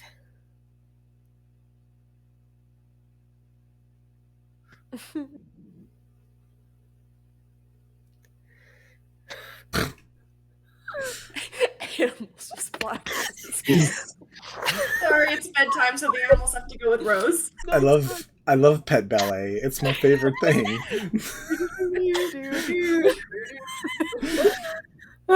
We need some laughter to break up the stream, honestly. Yeah. Can you say that again, Kareen? The Sprig thing? She's gonna hug you as tight as she possibly can, and she's gonna say, but I don't want you to leave. I can live with the mistake. I don't want you to go. But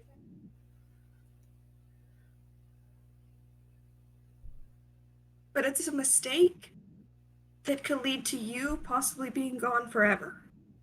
I'll just be gone for a little while.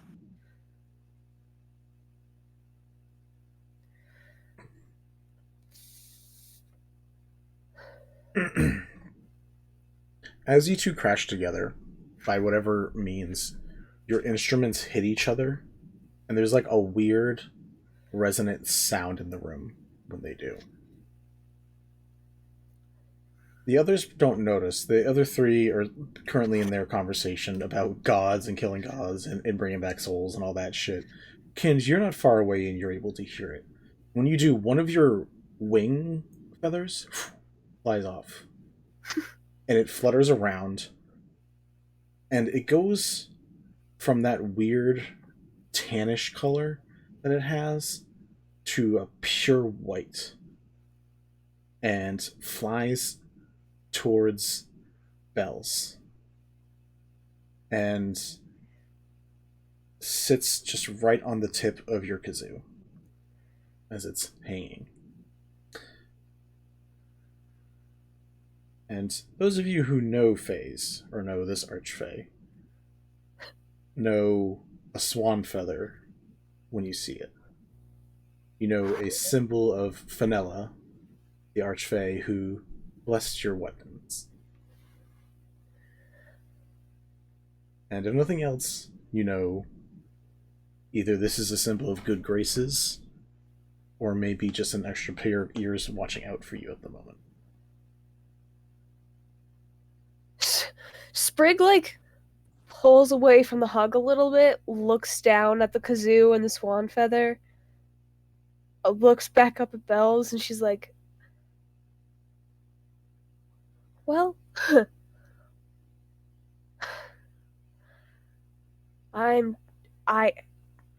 that's a sign if I ever saw one. Bells looks at the feather. Finding an Archfey might not be as hard as you thought. With, like, the slightest chuckle. Promise me you'll be careful? Always. Promise me you'll be careful? Forever. Forever.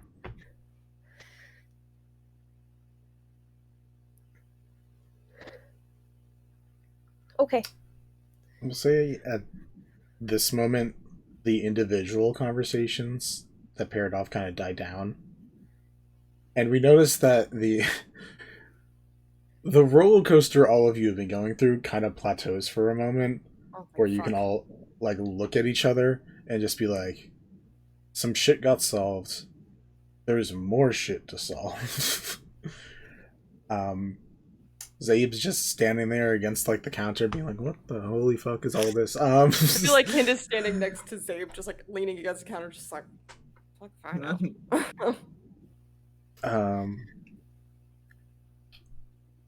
You all need a long rest, so we're going to say you guys all, for now, because you guys can wait 8 hours for something. All go to bed. You know, they open the basement to you. You guys, it's not the comfiest sleep for some of you. Some of you are used to sleeping on like a wooden, not a wooden, like a stone, cold dirt floor. You guys all get your rest, get your long rest in, have a group conversation about a lot of things. Can I get a look at Yvette's notes? Yeah.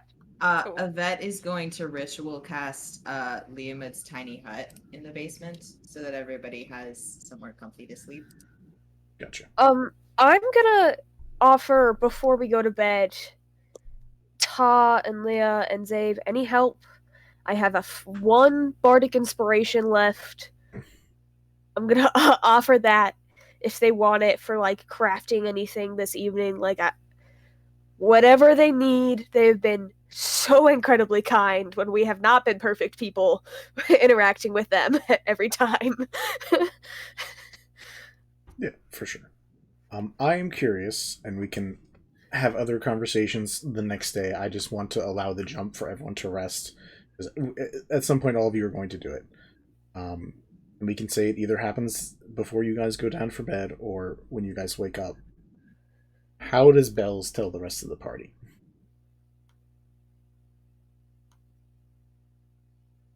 I think Bells waits till the next morning to tell the rest of the party. Let everyone get some rest first before doing it.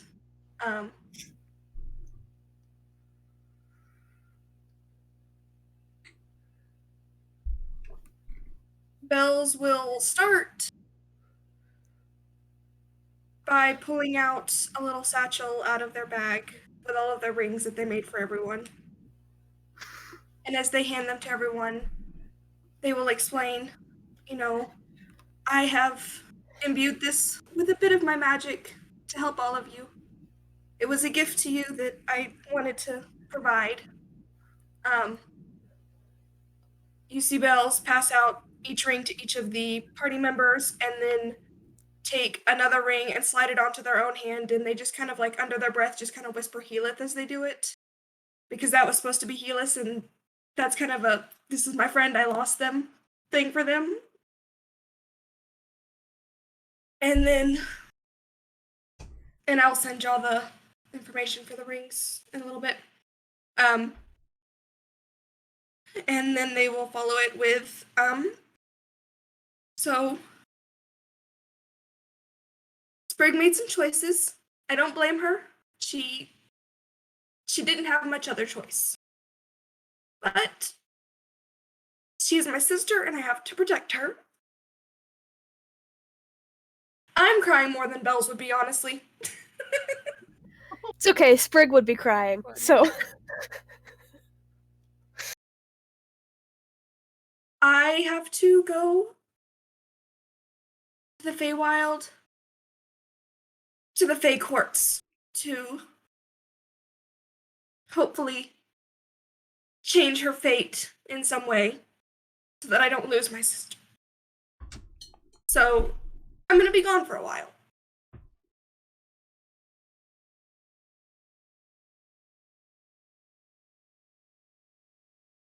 And she's just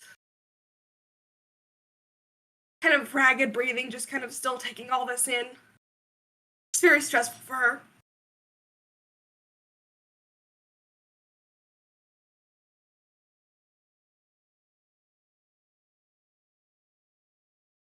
Buddy, That is just gonna like fucking dive forward and give Bells a really big hug. Lyra dives in there too. Tea party squad.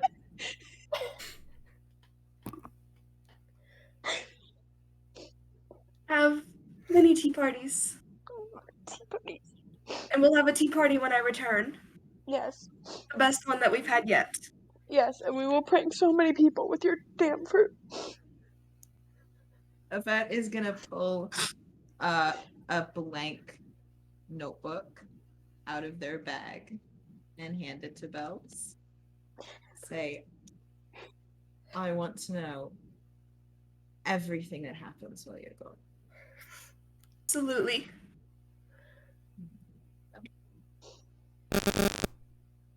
Bells takes it and they hold it tight.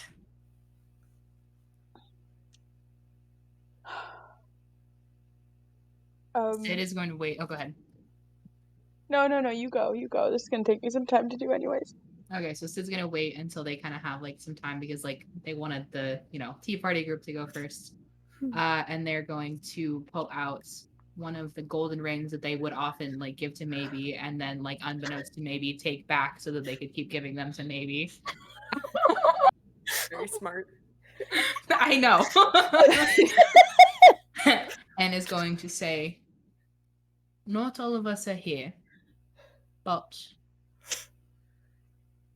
I hope that this allows you something to remember us by. Even the smallest, or the close to smallest of us, the youngest of us, is with you. And we're all here for you. Bells takes it and then flies into Sid's arms in a big hug. Oh, Sid hugs them back.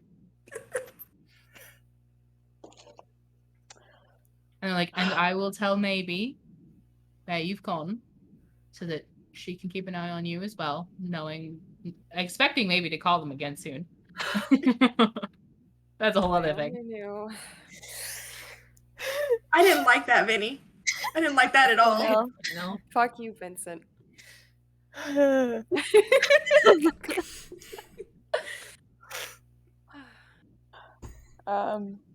Lyra steps forward with so many fucking flowers in her arms. And she has made a flower crown for Bells. It Yes, has she does. but it's very special. There are for which, don't forget the party and that we love you. There are violets, which mean loyalty, devotion, and faithfulness. And then there are yarrows in there, which are these really pretty, like, little white padded flower kind of things. And they symbolize love. And she sneaks in some chamomiles as well, which are energy in adversity. And she hands her a bouquet of purple crocus, which symbolize youthful happiness.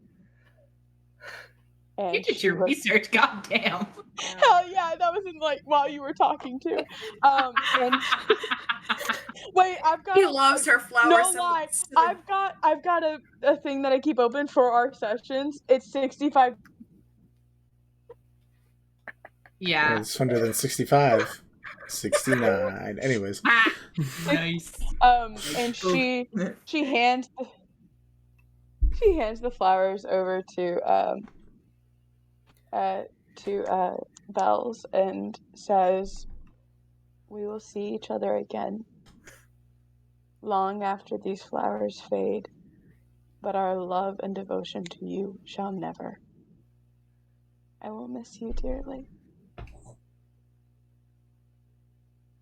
Bells doesn't understand all the flower symbology like Lyra does. So they simply just druid craft a simple one out of dandelions for Lyra in return. Just because it's something pretty.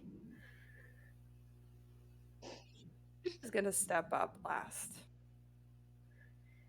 and pull a set of 3 knives from her bag. Kunai, specifically. And she opens her hand and they float over her hand.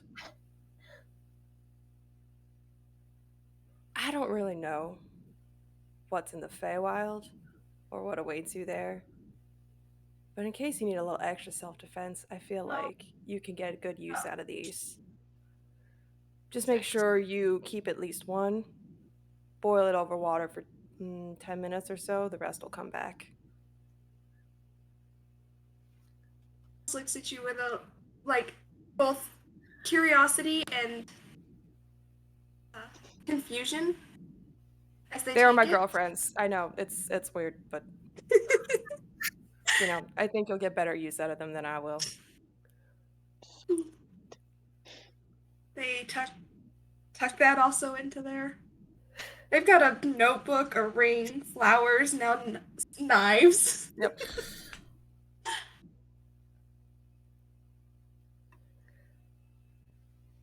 Be careful where you throw those, by the way. They really shock your opponents. She's just gonna leave it at that. It's not typical go-to way, but you know, sounds like fun.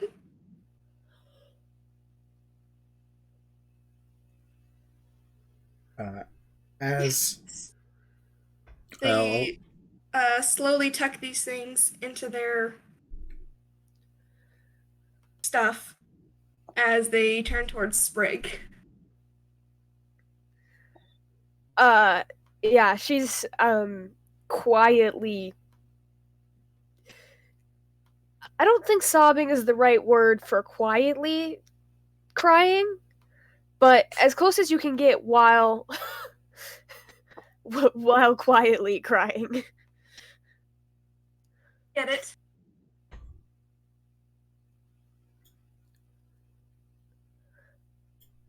I love you. You.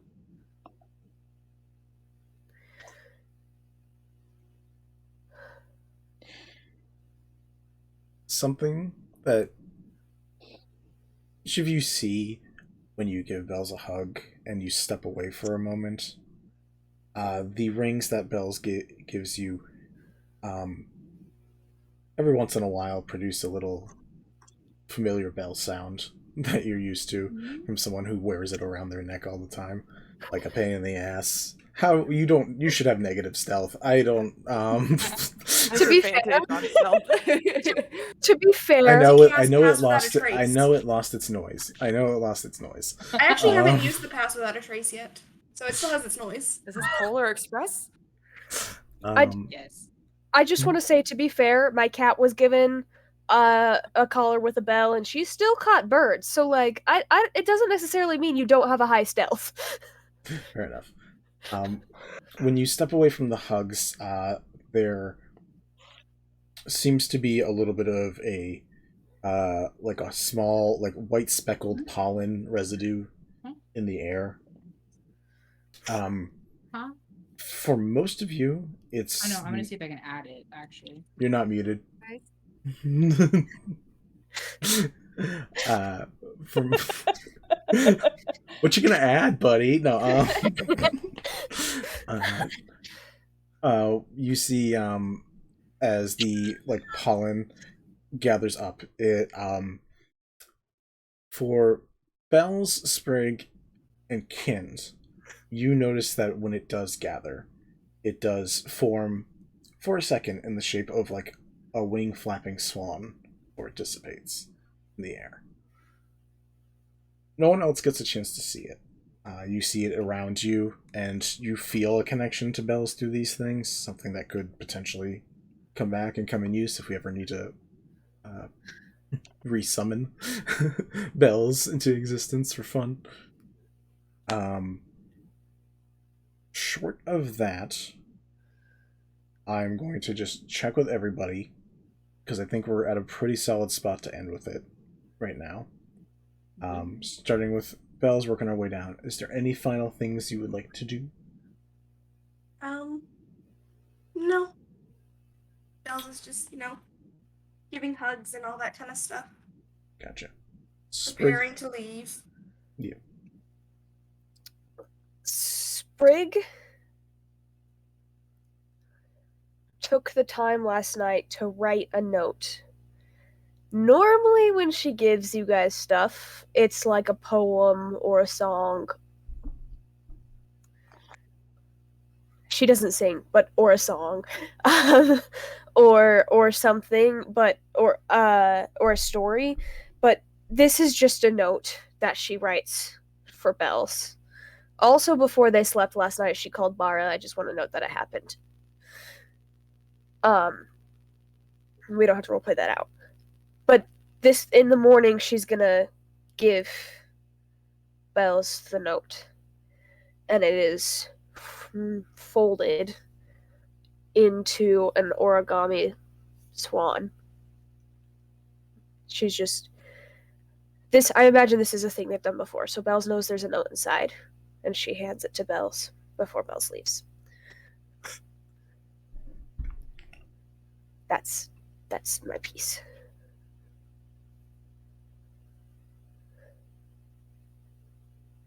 All right, Kint, anything that you want to finish up with for this section? For this session? No. Cool. Lyra? Just that before they went to bed the day before, she went to Ta and said thank you, and that she knows that he was friends with Helis, and that she's going to do what she can to make sure that Helis comes back, and that he has a good life, no matter what. He gives a nod. He tries to avoid talking when he doesn't need to or doesn't want to, so he just gives a nod. She nods back at him and says goodnight and goes to bed. Sid. That's about it. Sid and Yvette, anything together, anything separate? They probably would just give a very weird little look to Kind the night before and be like, "We're gonna talk," and then walk away. Yeah, we can roleplay next session. You guys trading notes about weird things For sure. Yeah, they just get a weird, cryptic, scary look. Anyways, Lyra, where did you leave Helis' body? Boy, why is that a question? I think that she might have taken it down into the basement. She might have tried to take it down into the basement, or at least We asked Sid to help. On I just wanted to decay on the shop floor, and she wants to keep an eye on it. So I guess she takes it down to the basement, or she asks them if there's a cold place where they can put the body to preserve it for now until she can take it away. I don't know. There are cold places. They have meats and stuff where they'd have a cold area, but okay, yeah. Okay. Where can we put it to preserve it for now until I can get it to where I need it to be? Right. I know you're gonna yell at me, Oh, but this was already predetermined before we even had these conversations. His body turned to dust. When you go and check on the body, where there was skin, you see bark. Where there is hair, you see leaves. The blood that has dripped and the blood that was dripped upstairs, you see little sprigs of green. And when you pull them out, you find carrots. Oh. His body is part of Earth and goes back to Earth.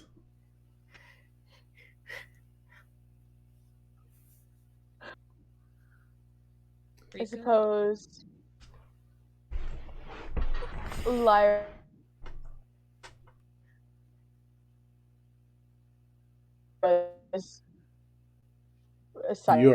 You are fully cutting from Sid. You are fully cutting out. Sorry. Hi. Is it better? Now you're fine. Okay, cool. I think that in Lyra's mind, she was hopeful, but of course something like this happens. Of course. But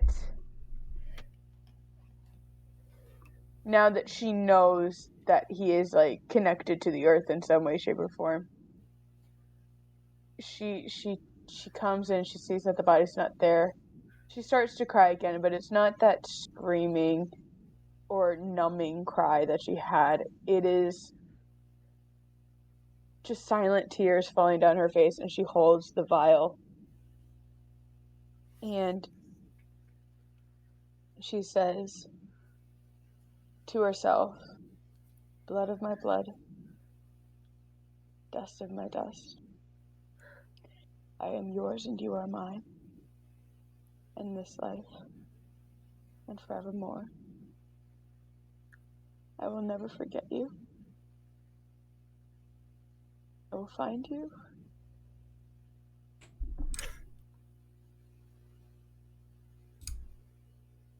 You are my dawn. And I will try to make the world a brighter place in your absence. She kisses it. When you bring it to your lips and you kiss it, when you bring it to your lips and you give it a kiss, a small smile probably comes across your face when you just feel like the smallest thrum of what's probably a heartbeat somewhere.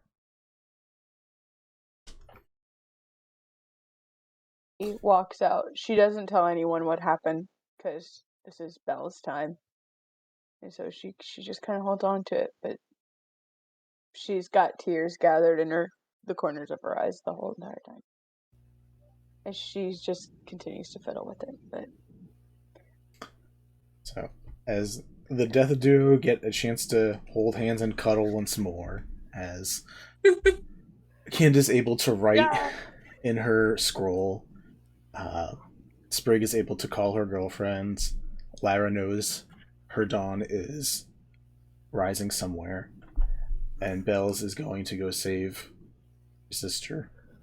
You all feel the heartbeats of someone you care about is somewhere. And that's where we're going to end this session. I love Dungeons and Dragons. I love this game. This game is amazing. This session was healing. I needed this. God, so much. Hurt so bad, but was also for so many good reasons. That's hurt so good. Not 20. That helped resolve so many things. Solved so many things.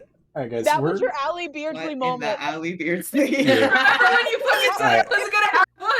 All right, before too much, first, hey guys, if you're still with us, we have stuff coming up next week. We have Sunday Light Arc.